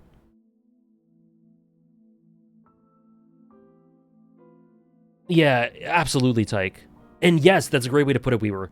So there's all that, but he has like 3 or 4 episodes throughout the series that form an underlying arc that show a self-awareness, a moral complexity, a regret that he otherwise does not show. But these 4 episodes, I think they're 4, are essential for understanding Walter and for appreciating him fully. And they are season 1, episode 5. I forget what it's called. But the one with the pillow, sharing the pillow and the talk. 4 Days Out, season 2. Fly. And Salute. They form an underlying arc. Gray Matter, yeah. Deku's top 8, guess you'll have to wait and see. They form an underlying arc that you cannot, that give you something about his character that you cannot get otherwise. In Gray Matter, he says, I cannot, like, I don't want to lose my hair and be too weak to get up and be too weak to make love. And that's how you would remember me. That's the worst part. He says that in that episode. The worst part of all of this is being remembered as weak and misrepresentative of who he really is. Then we go to 4 Days Out, where he says to Jesse, I have it coming. I deserve this. Speaking of dying. Fly? Extreme regret, saying that he shouldn't have lived past the moment where he killed Jane. Extreme regret, a small part of him regrets that he lived. The I have this coming element to it.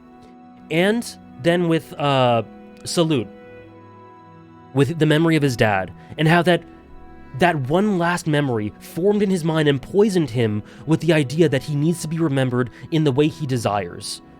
That causes him to live in a way completely misrepresentative to the reason that people love him in the first place. Anyway, Walter White's pretty good. And no, Tyke. Fly is not overrated at all. Not at all. Fly is essential.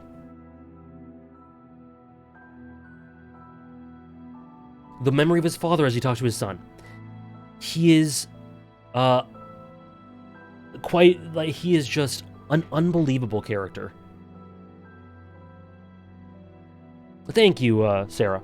And I've done a great, I think I've done a great video on him. The Hidden Origin of Heisenberg is what it's called, which someone plagiarized. Someone plagiarized, word by word, a section of that video. And then I went like, could you please reference this video? And then they sent, okay, a bunch of sources for this video, and then they linked it. But they, like, literally word for word. It was crazy.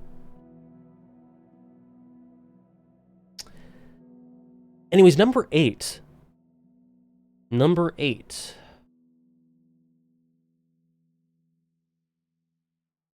Jaime Lannister, in my opinion, the best character in A Song of Ice and Fire. Was it James Somerton? No, it was someone else. I forget their name.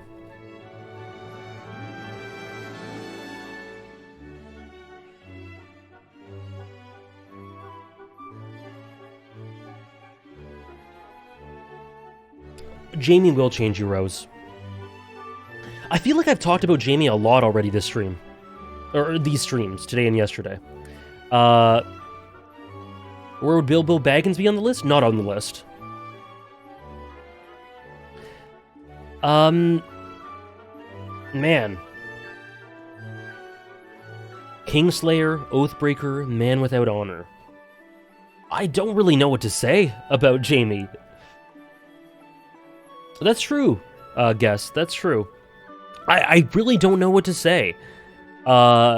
He evokes the most emotions. He is quite complex. He has so many wonderful dynamics. And I also think he's actually...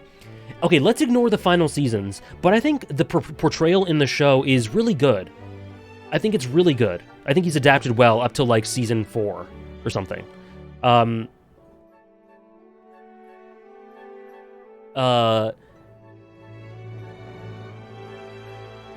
until, like, the end. But, like, there's a moment in season 4 where when Tyrion's leaving, he kisses his head. He kisses his head. And stuff like that, little touches like that, like a twitch of an eye when he's recalling his past trauma. The bath scene, I agree, the bath scene's better in the show. The acting is incredible. It is really good. It is really good. So yeah, I think he's elevated. My perception of him is elevated by some of the seasons in the show. He is my favorite character in the series, Brepact. Asterisk from season 6, he's... Is this the right... Okay. He's, up until... I think season 7 destroys him. But yeah, there are aspects of season 6 that are good. Season 8, episode 2? I would have to remember which part that is.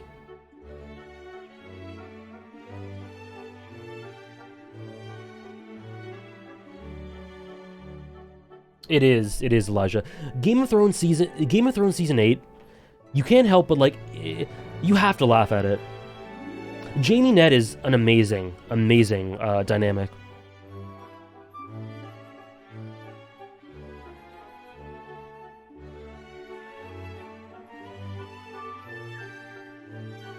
Yeah, the show not adapting his Riverland stuff, and then as well, like, having him and Bronn, like, go, like, little Scooby-Doo Looney Tunes adventures sneaking into, Dorne is so fucking funny. They're like, we gotta get into Dorne, oh god, and then they do it! They somehow do it! Peak fiction, key. I never got that. That shit was goofy as hell. What's the quote? Hold on. I gotta find it.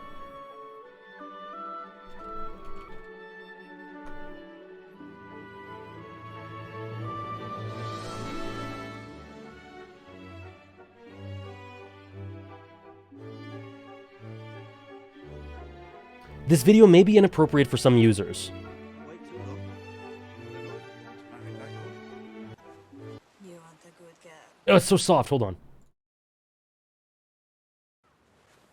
You want a good girl, but you need a bad pussy. Hold on. Let me turn it up.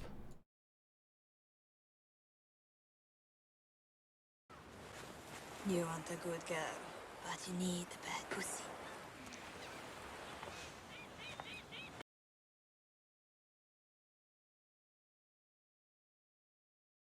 You want a good girl, but you need the bad pussy.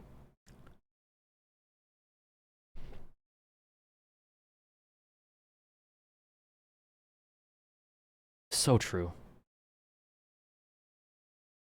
Clip that? No, no. Oh god, I sometimes forget that what you can do with streams. Isn't she like 15? I think the show ages her up. The show ages a lot of people up.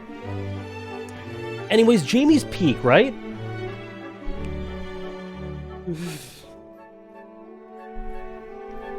George R.R. Martin's innocent. He did not write that. Yes. Showing this clip is essential to these streams? I think so. Chill, thank you for the 100 bits. Jamie shaped me more profoundly than maybe any other character ever. Martin is simply a genius. Thank you for bringing us back on course. Back on course.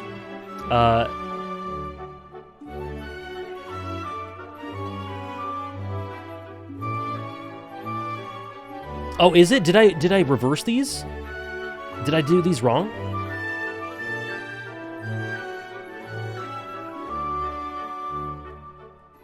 Oh, and I did Kazama. Whoops. Wow, I really screwed up for my 10th favorite protagonist. There's a name pretty close to Jamie I've yet to see. Well, let me drop this on you guys.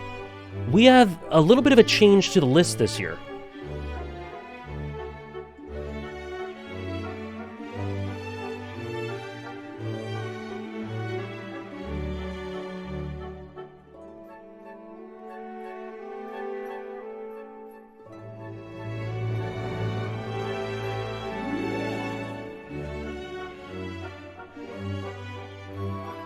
So we've got a tier 1.5 and a tier 1.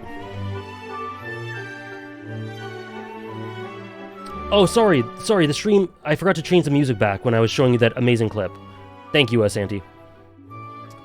Kobe Manu?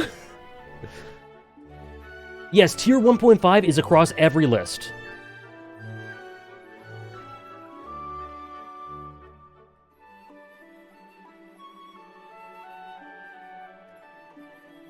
And the first character in this list... Wait. Okay, yeah. We'll do a bet with 5 and 6. And 3 and 4. We might do a bet with the final 6.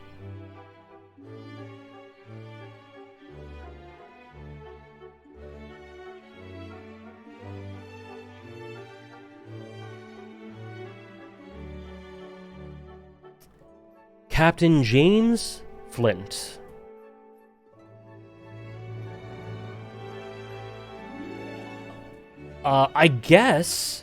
Who I guess would be my favorite television protagonist.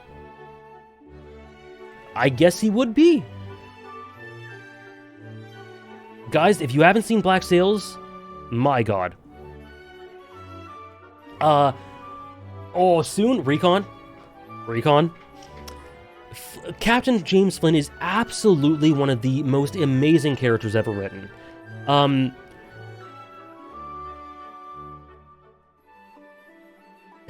Yeah, Flint Rose.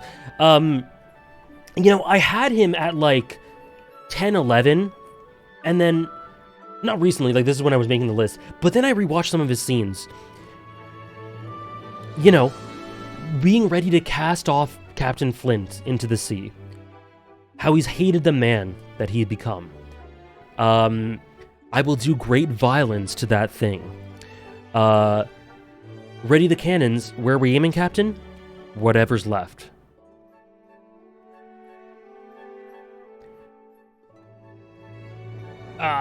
He's just, I don't know, man. The dragon monologue. My god. Yeah, he is beautifully acted by Toby Stephens. Tony was listed, yeah. Tony was, 31, I believe?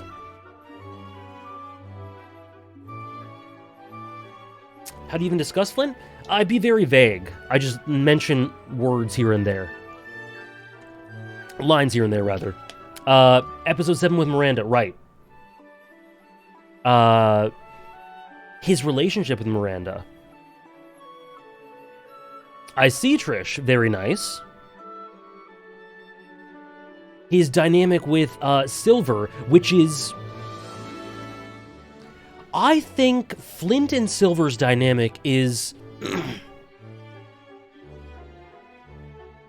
I don't want to confirm this, but off the top of my head, I think it's my favorite TV dynamic. Not confirmed, but like, it would be the front runner. I think it would be. This is just a character you dream about. This is a character... Top 5 Black Sails characters? Flint, Silver, Rackham, Vane, and low-key, Miranda. Yes, that's one of my favorite scenes, Dave. It's natural for men new to power to assume that it has no limits. Trust me, it does. In my head, you are not welcome. In my head, you are not welcome. Oh, God, man. Better than Walter Jesse? I think, like, that's one of the ones that would be close. If I had to, gun to my head, I would say it's better. Top 5 pirates in fiction. Captain James Flint. Monkey D. Luffy. Long John Silver. Don Quixote do Flamingo. And Jack Rackham. Jack Sparrow. Sure. Jack Sparrow as well.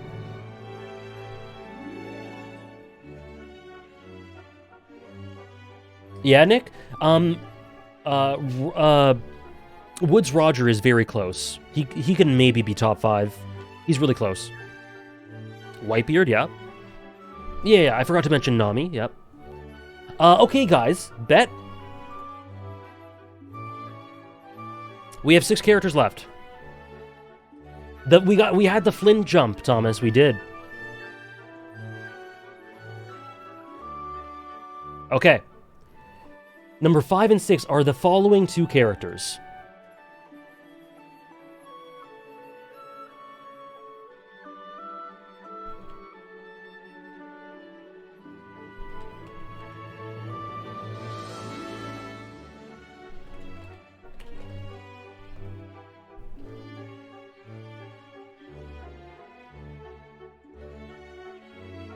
These are my 5 and 6?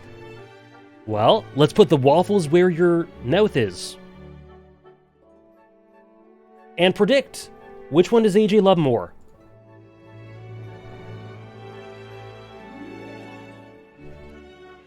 Guts or Yakumo? Don't do this to me, AJ? I don't know what I'm doing. I'm doing something. Welcome back, Nora. Just in time for the top 6.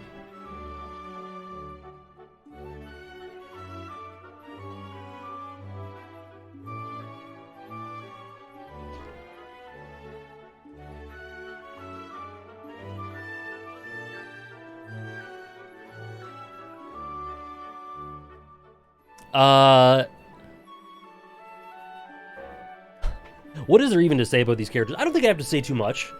I've said my piece about these characters for years and years. Although I will say that obviously Yakumo, whether he's 5 or 6, has had a great rise.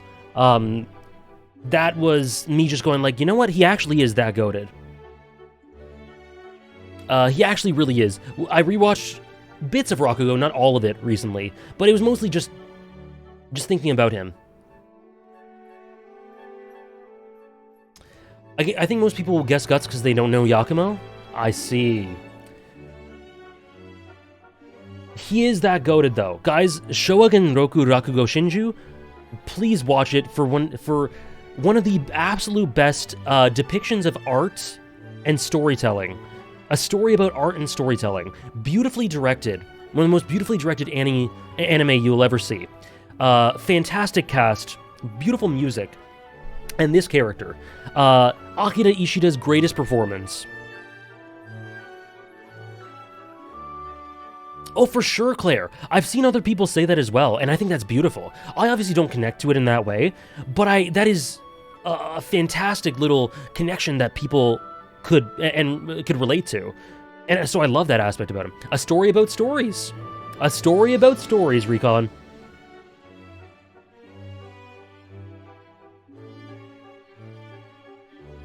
And Guts, I have never had a character for whom I just want to be happy this much, you know?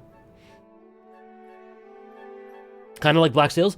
Rakugo and Black Sails are very similar. Me and Andres have talked about this a lot. Black Sails and Rakugo are both stories about stories.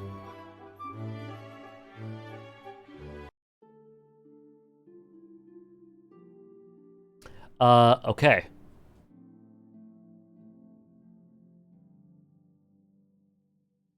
Do I still follow Berserk?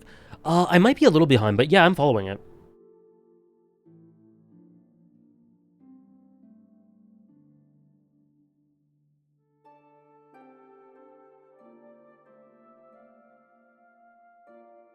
Guts 5, Yakumo 6.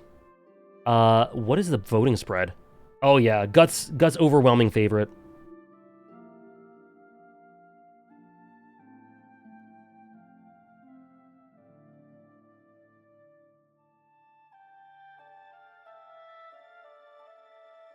Rakugo, Black Sails, Final Fantasy XIV, they really have that same DNA. You do, Sarah! You do! Yes, you do! Sarah, there are some characters in both stories I think you'd really love. I've doubled my channel points today? Let's go. Will you lose them for the Gantags? I don't know. We'll see. Okay. Now we bet between 3 and 4.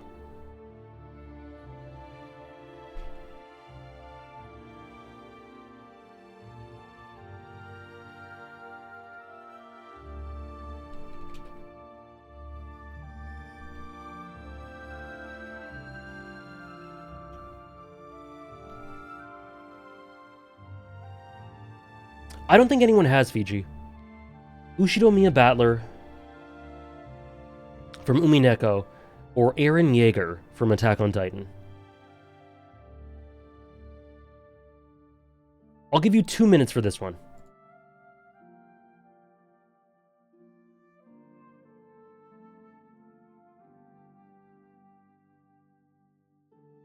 Eren is this high? No, I'm joking. I'm fooling. I'm just joking. The whole list has been a big farce.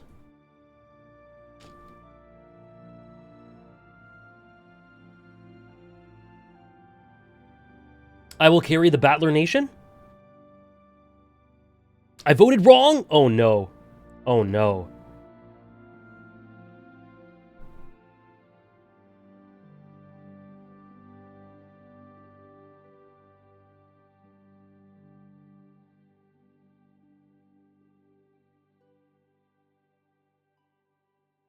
I just put everything I had into Eren. Don't let me down, AJ, please.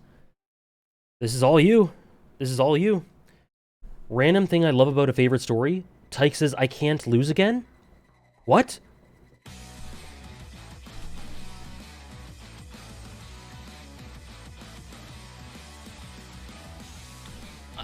I'm not sure.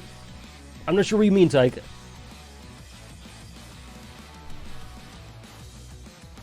Battler top 3 and he's not even the best character in Umineko. He's my favorite, but it's very, very close.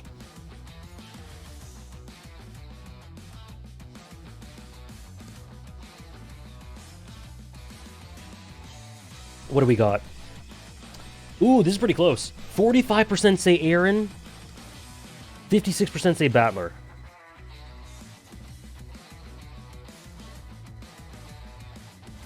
What was redeemed? Oh, I misclicked. I see. Top 5 guts moments? Okay. And Battler and Erica as a dynamic? Double S.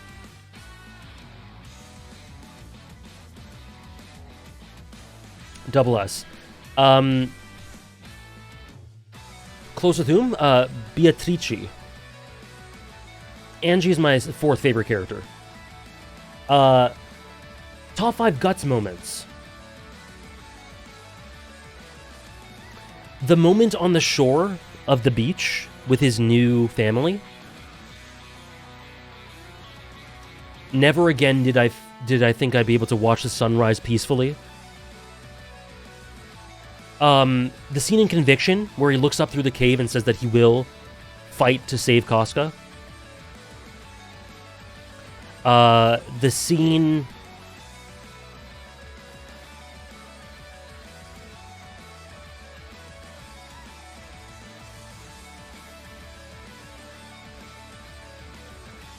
Battler's very similar to Naruto, yeah. I was thinking about that, the scene where he leaves Griffith, or the Eclipse. I'll do where he leaves Griffith.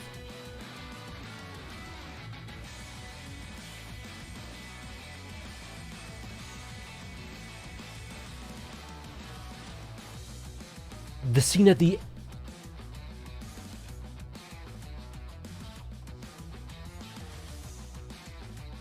Chich?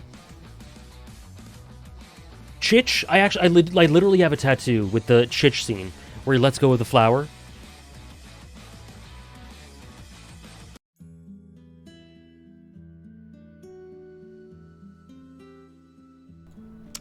And that's a great call. I actually was thinking about something else, but there's no paradise for you to return to. There we go. Him talking to Shirka at the beach. I just mentioned the scene where I think he was talking to Shirko in that one.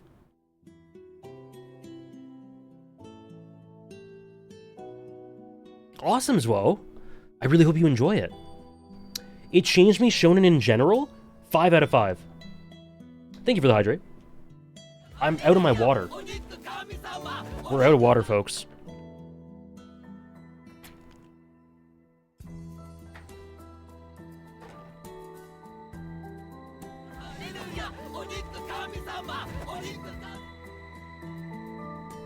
Have you ever considered structuring the stream so it's 3 bottom 50s and then 3 top 50s? Oh, so we're left guessing on the general favorites? I didn't consider that. That's a cool idea. We've already listed Dawn, Tyke.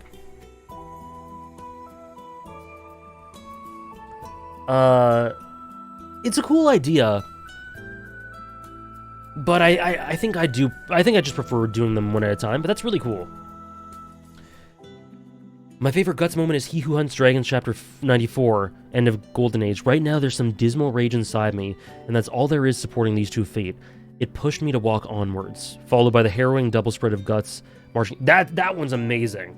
I tended to stick with the more positive ones, but that is just as good, absolutely. Top 5 Aaron moments. Oh, thank you, Little Mac, for accidentally gifting a sub. I'm sorry. I'm sorry. But thank you regardless. Rank real-life people on this list? Okay. LeBron?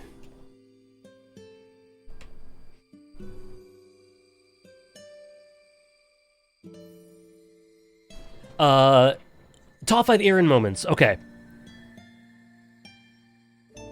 I don't know why I did it. Grady Dick does clear. Grady Dick's number 3.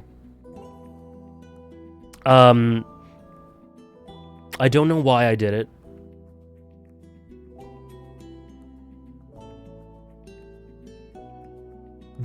The entire... Can I just say 121 to 123? Freedom. I wanted to, I had to. Unreal. It's crazy how people clown on that line. That line is unbelievable. End of Season 3, so end of Return to Shiganshina. Yeah. Will we, if we defeat all our enemies over there, will we finally be free? Ocean scene. And I think... Scream.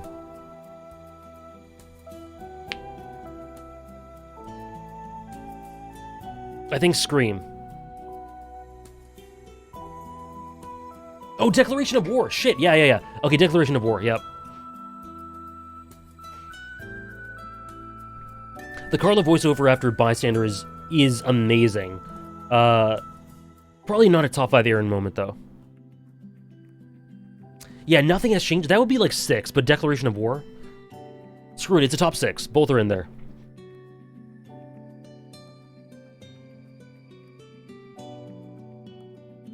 Yeah, the talk with Falco. Anyways, you guys voted, right? We have Battler with 58% of the votes. Aaron with 42% of the votes. Aaron, who we were just talking about. Top 5 Battler moments, oh boy. Oh, so, okay, so before revealing, top 5 Battler moments. Sorry. I just saw that. Top 5 LeBron James moments? I don't know! I guess the comeback against Golden State was really raw. The finals with Miami against Spurs. When he said that he read Malcolm X and that he's a very smart man. When he's talking with Rashford and he said that his favorite quote is to be comfortable with being uncomfortable. And he did not read that book. And everything he says about Liverpool Football Club. Everything he says about Liverpool Football Club is really unique that you guys won. I caught clips of the game. Nice. Peter Crouch, yeah. He knows Peter Crouch. LeBron's so funny. Top 5 Battler moments. When he came up with the idea of a deluxe album. I'm gonna hit you with 2 more, or whatever it was he says. Sure, of course, Nora.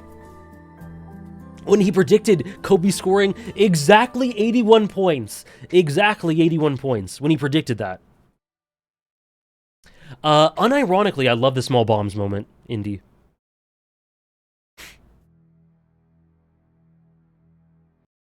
Okay. So, one of my favorite Battler moments is... And then I knew. Okay?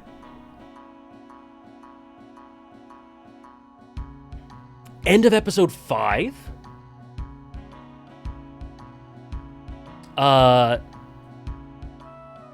End of the whole story. End of the entire story. You know the scene. That, I was bawling. I was literally bawling. End of episode 5 is like 2016 LeBron. Really, it really is. But here's the more low-key one. This is where I realized that Battler's built a little bit different. Where he is looking at the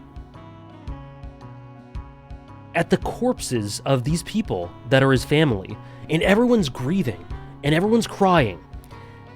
And he was grieving and crying, but then overtaking all of that is this overwhelming feeling of annoyance. He gets annoyed. He's irritated that someone was able to do this under all their noses, and he's pissed off that that they got one over on him. That petty, competitive streak overrides his grief in that moment. That shit is so sick. These people are dead, and he's just cried and grieved, and there's sadness everywhere. But then he goes, I am fucking pissed off. I'm actually irritated. Who the fuck did this? Umineko's amazing. That scene is so good.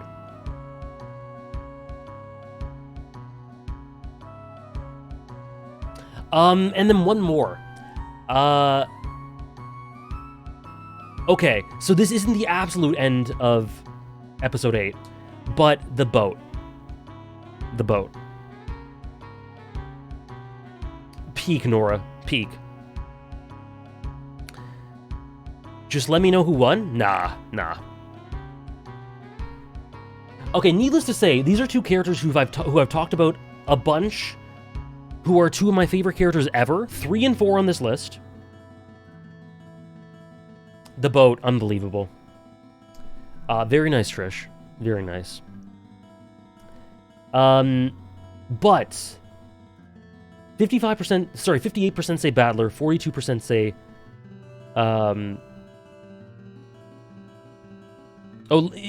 it let you know who just won. Who just won, Jonah? Who won?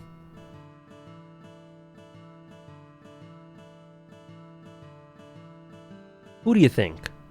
Read Umineko, people.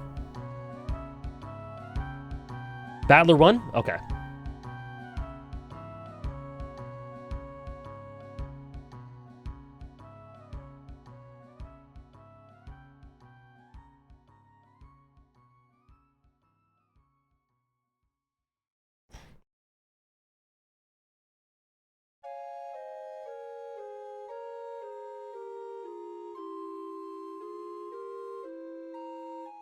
Yeah, guys.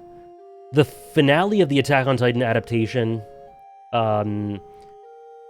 just thinking about Eren in general, this is a character, I think he's in the conversation for the most complex character I've ever seen. With emotion tied every step of the way, he just got elevated, he got elevated a decent amount through the finale of the adaptation.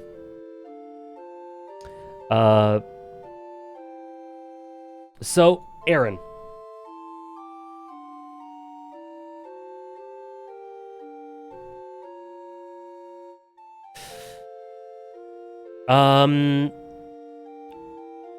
Don't love Battler any less, of course.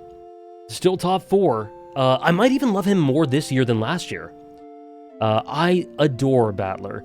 I still can't believe who voices him.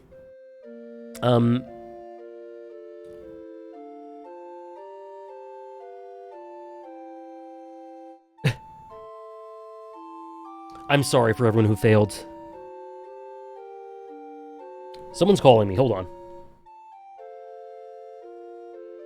Hello?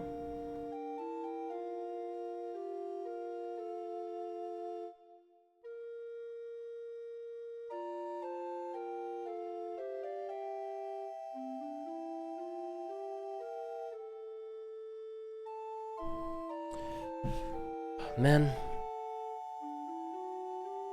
Bell Canada trying to sell me mobility stuff. Anyway, they've been doing it. I told them yesterday I don't want their promotions. Anyway. Daisuke Ono. I literally thought it was a mistake when I googled who was voicing Battler. And it was Daisuke Ono. Okay, guys. Here we are. Number 1 and number 2. Daisuke Ono voices Battler, yes. Right, Trish? It literally, like, it is really difficult to find that.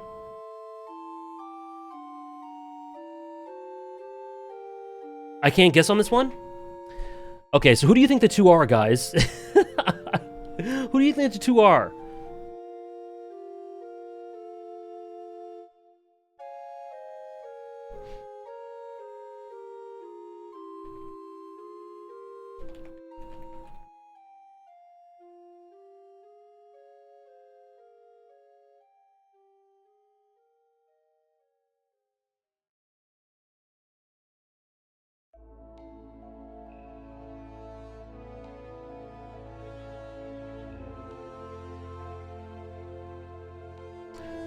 Joan Garadeb, nice.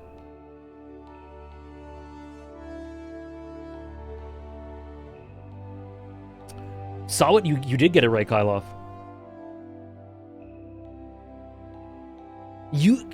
Recon, you are caught up to IQ.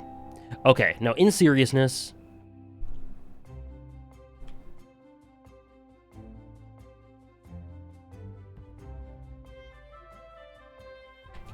Someone in chat said, "We ain't buying it, buddy."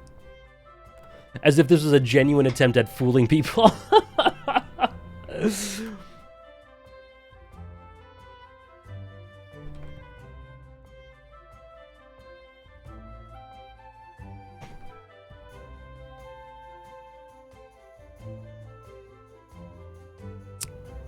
My top two. My top 2 from last year, same top 2 as this year. Are they a different order? I won't talk much about it, Struggler. I've talked about Hinata and gone to the ends of the earth and back. I really don't have much extra to say. I think it's just, what's the order gonna be? When are we getting a top 2 killer? Part 3 of Final Fantasy VII? Did you see the movie? What? Wait, what? Is there a North America release date? Whoa, whoa, whoa, whoa, hold up. What? Whoa, what? Oh my god! May 31st? Holy shit, I need to retweet a tweet about this. I had no clue. I had no clue. What amazing news. Ah! May 31st, I'm storming to my local theater!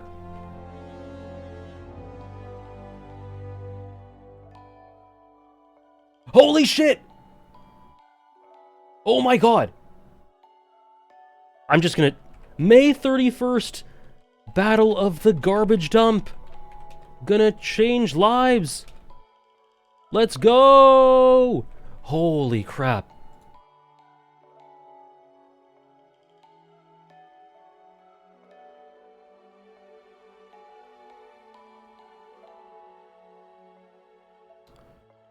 Oh.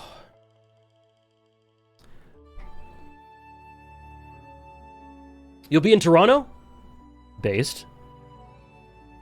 I thought it was something important. Man, Andres is the worst.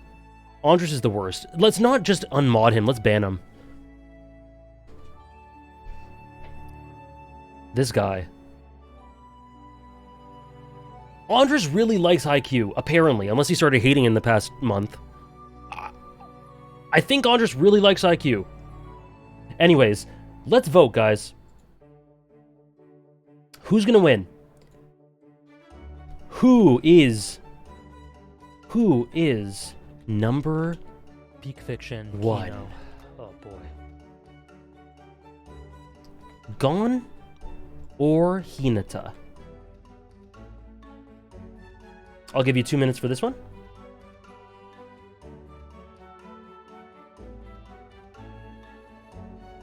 The other day, he was slandering Atsumu like crazy to me. I don't think he actually likes it. Oh, boy.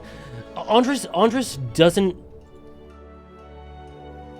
It's weird because Andres really likes Inarizaki, but he doesn't really like the characters, except for Kita. Do I go all in? I don't know. Whoa. Whoa, someone's getting a lot more votes than the other. Okay, now it's evening out a bit more.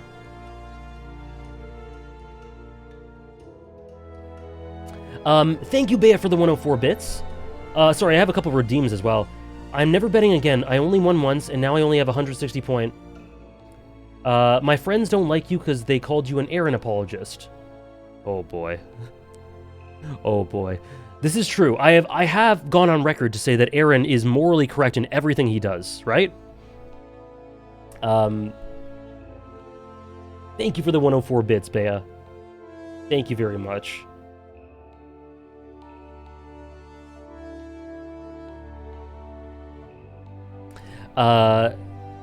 Wait for his antagonist.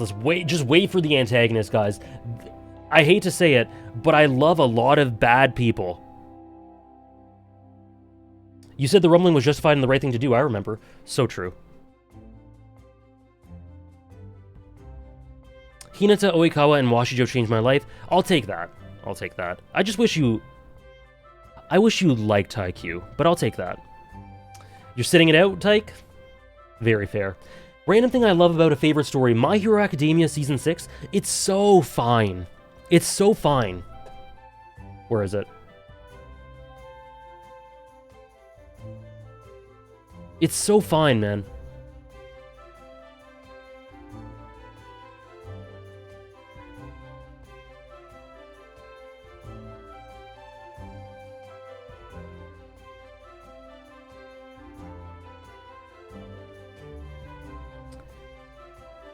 Top 5 sports heartbreaks as a fan. Raptors losing to Boston in Game 7 in 2020. United losing the Champions League final in 2011. United losing the FA Cup final, I think, in, like, 2009. The Europa League final, like, 3 or 4 years ago. And Nani getting a red card in 2013 in the Champions League tie against Real Madrid for a fraudulent red card when we could have won that competition.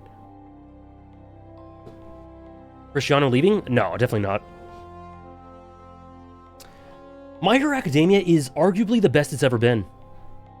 I think. It is, like, at the peak of its powers right now. Who's my GOAT in football? Messi. Okay, what do we got?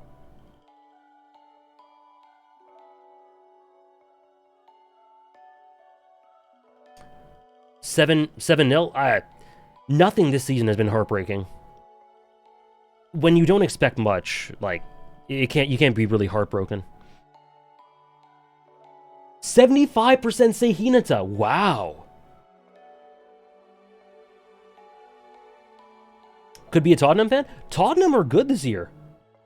Tottenham are pretty much how I thought they'd be. They're really impressive.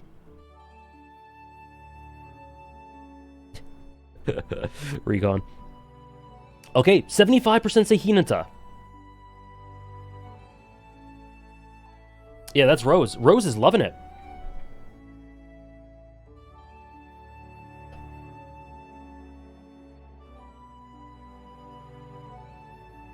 I'm shaking.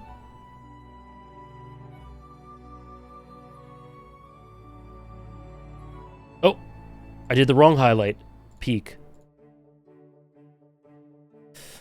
The repeat. The repeat. The boy.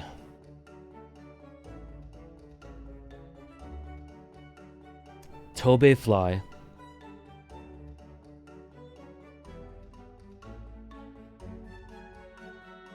Now, these are two generational shonen characters, two of my favorite characters ever, my favorite two protagonists ever at this current moment. I just love Hinata. My heart swells for him a millimeter more. Just a millimeter more. He inspires me. He teaches me so much. my heart is with him every step of the way, and is with Gon every step of the way.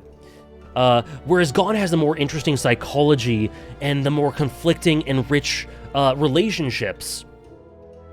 Hinata just... that's just what my heart said. AJ hates Gon.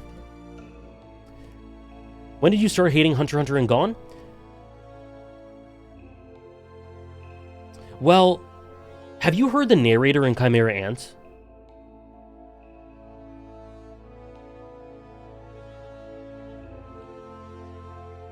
So, I mean... anyways, this is what we got, guys. Do we want to go through it all? I hope you guys have had fun going through this, because I've had a blast. I've had a blast. Let's scroll through it all. Oh, anyway, the real list is up here. Who is Zero? Jozu. Is there a limit on redeems? Can't do top 5 Hinata moments? Oh. There shouldn't be. Do you have enough waffles?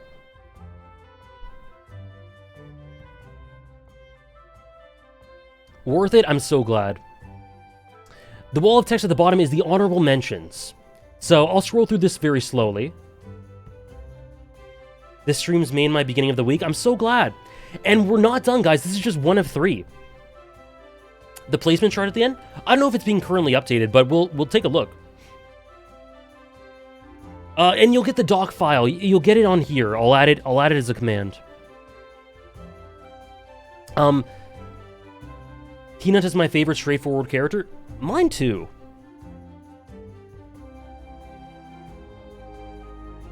Akane's rise in the future? I believe. So, what we're doing with the commands, and I need you guys to test out to make sure these are right. But yeah, guys, this is just the first of 3. And the next one will be antagonists, top 150. Top 150 antagonists, and then top 100 fiction after this. So we're just getting started.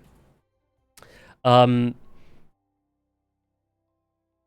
you remember who have been your top 100 protagonists in the past before Hinata? Peak fiction, Kino. Oh boy. I don't think I ever ranked before trying to rank for these lists.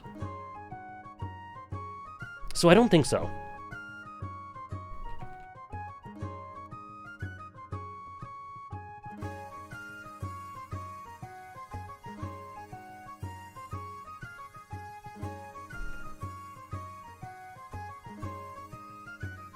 Since they're both top 1 in their respective series, are they also your top 2 characters in all of fiction?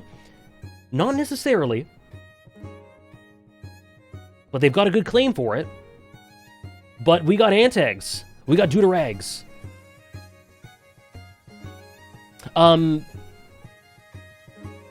Sorry, I'm just fiddling around here. Here we go. How do I name this? Alexander's top 100 protagonists 2024. Thank you, Safwa. Is Sasuke Deuterag? Sasuke's Antag. Well, he's an Antag and a Deuterag.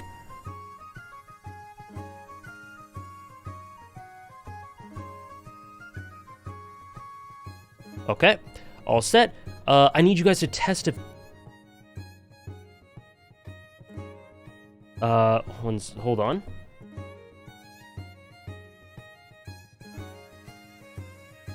Let me come. No. How dare you? How dare you?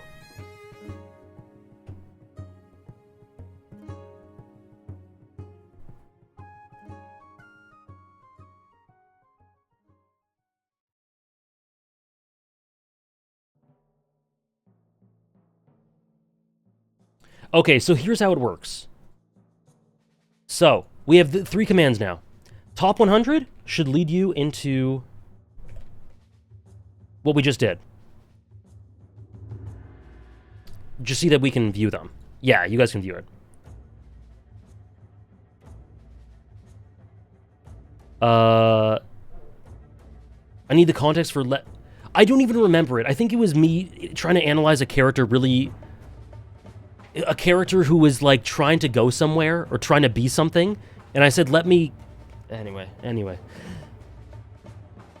And then these are the other alerts. So we have the 2022 top 100. So if you want to see my list from 2022, you use that command. 2023 top 100 for last year's. Okay?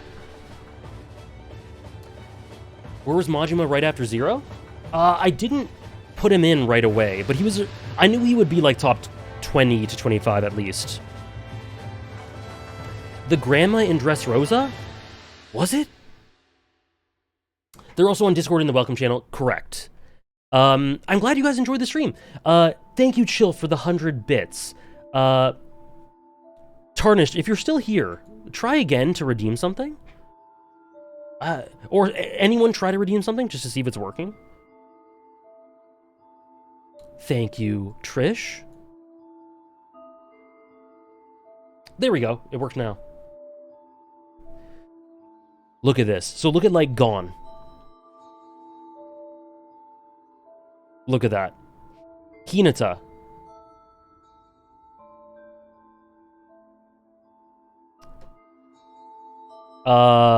Battler.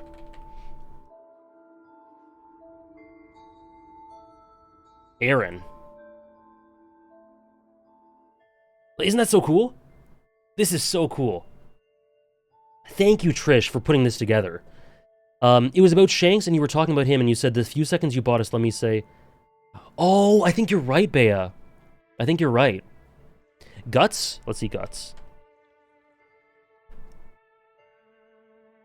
Ooh.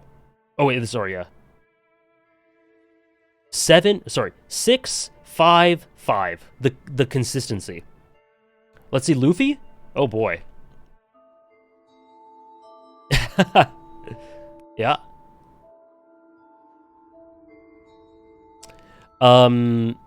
So, let me share this.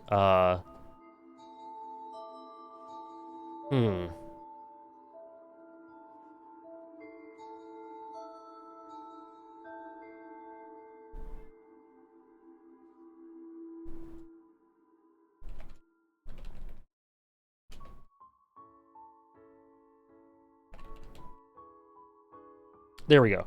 So, top 100 Evo. We'll link you to this.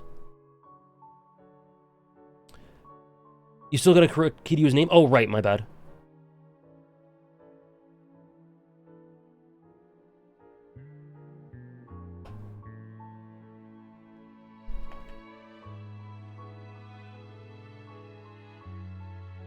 There we go.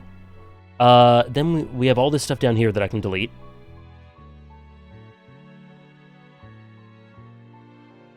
And then I'll answer the redeems, and then we'll be set. Cool. Random thing I love about a favorite story, Fata Morgana. Door 4 and the way it uses the medium is some of the most ingenious use of a visual novel medium I've seen. Not that I've read a ton of visual novels, but one of the greatest uses of a medium. Thank you, Zooted, for the 196 bits. Ichigo being top 100 already, big 3 come up. Indeed. Thank you for the 196. Thank you, Chill, for the 100 bits. People like these and streams like these help put fuel on the already white-hot fire that is my love for stories. This community is unrivaled. Love you guys, and we love... And we love you. I love all of you guys. Thank you so much for allowing me to do this. This is so much fun. I love being able to share my love for these stories. Thank you so much, Chill. Okay, Bea, I see. Top 5 Hinata dynamics. Hinata Kageyama, Hinata Washijo, Hinata Hoshiyumi, Hinata Kenma, and Hinata... either Suki or Atsumu. Gon is not on the list, but you can check yourself.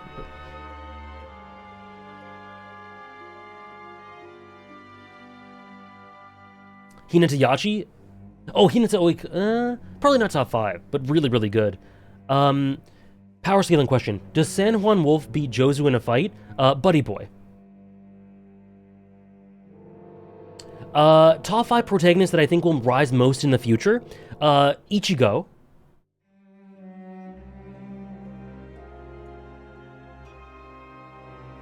I love that cut downpour. Ichigo. Akane from Akane Banashi. Cloud with part 3.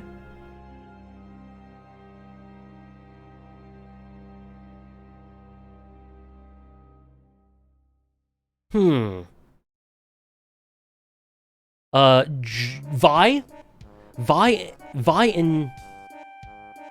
I'm gonna do 3. Vi, Jinx, and Jace. Yeah, exactly, Dr. Potato Man. Exactly. I have watched Mob Psycho, yes. My pleasure, Safwa. Top 5 Hinata moments. Episode 1, The Declaration of War. Final chapter. I'm here. The Receive. And what will you become tomorrow? They're not ordered, Downpour. They're not ordered. One nice thing about Yu Ishigami?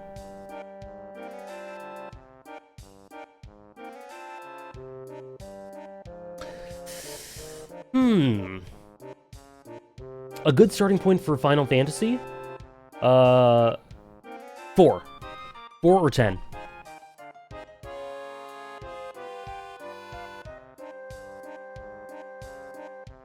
Ishigami.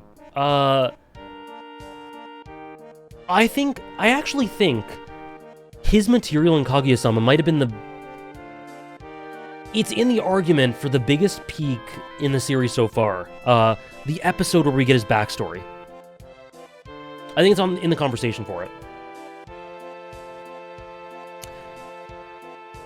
Say one nice thing about Jozu, he gave up his arm for the sake of a new era. The Jozu lore is, I've explained it in previous streams. Basically, a lot of shit's happening during Marineford. Then someone said Jozu lost his arm, and I said, guys, I don't really give a shit about Jozu. But then I was gushing about Shanks and how he lost his arm for the sake of New Era, and I said, just like Jozu. And so now Jozu's a meme. Now Jozu's a legend. Top 5 characters you would kill to see more of, but their stories are over. Now that it makes me sad. Oh man, I'm sad.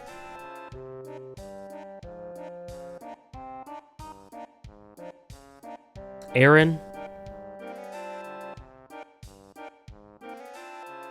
Walter, I'm satisfied. Aaron. Battler.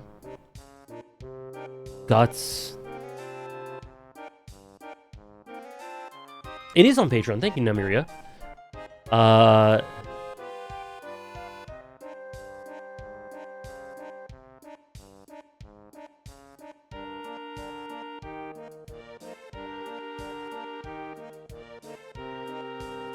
Zidane.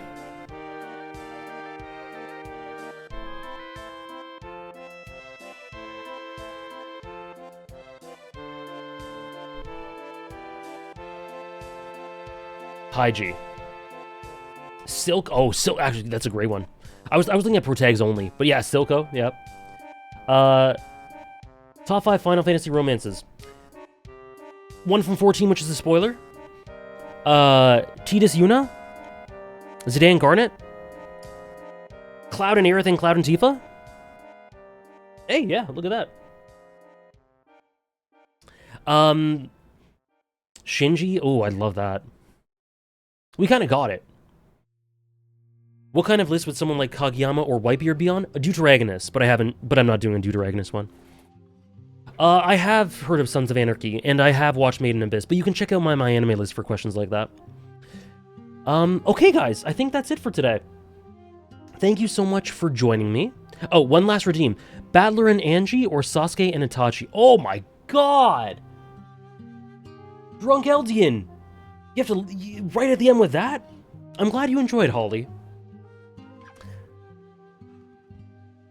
Okay.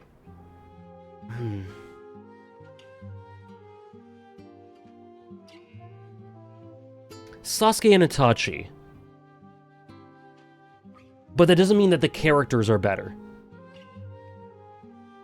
What's the biggest gap in appreciation for a Protag compared to the piece of media they're a part of?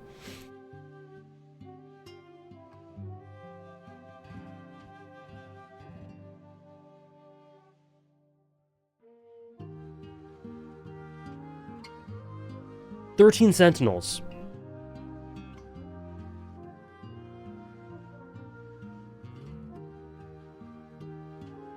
Okay, yeah, so Sasuke and Itachi, then Drunk Eldian. When's my next stream? That's a good question, Downpour. I think 13 Sentinels. See ya, Biolizard. See ya, Chill. Thank you guys so much for hanging out. Long stream, but tons of fun. Long stream for, I guess, a discussion stream. 5 hours isn't much for usual gaming streams. Code Geass, that was a good one, too. We'll be back tomorrow with Bleach. As we continue our way through one of my favorite series I've ever done so far on Twitch, already. Bleach. Incredible series, and I can't wait to get more into it tomorrow.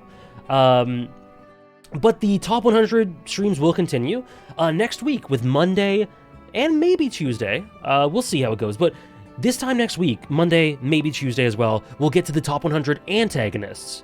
Hope you guys take care. Have a great rest of your week. See some of you guys for Bleach tomorrow. If not, I'll see you guys around. Join the Discord if you want to. Yeah. I should have a video out for you guys kinda soon, but more on that when we get to it, I think. See you guys. Thank you so much. Thank you, mods. Thank you guys for joining in. Thank you for all the support. And I will add Beck to my plan to read. Or read, yeah. See you guys. See you tomorrow for Bleach.